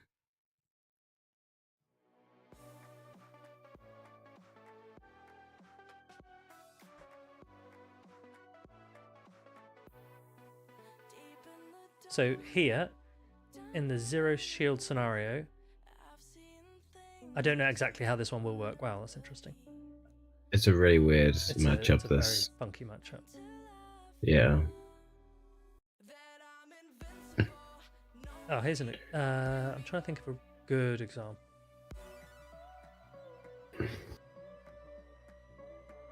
So here, Lickitung, it says it loses the 0s, it loses the 1s, it wins the 2s. I wonder what happens if we put a maximum bulk Lickitung in.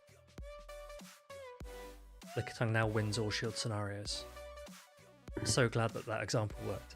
So Mhm. that is an example where the extra bulk from the Lickitung can change the matchup to its favor. And I've also shown you examples where slightly higher attack can be beneficial instead. So there are lots of these types of situations that especially when you get to a really high level, people might take IVs a little bit more seriously. When you're at a lower level, if you're a little bit less experienced and you're not competing, on the world stage for Show 6, then there are different bottlenecks that will impact your ability to win games. And IVs is not the most important one. It's knowing your typings, understanding switching and shielding and all of these different types of things that you should learn Timing. first before ever worrying about IVs. Hopefully that answers your question. And that, ladies and gentlemen, is the difference in knowledge that separates a mid-caster and a top-tier caster. Right, let's do another battle. I'm getting annoyed that I'm getting so much lag. No, thank you. It was a good question. It was a good question. That was the best teaching I've ever had. If teachers at school taught kids like that, Yeah. Pay teachers results more. would be quite different. Yeah. Right, come on, let's beat Valdecat. Yes! Good lead. This is where we want to see the Skeledirge. Interesting. Staying in.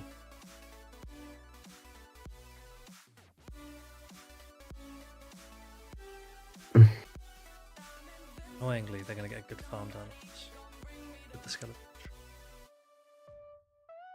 Yeah, you might as well, honestly. That is probably, like... I don't even think Lurgan could explain IVs as well as that. Mountain Dew Dog says, I missed that. Can you explain everything again?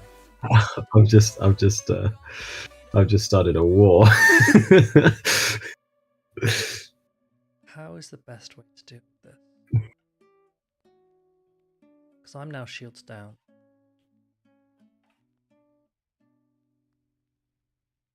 It's going to take 2 anyway, so I may as well throw 1.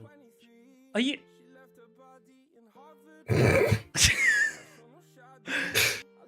That's impossible. Can we appreciate what I'm having to deal with? If anyone is ever wondering why I'm still below 3,000 at the moment,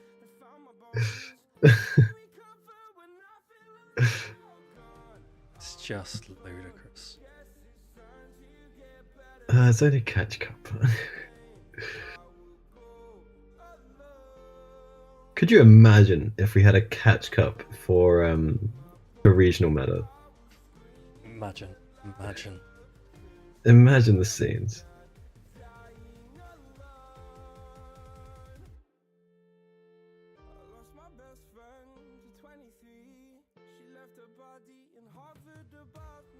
Whiskey goes, can I join into the voice chat and explain how IVs stuff really works? Absolutely not.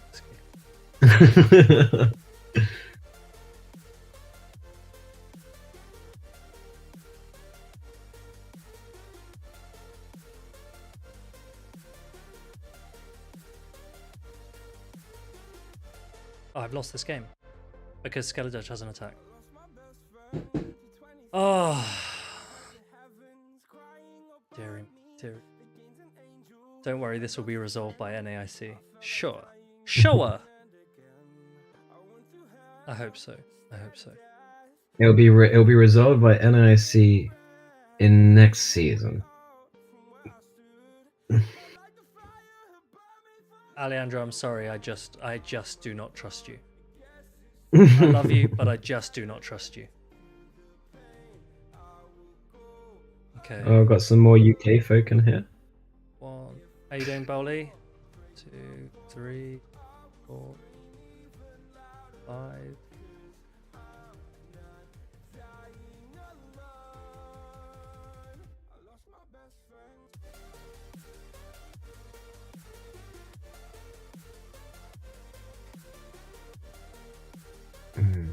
Still live? Yeah, we're trying to get through these sets.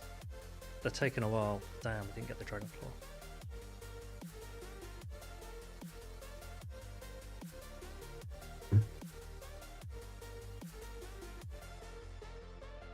not going to get to 2 anyway, so I may as well just reduce the farm that they get.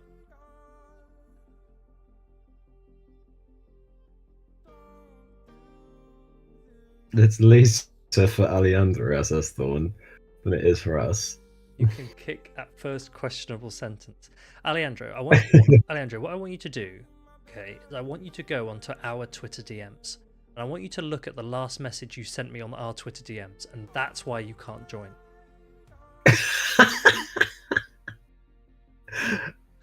Okay. Please.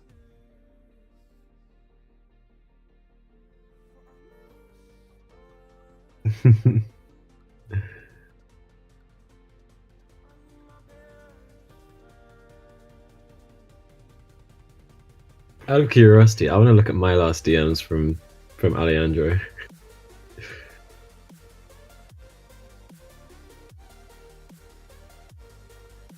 It's not. Oh. It's not a read, boo. It's not a read. It's the picture that is a problem.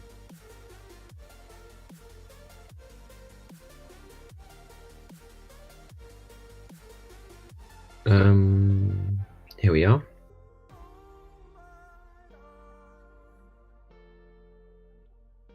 Yes, I got the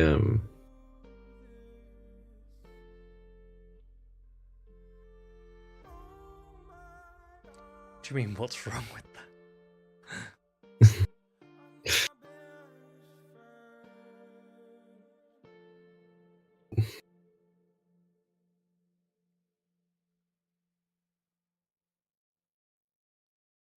It's midnight. You might as well do tomorrow's sets. Oh, I've forgotten to do my Duolingo. Fool. Again. Which language then? Again, I would have won that game if it let me throw my mud bomb on the lantern before it threw a surf at me. I'm doing Japanese, Maxi. Doing Japanese. Ah, yes, that's what Maxi, it was. you are. Tell chat. You are a bit of a linguist, aren't you? I'm okay. How many languages can you speak?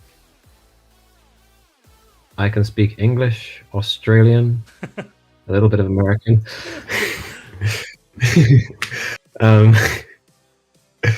I can speak a bit of Hindi, and I can speak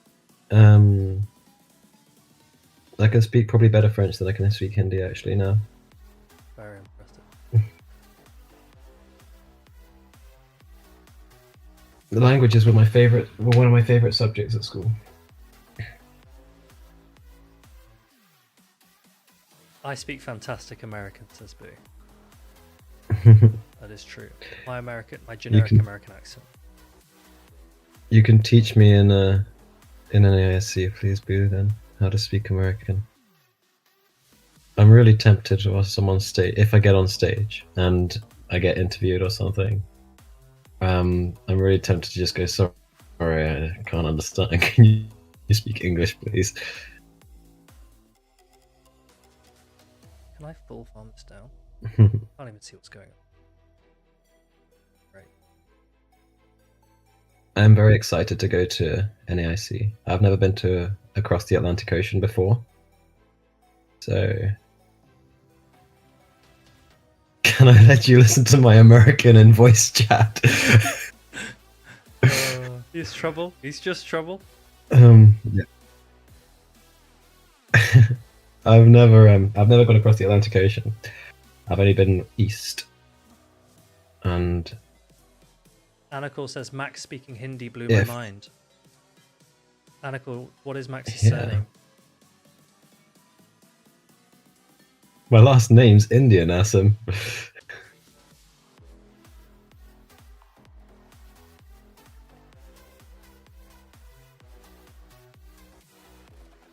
Good God.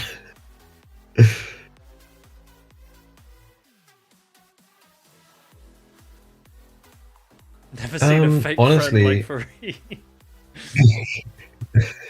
Fareed. Honestly, yeah, it's mostly Pogo that's bringing me there, but it's also kind of like a test to see how difficult visas are to get because Hawaii is coming up, and I want to see how difficult it is to get a visa. Turns out it's very difficult for someone who doesn't have an English passport to get a visa for the US. So Wait. Wait, what part? You have a British passport, don't you? I have an Indian one. Oh, you're joking, you fool. We've actually gone 05 for the first time. I know. And back then, or not back then, but back not too long ago, I used to have both. Right. But India now no longer allow dual citizenship. So I cannot get a new English passport until my Indian one expires. Oh, right. That is a problem. That is a problem. Oh, Tolik, GG, well played. No, Maxi doesn't have a British passport.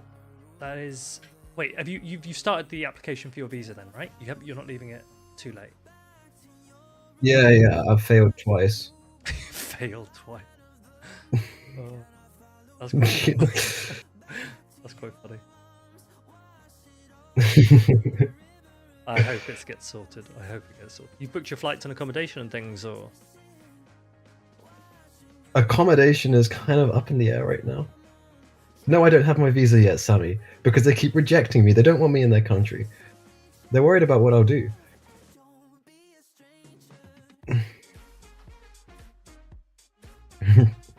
They've rejected me, boo, twice. I've used up $42 so far on trying to get into the US.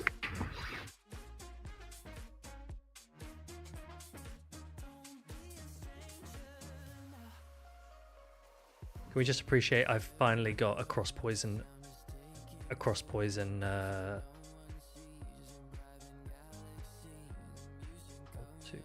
Why are people playing ABA Week 2? Accommodation is up in the Travel Buddy, also known as Aerobubble 66,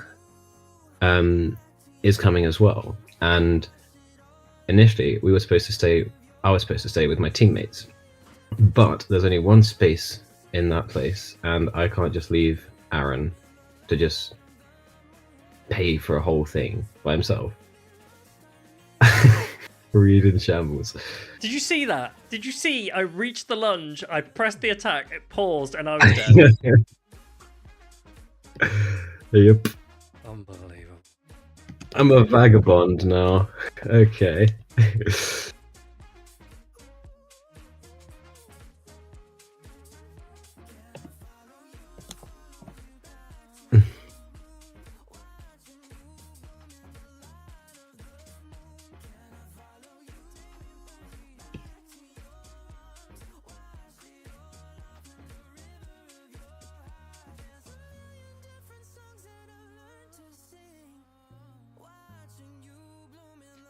Right, let's keep an eye on the Switch. I'm going in clock here. blind for a third time. Say again? I'm going in blind for a third time for this visa application, but this time I'm going in blind for my for my third time. I've applied. I spent another $21. Hoping it works this time. If it doesn't work this time, then I'll be going to the embassy probably. It's okay. It's okay. Get Maxi to NAIC. Okay, we won a game. About time. About time. Tell them I have a British passport. Well, the thing is, you have to put your passport number in there, so they obviously know what passport you have when you put it through. How long have you lived in? You're still in Cardiff, right? Yeah. How long have you lived in Cardiff? 7 years now. What benefits would you say you've had from using an Indian passport to now? Flying back to India. Does it make it a lot easier? You don't have to worry about. Oh, it means I don't have to get a visa to go to India. And do you do that more? You said you've never been to the US, so I assume you do that a lot more than. I've never been to the US. Yeah. And you might never go. I haven't flown back to India in a long time. This is true. I will still get there. I will get there. I will invade the country if I have to, if that's the way to get there. Okay, if we survive this vault switch, this discharge, which we do. If this lands, we flip switch, I think. They have to shield this.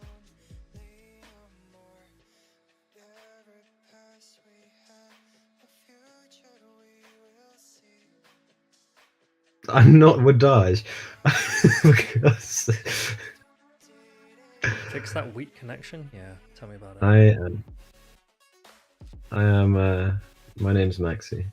My in-game name is Maxy and then the number 1,000,000 with a P. Everyone's always called me Maxy.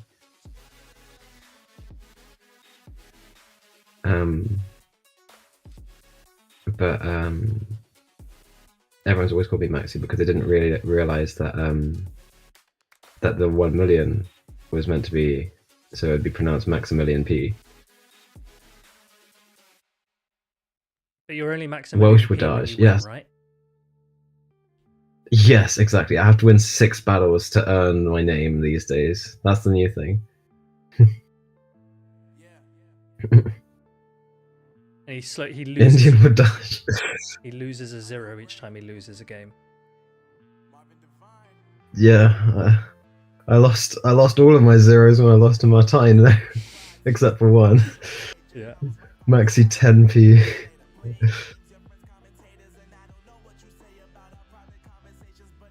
Mental time to throw an attack. Do I look at the enemy Pokemon animation or the move hitting your Pokemon or something else? Probably a combination of their animation. Yeah, their animation. Their attack animation I'm looking at. But also when I'm looking to catch moves, then I'm looking for their move animation to come through. I'm looking to watch it come through. It's like this guy knows that we don't have discharge. Oh, maybe he doesn't. Well, I'm hoping I now survive this, and if I can reach across poison, that'd be good.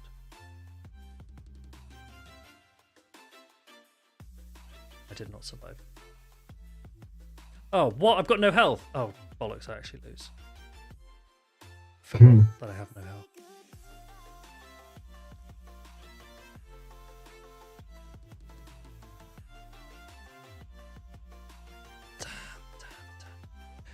Who's in voice chat? We have Maximilian P. We have Maximilian P in chat at the moment. He is trying to get to NAIC, but he is struggling with his visa. How long have you got, Maxi? I will find out about this application probably tomorrow. You got 3 weeks. But I have until the 5th of June.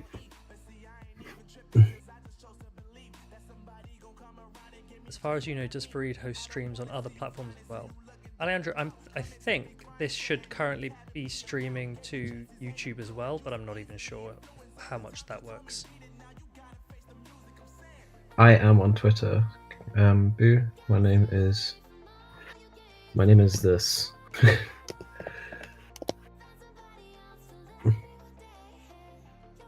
Wait, how many zeros is there?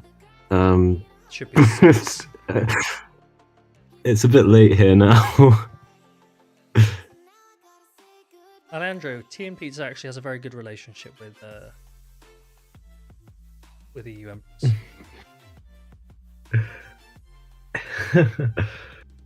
Alejandro has only just realised that it's me.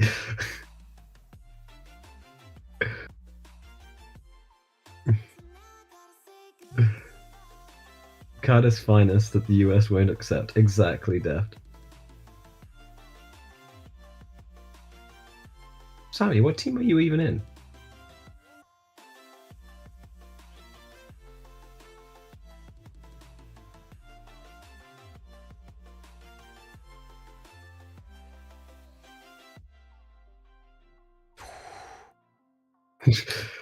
How the hell has he just realised? My name's been mentioned so many times.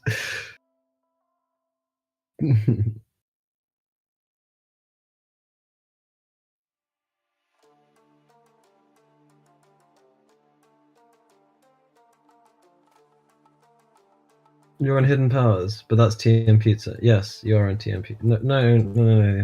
You're not a true TM Pizza if you're there, mate.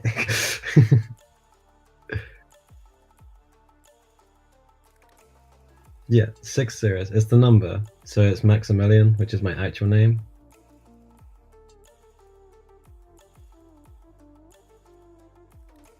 I thought it was quite clever. Whenever when I I follow first Fareed, made he my game. blocks me. Unbelievable. P and Pizza. You are the superior TM Pizza. Okay.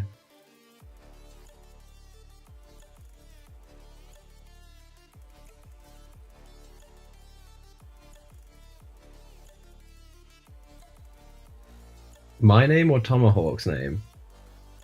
What was the question? What are we talking? Bowley's just said, still can't believe your name has nothing to do with Yu-Gi-Oh! Maximilian Pegasus, right? My name. Maximilian Pegasus. Maximilian Pegasus, exactly. I don't know what Yu-Gi-Oh! I have never played Yu-Gi-Oh! So I don't know the reference, I'm afraid. I'm just, nerd culture, Bowley. What can you expect, right? Okay. I get it. No. My name is my name.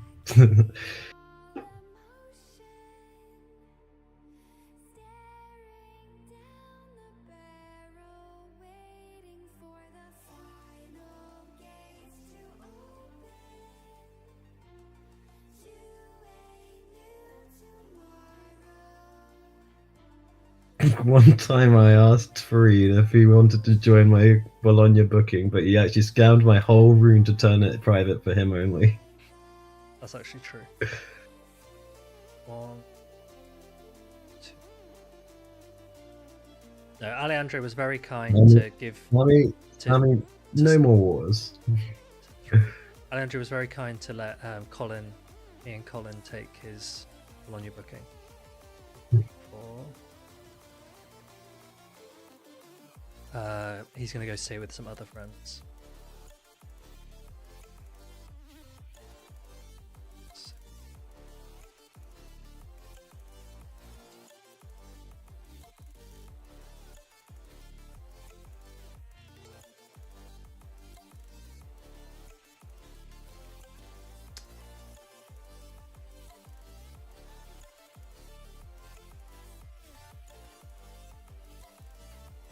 I'm surprised you didn't both just make it into a jet.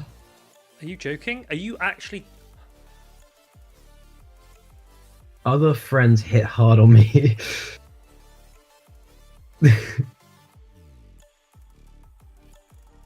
Brutal. Blaze, no, I haven't watched that Oh trailer my yet. goodness. I haven't.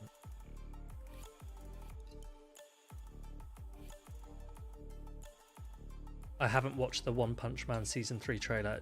Blaze, is it safe for work? Can I play it?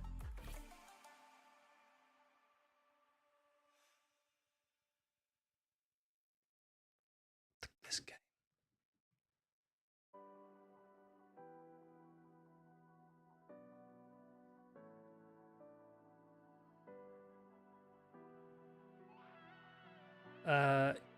You.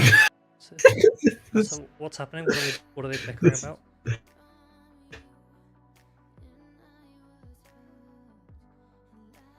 The game state right now is absolutely horrendous.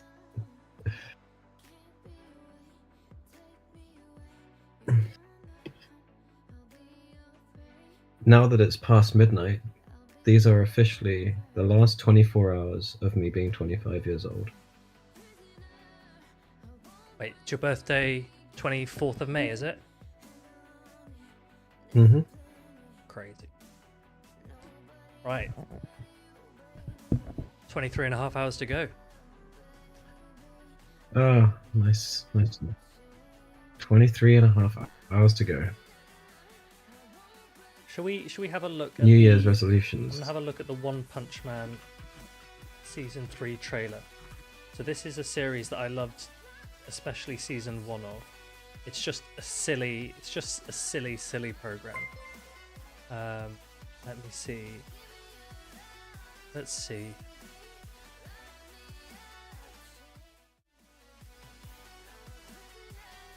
It's my birthday on Friday, Alejandro. Okay.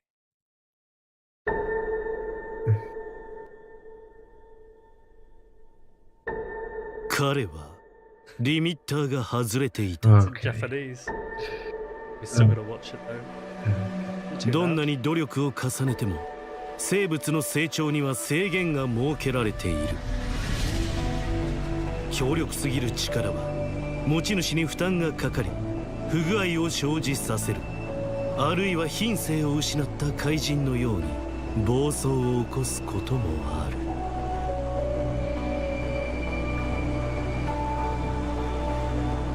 だから個々の生物は生存目的や理性を失わない範囲内でしか成長できないように神に設計されている。それがリミッターだ。だが彼は違った。平凡な出生、平凡な生活、何の素質も持たないただの一般人。それが努力のみで限界の扉をこじ開け、リミッターを破壊した。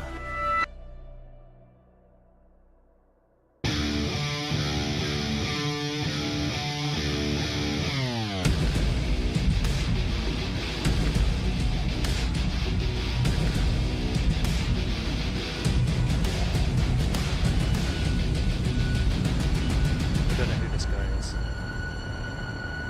最強対最強。アニメ「ワンパンマン」第3期制作進行中。 Okay, Blaze, my only hesitation with that trailer is it made it sound like One Punch Man is a serious series, which it just isn't. So I don't know if they're like that just looked like a Japanese anime, right?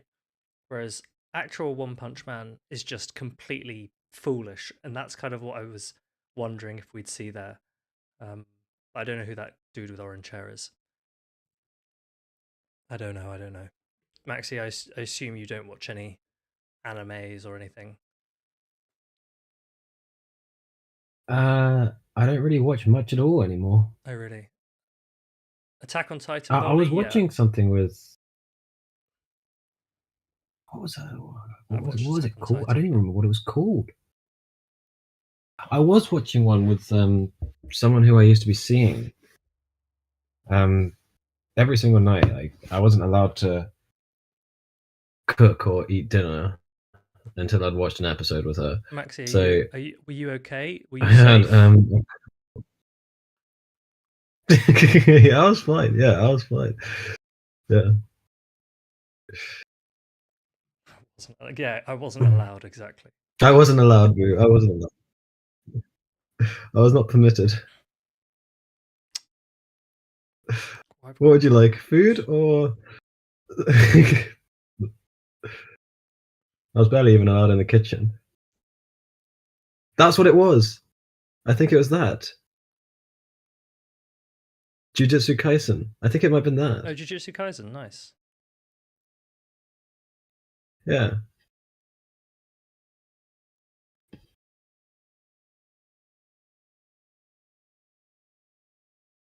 Is that the one with like curses and stuff? Yeah. Okay, cool. It was that. Blink twice if I'm in danger. I'm absolutely fine now. I live by myself. Not for long though. I'm moving away from Cardiff, Fareed. I'm moving back close to you. Where are you going? Where are you going? Hertfordshire. Hertfordshire. What are you doing there? Are you working? No, I'm moving back in with my mother because Cutie. Cardiff's now too expensive and she needs a bit of help.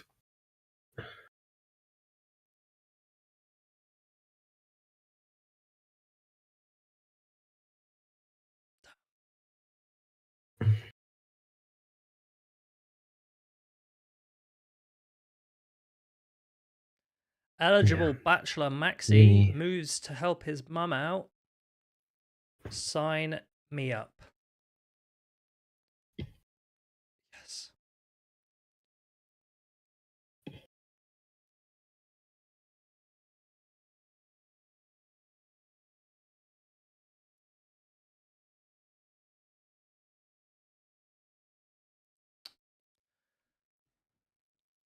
What's talking now? If Maxi is dropping phone call, can I take his spot instead? Testing, testing. Am I back? It's as if you never left. Alejandro trying to replace Thank you, me. Deft Petal. I wasn't paying attention.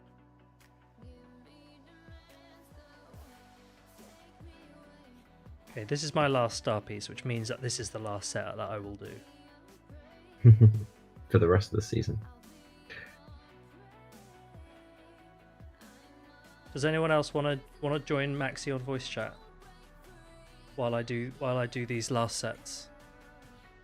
If anyone wants to join, then I'm willing to consider your application. It doesn't seem like anyone wants to join though. Alejandro does. I want Alejandro to join. Good lead, good lead. Right, come on, let's go through these battles. Right, good lead for Whiskash. 2, they're staying in. 1, 2, 3. We're going to Scald and get into Galv. Actually, should we go into Skarmory? When's my last match for Gym Breakers? Whatever? No, I am playing against that guy, other long name guy, tomorrow evening at 6, I think. And I will do my best not to go 0-3 for you guys. We're hoping for a Mantine in the bank, right? That's what we're hoping. Pelipper.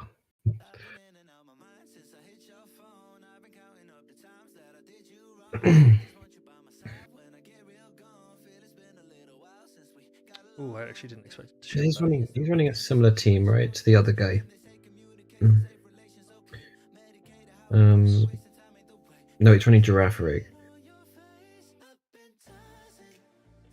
But with double kicks, so Poliwrath's a bit better. So yeah, I think I can get a point from that.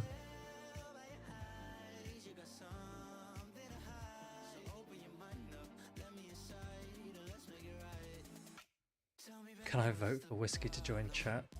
Whiskey says, I have an art.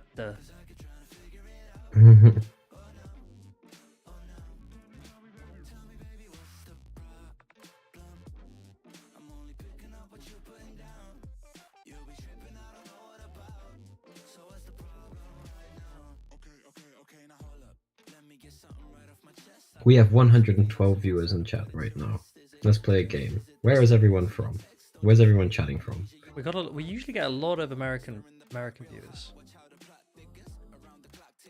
Yeah, well, considering how late it is for most people in Europe, I would expect mostly from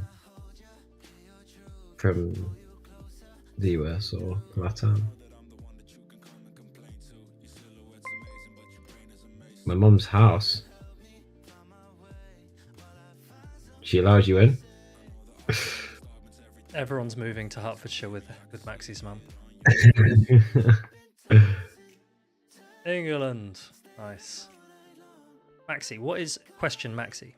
What is the best accent you think you can do? You're still speaking in English, but you've got to do an accent. I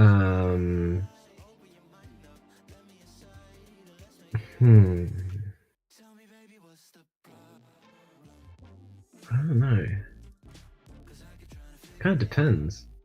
Are there any accents you think you can do that you'd be willing to do? Oh, that's a tough one. I don't want to embarrass myself too much here. It's probably or offend people in chat.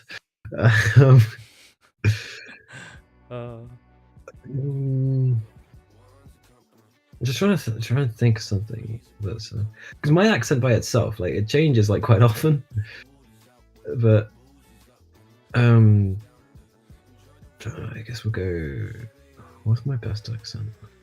I'm usually better at imitating other people than doing accents. Do you want to do an impression of me? I can't. I'll try. Let me just try and get the Boo, voice in my Boo head. regularly does impressions of me, horrendous impressions of me, might I add. Were they as bad as Nighttime Clashes? No, actually, they're better than his. His are god awful. Pimping are me out actually for the views. worst British impressions I've ever heard. Nighttime Clashes was interesting. Let's see. Chat, what I'm accent? trying to What get- accent do you want Maxy to Give me a- try? Tell us in chat. What accent do you want to hear from Maxy? Yeah. Let's give chat the options. Let's give chat the options. You can buy Fareed, buy Maxy. I love you both. But genuinely speaking, more oriented on Fareed, but it's okay. Too soon. Alejandro, are you sure you don't want to join chat? Alejandro, come on. I've been asking all evening if you want to join voice chat.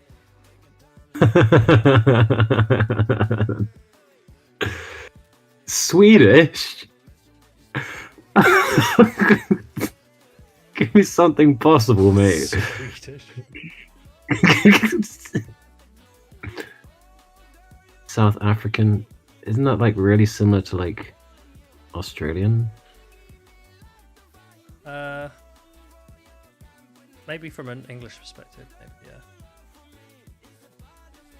Do a Butters impression. Give me a phrase that Butters would say, and I will do a Butters impression. Yeah, I wonder what Butter's impression sounds like. Because I'm not gonna lie, the only thing that I've ever mimicked Butters for saying was Cap, when he was saying charge attack priority. Oh yeah, no, but that's because we're told to say that. The casters are told to say that now. Because Yeah, it's- charge attack priority, sure, but don't just go out and just say, Oh, I it's see. Cap! Oh, I see. Funny. Oh my god, it's Cap!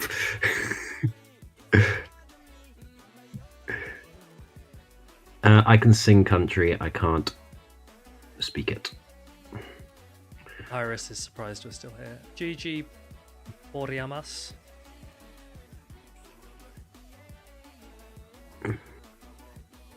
Southern.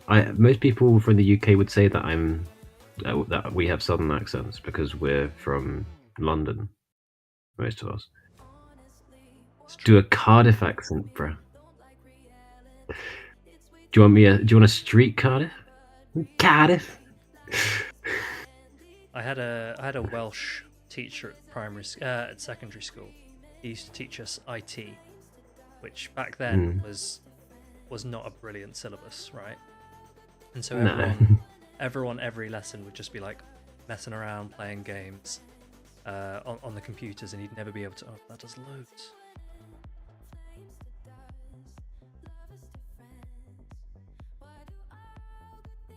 Thank you, Daft. It's almost like I've lived here for 7 years. What does a Manchester accent sound like? Honestly, you want a Manchester accent. I haven't been to Manchester in 12 years, so I'm not going to be the one to... Sometimes I feel like it helps to say the name of the place that you're trying to do an accent for, right? Like Manchester. Manchester. I like Manchester. And then Wales is I think Wales. Wales, Well, yeah. he was like, all right, boys, settle down. Freed, turn that off now. Scouse. What kind of impressions scouse? that I would do would be, it's a foul, ref, it's a foul. Yeah, I was about to go the same route. It's like, the thing is, Jamie, you can't even see what he's doing. Lickitung? Who's got a lickitung? Okay, we're gonna scold. Can we catch a power whip on Skarmory? Because that would be funny. Oh, actually, Power Whip on Gao also works, doesn't it? Well, actually, we might shield the first one, catch the next one later. Honestly, Scottish is probably the accent I would do the worst out of all of the areas of the UK. Scotland. There was someone I used to work with someone from Scotland, right? And I could not understand a word he was saying. Good catch, but good catch, kinda. Ah.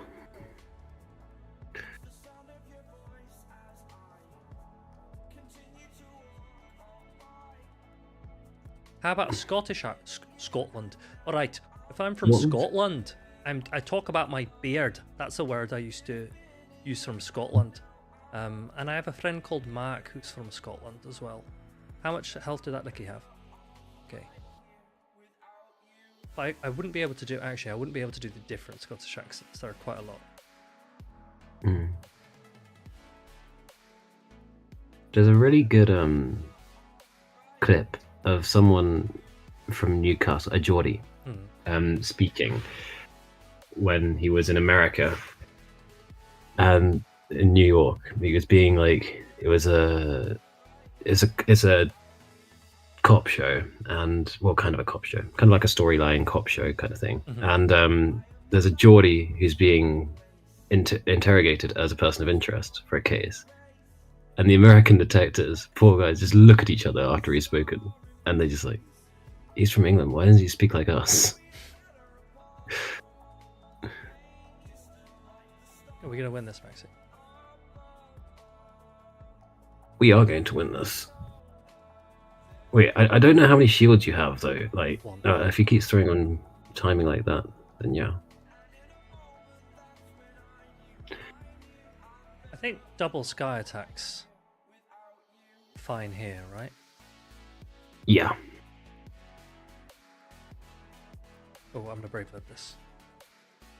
Hendo, I would have signed if it wasn't this late at night here. I don't want to firstly kill the European viewers' ears, or worse, my my neighbors.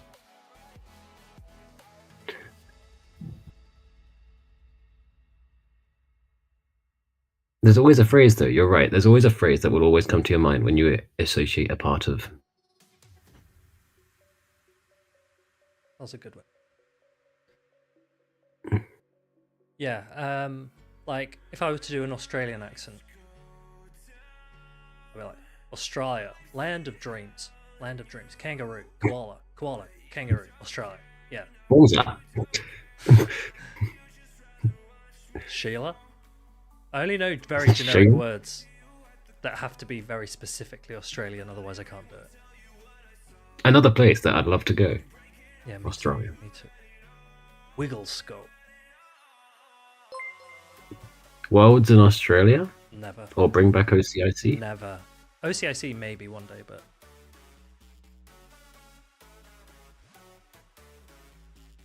I think it was around about this time last year that I was talking to Ilya on a voice chat, and I was like, can someone explain Wouldn't to it me be cool? how not only have they got an attack through, they've got another attack through? It's unbelievable. 2.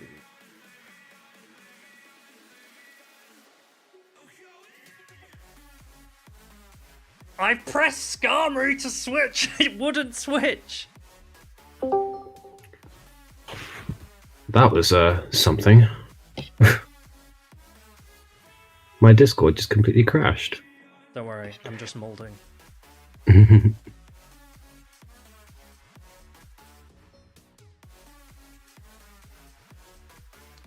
you.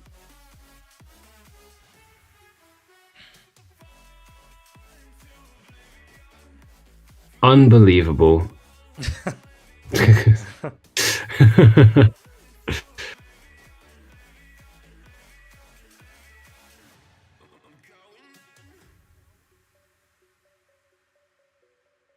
I wonder if this is too early to throw this. So I'd like to get to another one if I can. I wonder. You were thinking Poison Jab Surf on Clodsire, weren't you? No.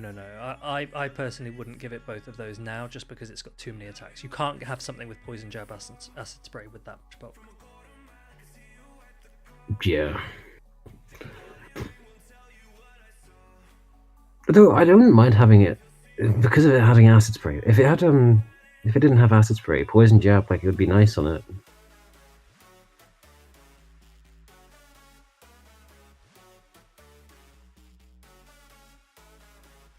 Yeah, I agree.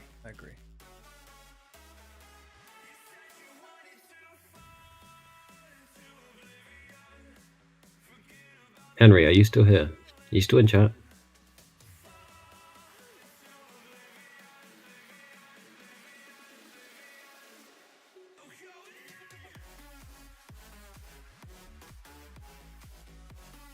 No, I don't mind. Game, please. Game. Game. No? Sure. Wow. These are the 3 mons that we're going to see in Bologna when Tomahawk is on stream, ladies and gentlemen. Anything? No. Yeah, Ellen, the game is fine. The game is fine. Right, well.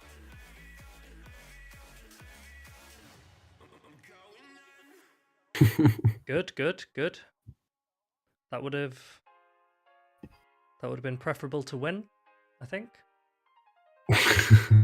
Right, last game, team. Last game. Before we do that, let's just flick back to... These were the nerfs that we discussed earlier. Hours ago now. Hours ago. These are the ones that we're expecting, and apart from Trev wanting... I didn't want Trev back, but the people voted, and that's what they gave us. And I'm hoping we can find out this weekend or shortly thereafter. But we'll see. No Blaze, no Night/Nerf. No, I think I'm personally perfectly fine with Night/ as it is. Well, Night/ is fine. I don't it's think not Night/ is a problem at all. It's not that good of a move. Yeah, I'd actually... The Annihilate Mirror is... The issue with it is Shadow Ball, not the Night/.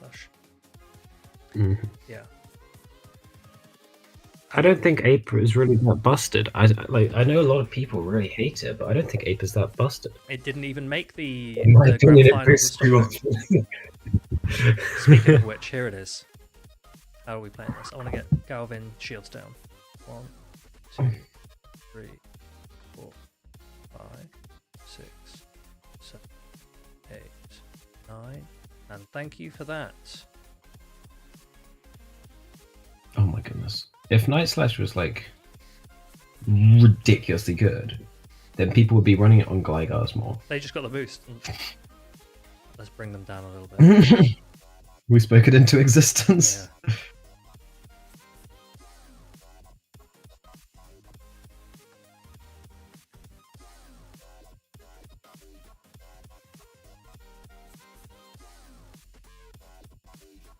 Accent is a serial Ape hater. I listen to it. I see it daily in our Discord server. Don't worry. It's he's not the only one that really doesn't like it. But yeah, for some people that dislike mods, like loads of people really hate Lantern. Lantern is one of my favorite mods. So it hurts me when I see people hate it. But there's always going to be a mod. I can't still wing this down, can I? I'm gonna have to come back in. It might be double steal. Carbine. I've seen a little carbine behind the Ape leads.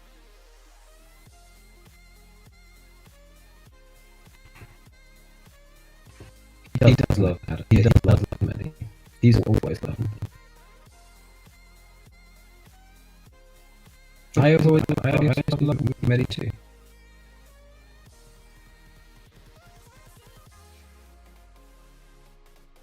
Lantern's great fun. It's always smiling.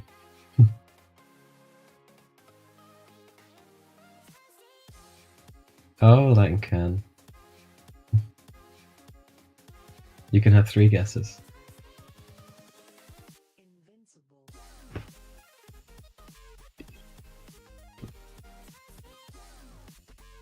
Lankin says he should know who this is. Let's see.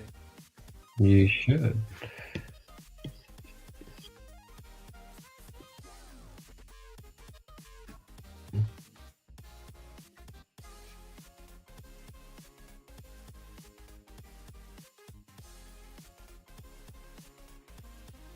I don't think I can win this. I assume it's a Mantine in the back. Yeah. They actually boosted again on that Night Slash, which is funny. I would personally like Medi to be around. Oh, that was the last battle. No, we actually would have gone positive as well. We would have gone positive if the game was working on the earlier game. I would be happy with Metachan to come back next year. I am not a Tea and Pizza member, Lankan. You can be if you want. Tho has already joined us. Sorry? Tho has joined Team Pizza. Those joined you guys. Oh. He joined our team photo at Stockholm. Oh yes, I saw. Did I get a charge TM? Wicked. That is big. Medi was never So, broken. People just got Lankan. bored of it. Oh, I don't know if I agree with that. So Lankan, the fact that Breed has just mentioned Tho leaving to join Tea and Pizza should tell you what team I'm in. And there are only 2 British players in that team. You're so close, Maxi. There It you is, go. in fact, Paul Asher. You got it right, Lankan. Do they really care about changing the meta before Worlds? Yes. I think that they will look to make adjustments, but I don't think that they will look to make wholesale changes. So I would expect a Lantern Spark nerf, because you can still shift to Watergun Lantern, which still has plenty of play. But it's just a little bit... I think it's a little bit healthier. I would expect maybe Scald to have its debuff chance reduced. And then I'd like to see a couple of other things that just could be a little bit interesting.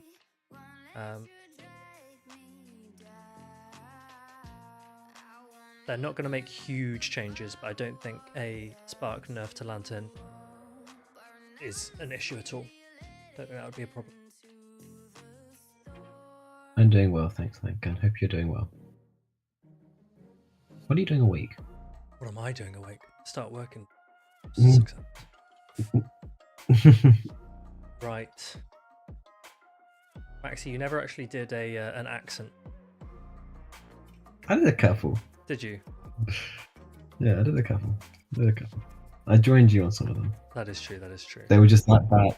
They were just that bad that Yeah. no one noticed they were accents. Right.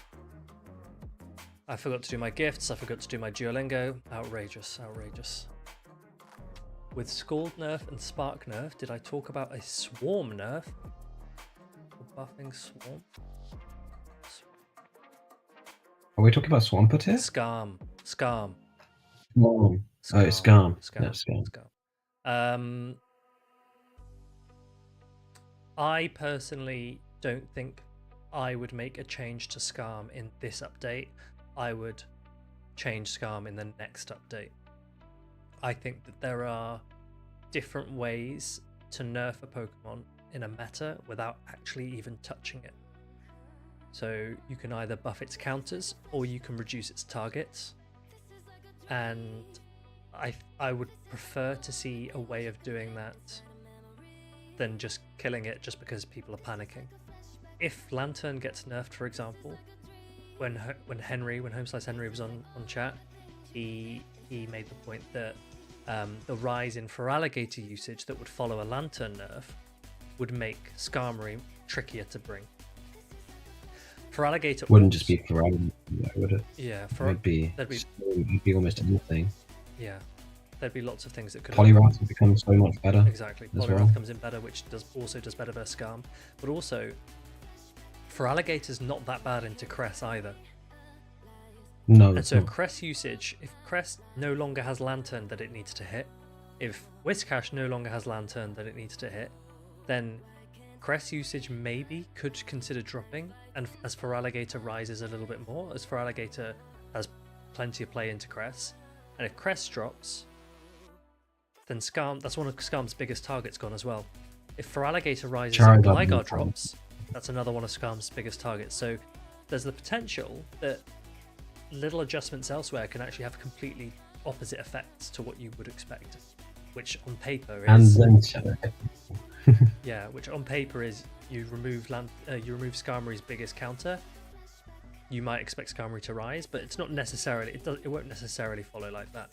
And I think one of the skills for building a team for Bologna and NAIC will be trying to predict how the meta shifts based on the update. And some people don't like it when it's an update. They would prefer to see how the meta shifts and then kind of copy teams. But for NAIC, I don't know if you're going to be able to do that, because NAIC might look to Bologna, but Bologna is only a half meta because not all of the adjustments will even be eligible for it. Exactly. And so NAIC Even itself like, could be just... I'm not one for copying teams. No. I like building my own. Yeah, same. Very much the same. Even in EUIC, I couldn't bring myself to run an identical team to Scarfo. Yeah, exactly. But we will be rooting for you at NAIC, Maxi. For sure. Thank you very much. I'm doing it for the UK, if they let me in. If they let you in. If they let you in. I'll be there.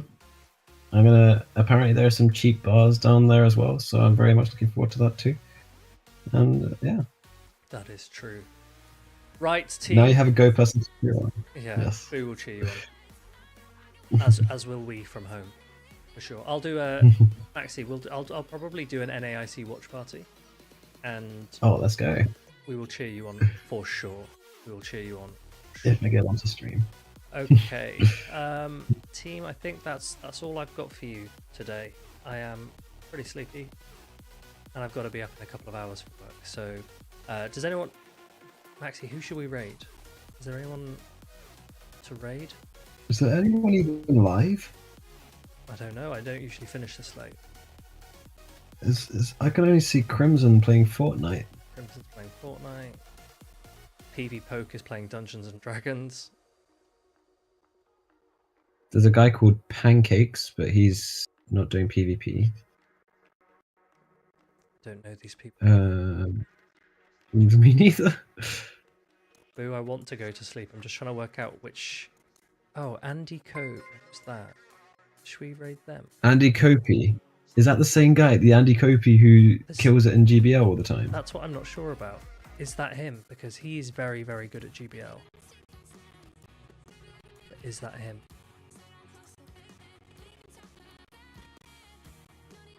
I don't know. I don't think anyone knows who he is, as in his face. So no, it's not quite the same name. It's Andy Cope in game, but this is Andy Cobe with a B. Oh. Yeah. And he's using a Ribombi. Which I do we need Ribombi respect. content? But he's also Ribombi chat. I don't even know. Is there anyone else? Who's Lander Alpha? Nope, they're doing an IRL stream. They're doing Reggie Rock. Oh, it's Radar today. Whoops. Rise. I don't know if that is. They're doing Raid Hour. Does no one else stream PvP? What is this? Pretty much. No, it's kind of like fading. I'll start streaming PvP. One day. One day. Who is What do you mean BRZ Video? End of season, no one gaming? Yeah, Jim, let's do the Ribombi guy. Jim, you've missed a massive stream. We've had HomeSliceHenry in chat, the Maximilian P. We almost had Alejandro. No, we didn't. No, we didn't let Alejandro join chat. Jim has started his stream and ended the stream in the time that I've been on this call, I think. Stall for 15 more minutes and I'll be on for you. Paxson, I thought you would never ask. Easy. Paxson. Alright, what topic of conversation do we want to discuss now? do viewer battles.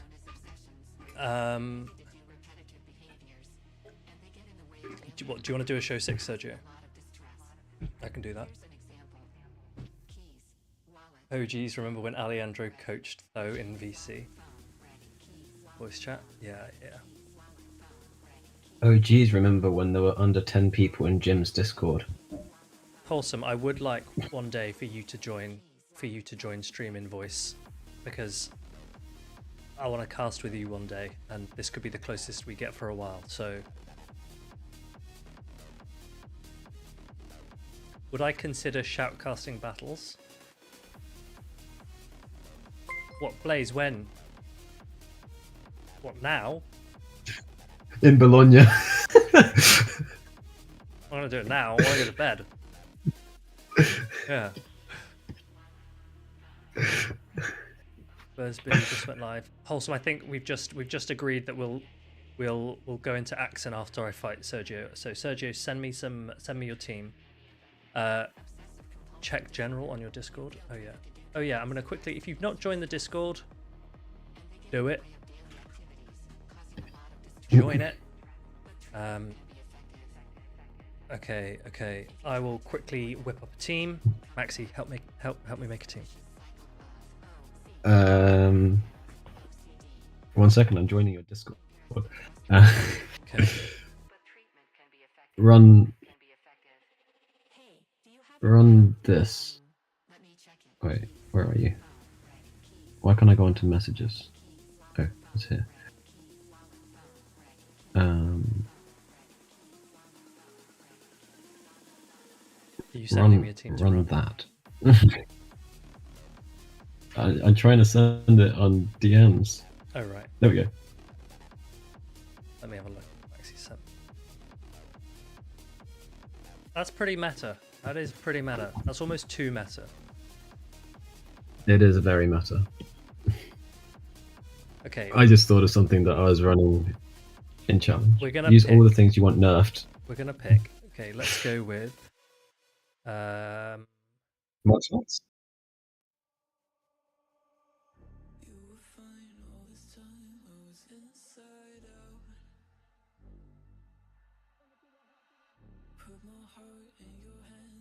I want to run. Oh, I have a team. One of the tests that I quickly just made earlier. Which one was it? This one. I'm going to run this. Sergio, can you screenshot? Oh, wait, I can screenshot. You have a lot of teams. I have too much time, Maxi. I don't actually. Just don't sleep. Right. I am going to send you that so that you've got it.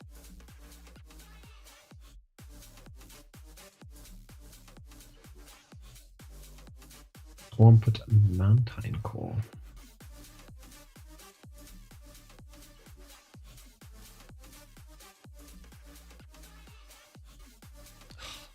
Sergio, I don't have you as a friend in game.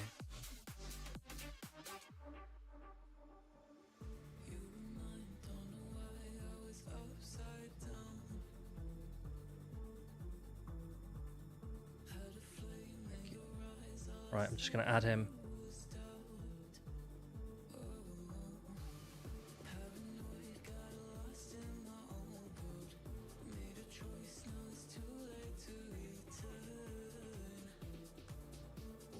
He's left the stream. Did he? Yeah. Okay, Sergio, you can... He said he was sending. Okay, cool. Leaving now, he sent it. Okay, so let's show what we're doing here. Right, so the team that we are going to run was test 2. We're going to run test 2. This team, we're running this. And let me get Sergio's team up so that you can see his as well. This is Sergio's team. Nope. Oh, he's got a new Annihilate. Wait, that's my team. Ignore that. No, wait. One sec. I've wrote the wrong team. That's my team. His team is this one. This is what we're against. This is what we're against.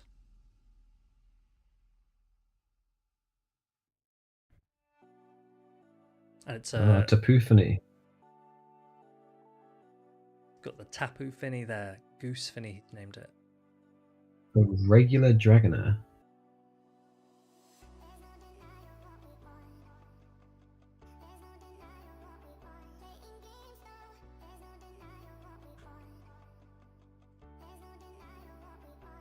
Right, what are we thinking? What are we thinking, team?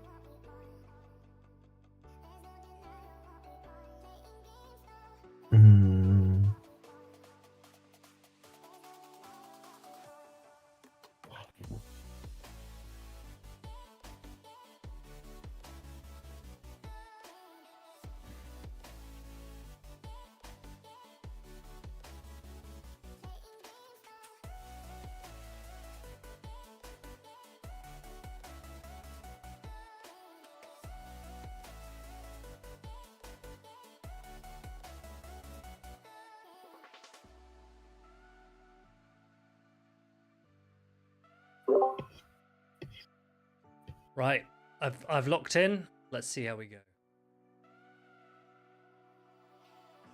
I don't know what I think about the team I've picked, but let's see.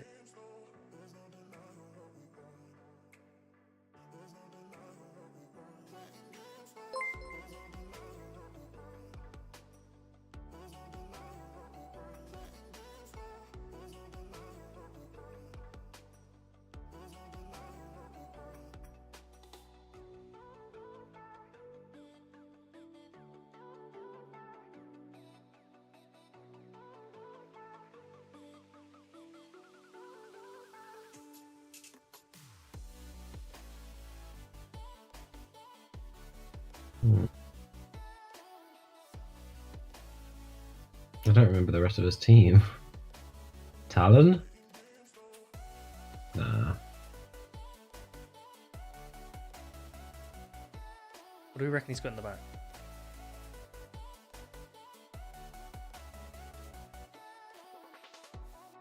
I can't remember what his team was.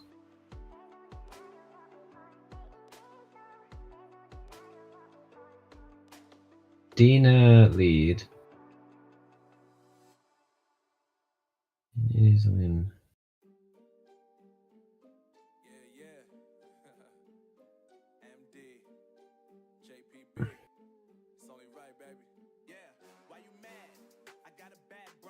Could be Talon. But if it was Talon, I don't understand why you'd swap out as the lead. Well, he did. Oh.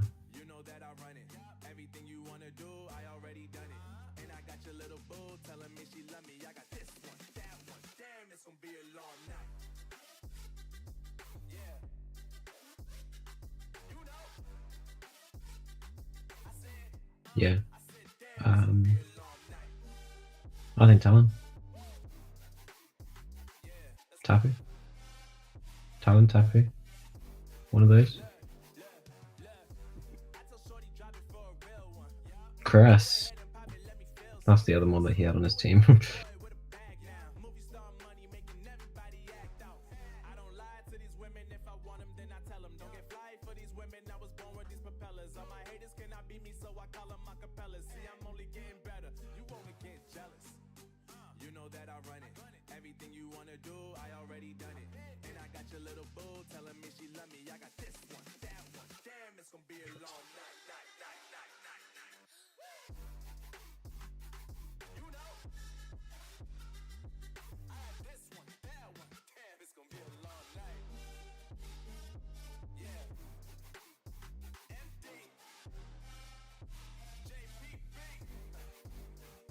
Why does my game do this? That's outrageous. That just...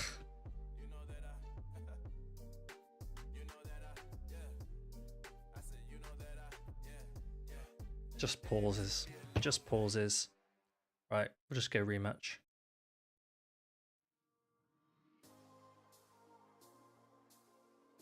Checo. Alright, so what was his team again?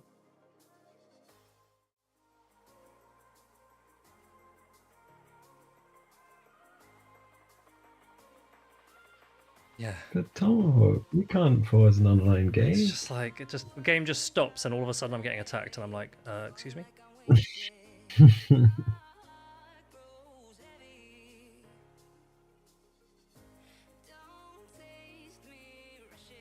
Okay. So we went for Dragonair, Vig. No, Dragonair, Chargebug, Cress. Yep. Big Lyle, what are we thinking?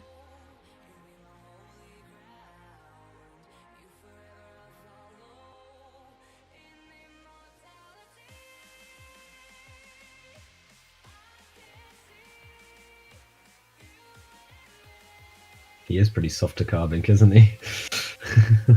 Yeah, I mean Carbink. Show him hatred.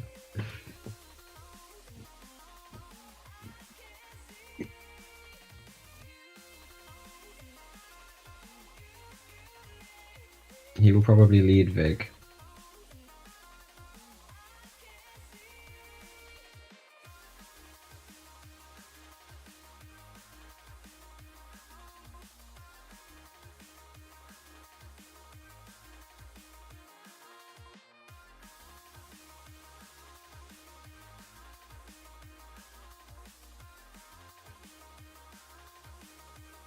Not easy, actually.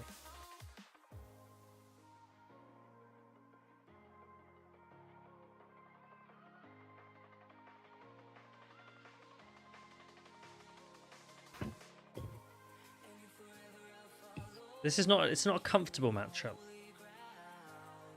We can't see Farid. Well, you're just looking at his team, but I'm not in Yeah. the game. I'm not in a match. I'm just saying this is Oh, not a okay. comfortable. It's not a comfortable. No, matchup. no. Which one's your team again? My team is this team. You had like Ape, Swamp, Mantine, Cress. Yeah, Cress on green.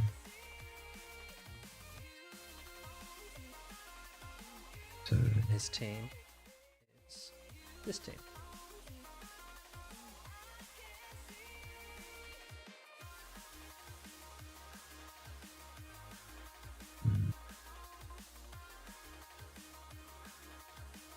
no, it's not very comfortable. It's awkward, isn't it? Yeah. I like the Mantine. Wait, the Vigoroth is running Brick Break, so Is it? Did he say that? what? It says, I don't know, it says counter body slam Brick Break on That's actually quite funny if he is. Lyle, is he running Brick Break?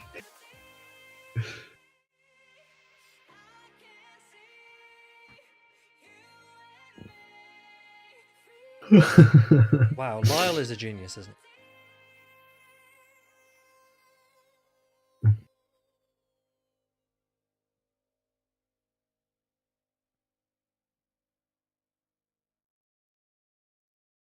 Building up to the Brick Break.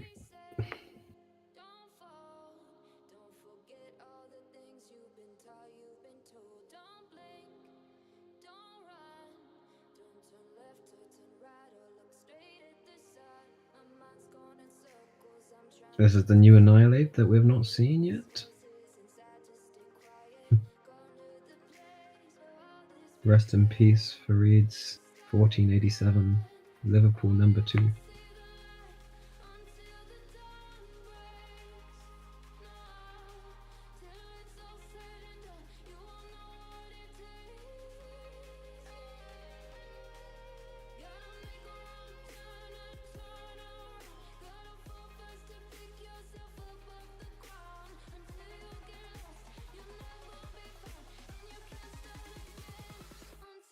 Jesus.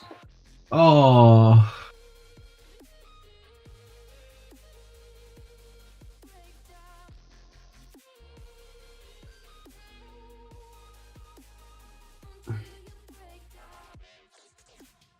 if we were wondering, guys, this is why IVs sometimes actually do matter.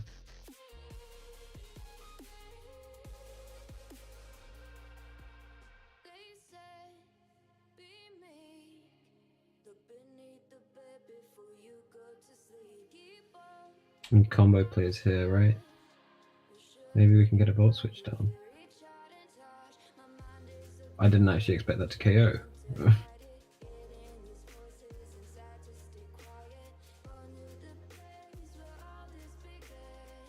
Oh, Jesus. I forgot that he gets to the next one so quickly.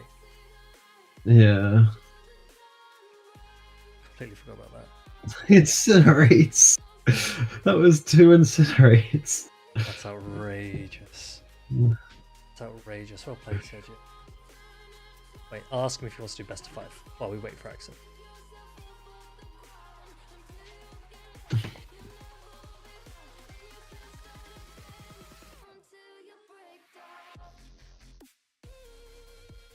I'm annoyed at that first game because I just couldn't throw my attack on that from Magnezone onto Cress.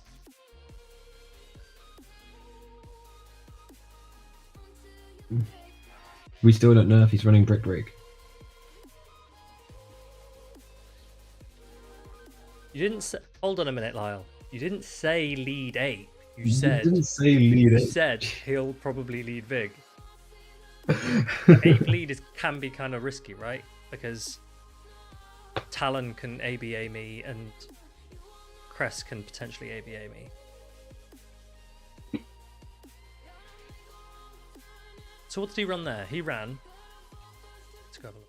Vigoroth, Cresselia, and Talon. Yeah. I think he brings Cresselia every time versus you.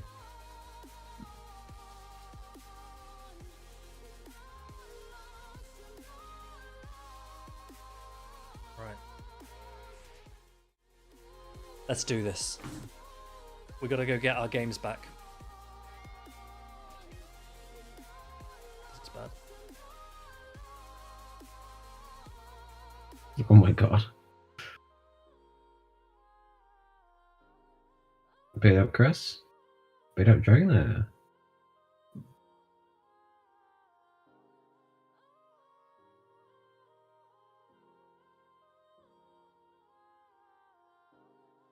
Zone Ape Umbreon. We've only just seen this, unfortunately.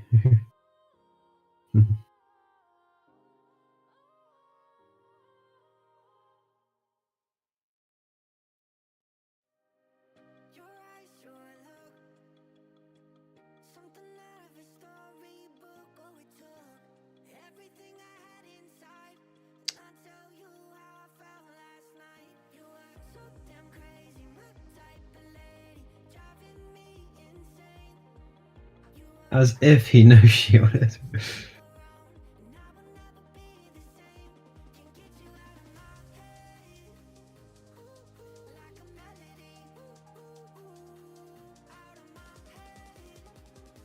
Cress in the back, or Vigoroth in the back? The fact that he gave up Switch makes me think that it's Cresselia. Yeah. Wait, did he just It was throw? Vigoroth. Did he just throw Grass Knot? Nope. I just can't see. I can't see what is happening. On mine, I saw 6 Psycho Cuts. Vigoroth. Yeah. Yeah, this is a game over. I can't. You can't.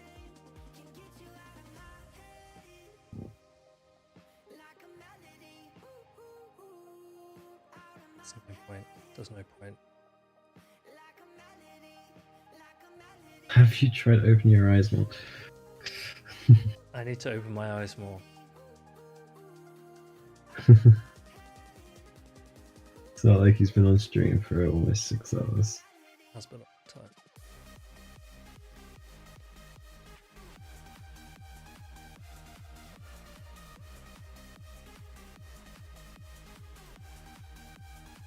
He's just gonna let it go, isn't he? Right. To flex. I can't do anymore. I'm too tired. too tired. Is Axon live yet? Can we please raid Axon when he's live? No, he is. He is. Okay. Team, thanks very much for joining. That was a long stream. And my eyes are very, very tired now. Maxi, thanks again for joining. If you're not in the Discord, please join the Discord. If you're not following, please follow. But otherwise, let's go and raid the world champion. It's Axon. I will be back. What day is it today? I'll be back Friday evening UK time. Friday evening UK time for some more stream. And enjoy Axon's stream. Maybe spam him in chat with I'll write something. Ape better than Medi. Better than Medi? No.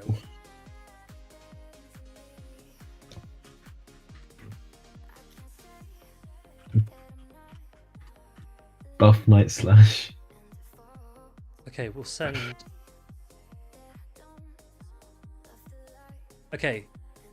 See that? Medi gone but never forgotten. Copy and paste it. And post it in It's Axon's chat when we raid. So, Medi gone but never forgotten. See you on Friday. Bye, team.